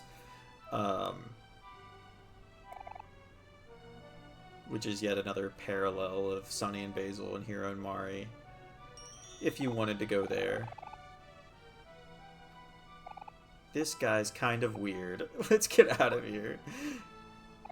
Wait, don't go. Please listen to my story.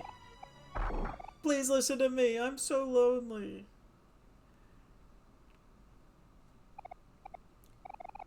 Where should I start?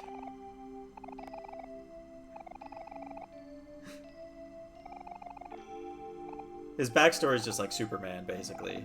But, like, it could reference the fact that Basil was brought to Faraway as a toddler and never really saw his parents again. Um, Even as a baby, I knew I was the sole survivor of my species, the last elf in the entire universe.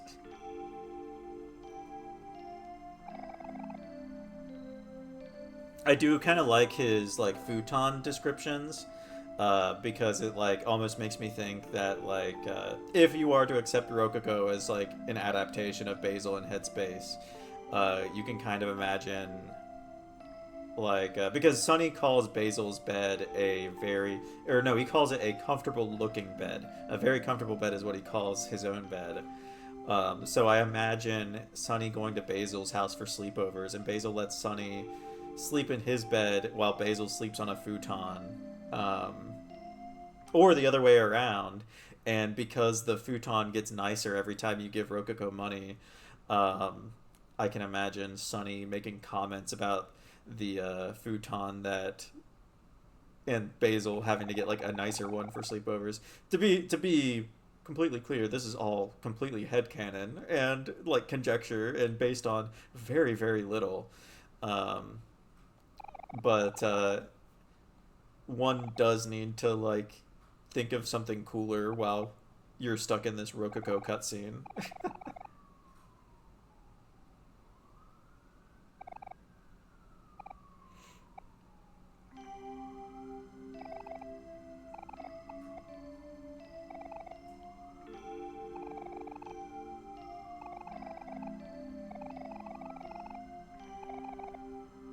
To repopulate my entire species. There's a conspicuous gap in my memory after this, so I'll fast forward a few years. Um, so Headspace Basil reference. There's a gap between the Basil that's depicted in Headspace and like the modern day of 4 years. Sweetheart and I fell deeply in love, became engaged, and moved to this giant castle together. We were inseparable, her and I, and we loved each other dearly. I would do anything for her, and I mean anything.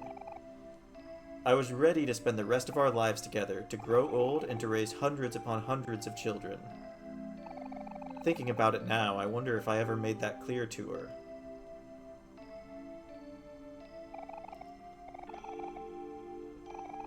So, like, even, like, if you eliminate the romantic implication here, like, if you just listen to the way, like, Rococo talks, it feels like it's definitely supposed to be referencing Sunny and Basil, and Sunny shutting Basil out, and locking Headspace Basil and Blackspace, and everybody starts forgetting him. Notice, Sweetheart never mentions Rococo. Sweetheart has forgotten Rococo. Just like happens to Basil as you keep going deeper and deeper.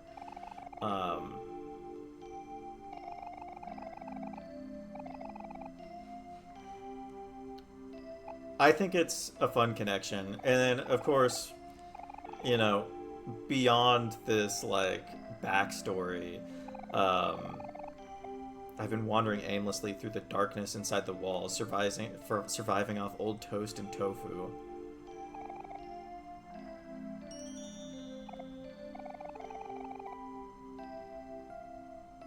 Now, that fateful day, by the way, now, of course, this doesn't really matter because the after you finish this cutscene, the only real relevant thing for Rococo is that you give him money for pictures, and you can get a JoJo's Bizarre Adventure reference.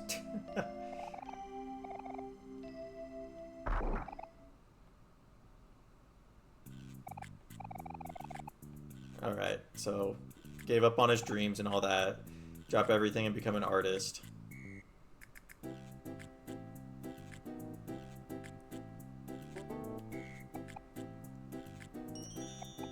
Yeah, the rest of this doesn't really matter. He's just explaining that if you give him money, he will, please commission me! He's just explaining that if you give him money, he'll make you paintings.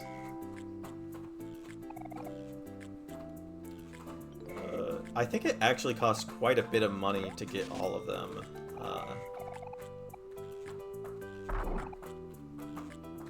I think you just have to go back in though, right?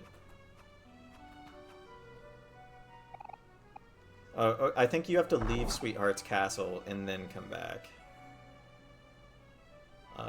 But that's fine. We don't have enough money to get all the pictures yet anyway.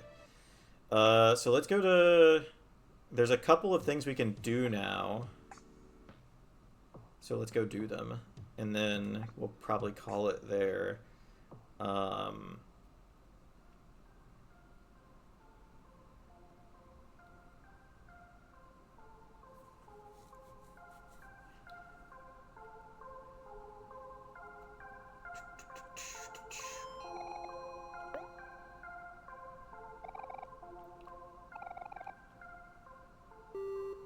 Beep. Beep. Oh, here's Major Tom. Say hi, Major. This is my cat.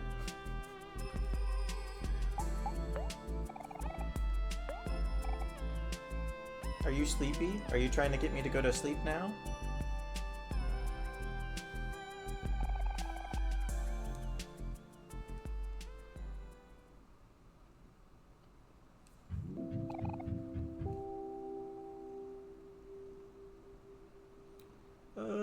We don't need to water those right now. So first, we'll go do Bud Girl. My favorite NPC in Amori, Bud Girl.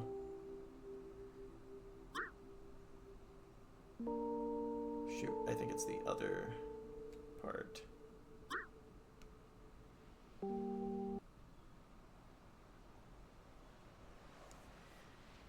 It is. I think especially if you're talking about Rococo, because I think it is like a marked difference between pre-canon and modern day Kel, where modern day Kel is like the one talking to, I think, Jesse or Headphones Kid, about like talking to his dad and all that. It's like, I think that's kind of like where he's become more like Mari, is stepping into that kind of more mature role outside of how he deals with Aubrey, because I think he can go a little far. Granted, you know, if you're Kel, especially the part where he gets really upset is after, you know, with Basil getting pushed into the lake. It's easy to see why Kel would be upset. It's true. So favorite NPC time. Meow. This is Bud Girl. Bud Girl is a pink tulip who will meow at you. And you will randomly receive smoothies from Bud Girl. Do you already know all this? Like, have you already seen like my thread about smoothies? Oh, okay. Bud Girl is, I believe it's in the code.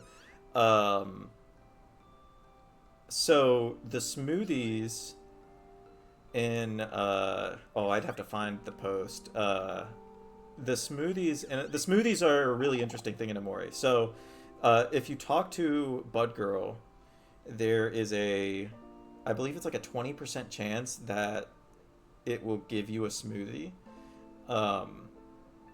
If you look at the smoothies here, I need to get a strawberry one. The smoothies are organized by Basil's tastes and not Sunny's tastes. You can tell because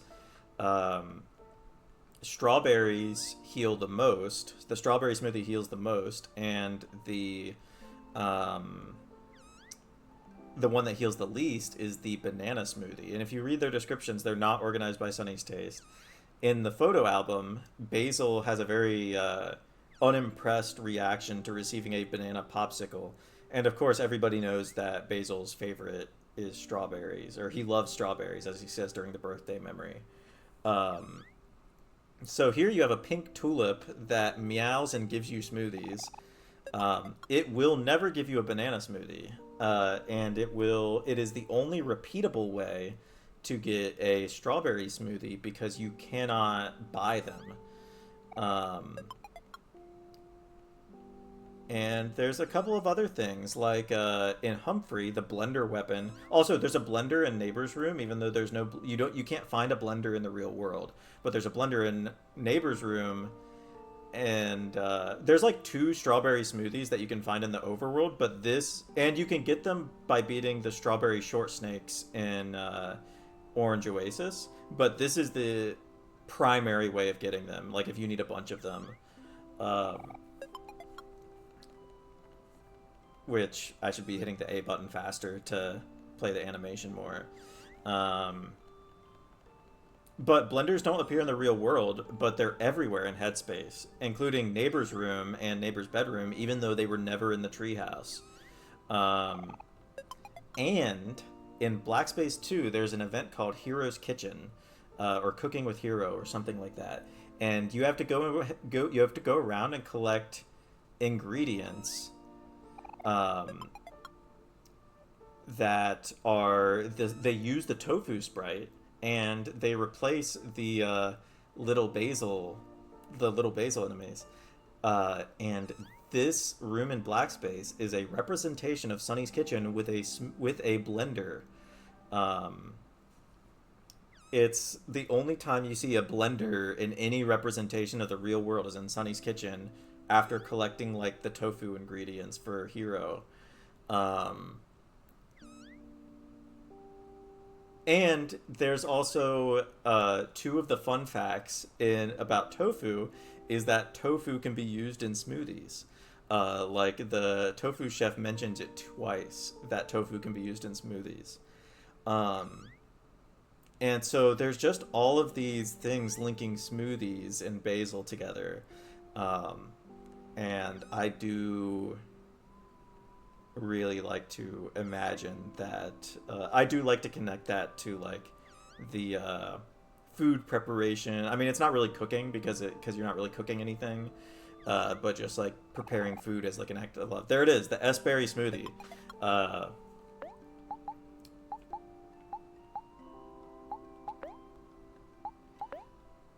It took me a while to get it, which is strange because it's like an equal chance to get all of them.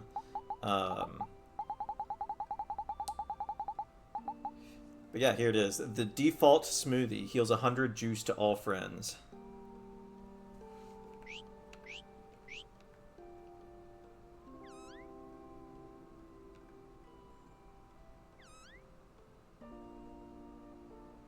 Nope, it is a strawberry smoothie. Yeah, you can only tell because it has strawberries in the picture. But yeah, it's just an incredibly adorable thing in this game. And it's also just another one of those things that is never referenced in the real world. You know, there's all this stuff in Headspace about smoothies and blenders and all that. Like the blender weapon for Hero is in Humphrey, but you can miss it it's right next to the heartstring in Humphrey, and you can miss both of those items because it's during the Experiment 667 chase.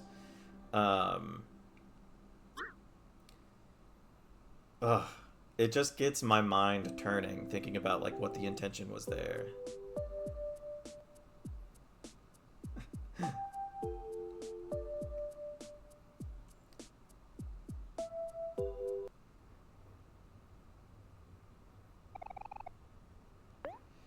Yeah,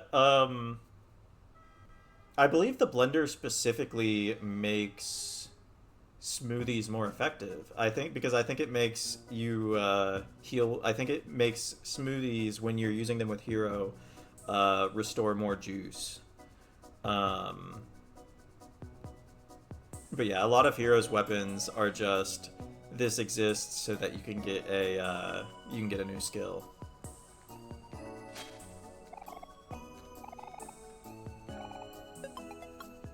Dandelion, last one of the season. That's what I would do.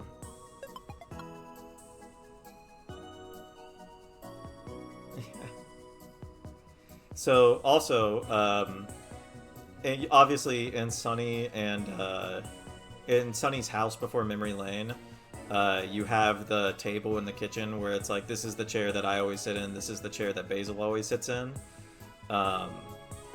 So this table, there's a lot of tables like that in Headspace. I don't think they're all supposed to be references to like sunflower references, but I do think this one is because it has the wishbone on it, where you pull the wishbone apart, and whoever gets the larger part of it gets the wish. And just like how during Basil's birthday, both Sunny and Basil make a wish on his candle. Really makes you think. Really makes you think.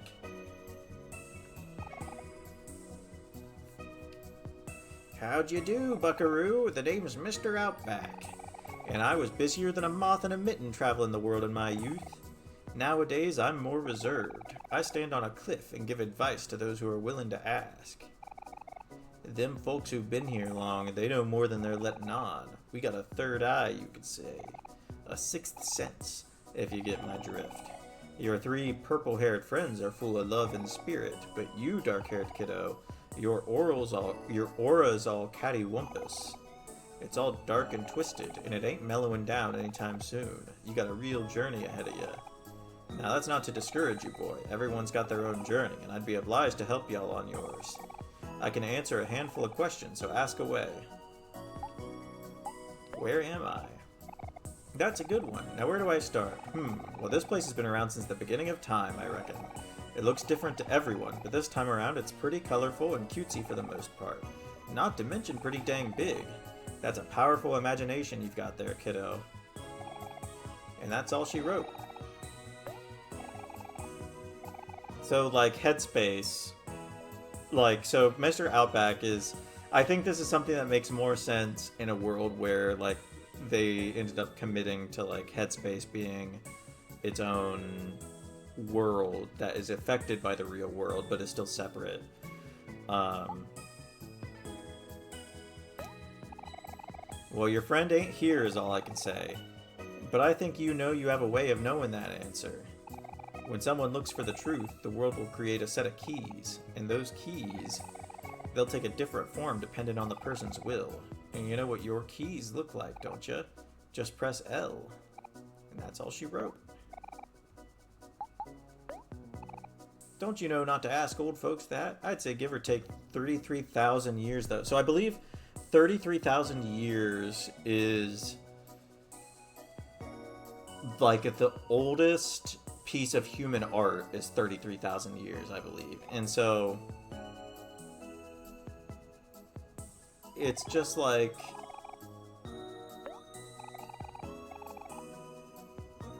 yeah.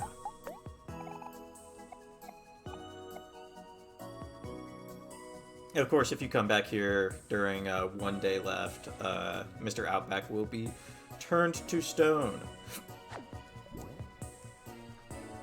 Alright. Here, I'll show you Palmy real quick.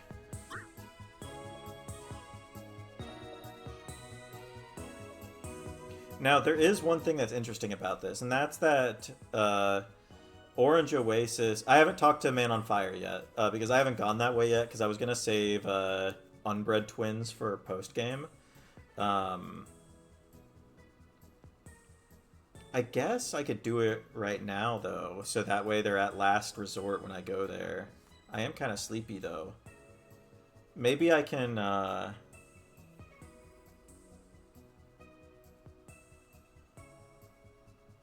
Maybe I'll just, like, pause it here for the night, and then when I start my next stream, I'll do, I'll start with Unbred Twins. That way they're at last resort when we go. So here we have Peanut and Jelly. I already did the quest. Hee Miss Palmy will be so surprised when I give her this thank you fossil. I know there's, like, a lot of different laughs in this game, but I always associate hee with Basil. Of course, Peanut doesn't talk.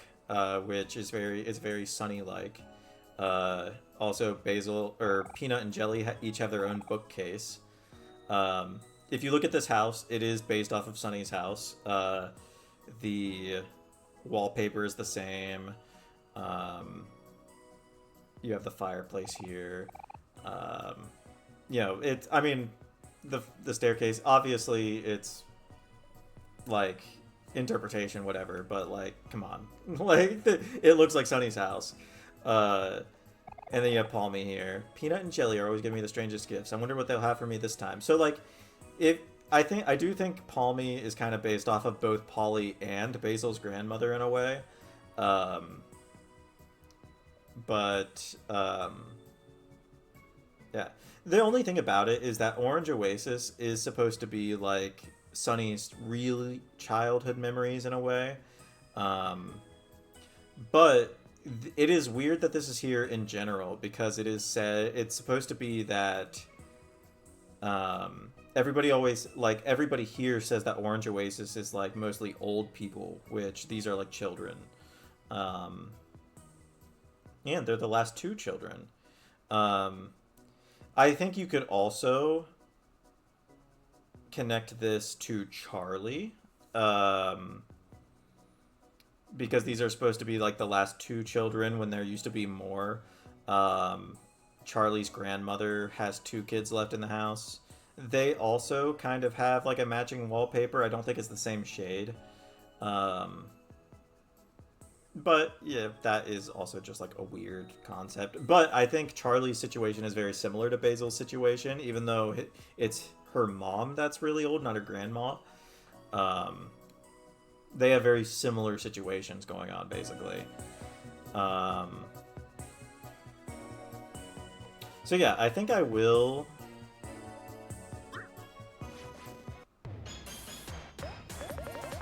Okay, well.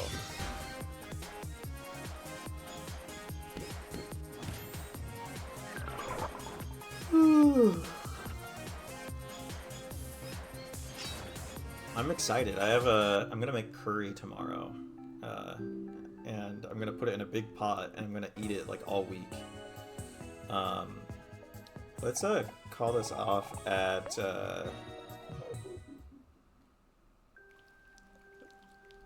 Rain Town. Everybody loves Rain Town. We'll turn it up to a potato.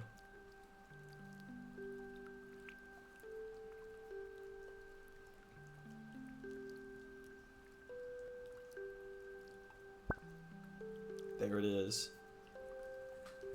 Omori is a potato. Well, thank you for joining me tonight. I did see that the viewer count went up at a couple times, but nobody who has been watching these streams actually joined. So I do hope you continue to join me. I appreciate your company, I guess. But I don't know when I'll play again. I might continue tomorrow just so that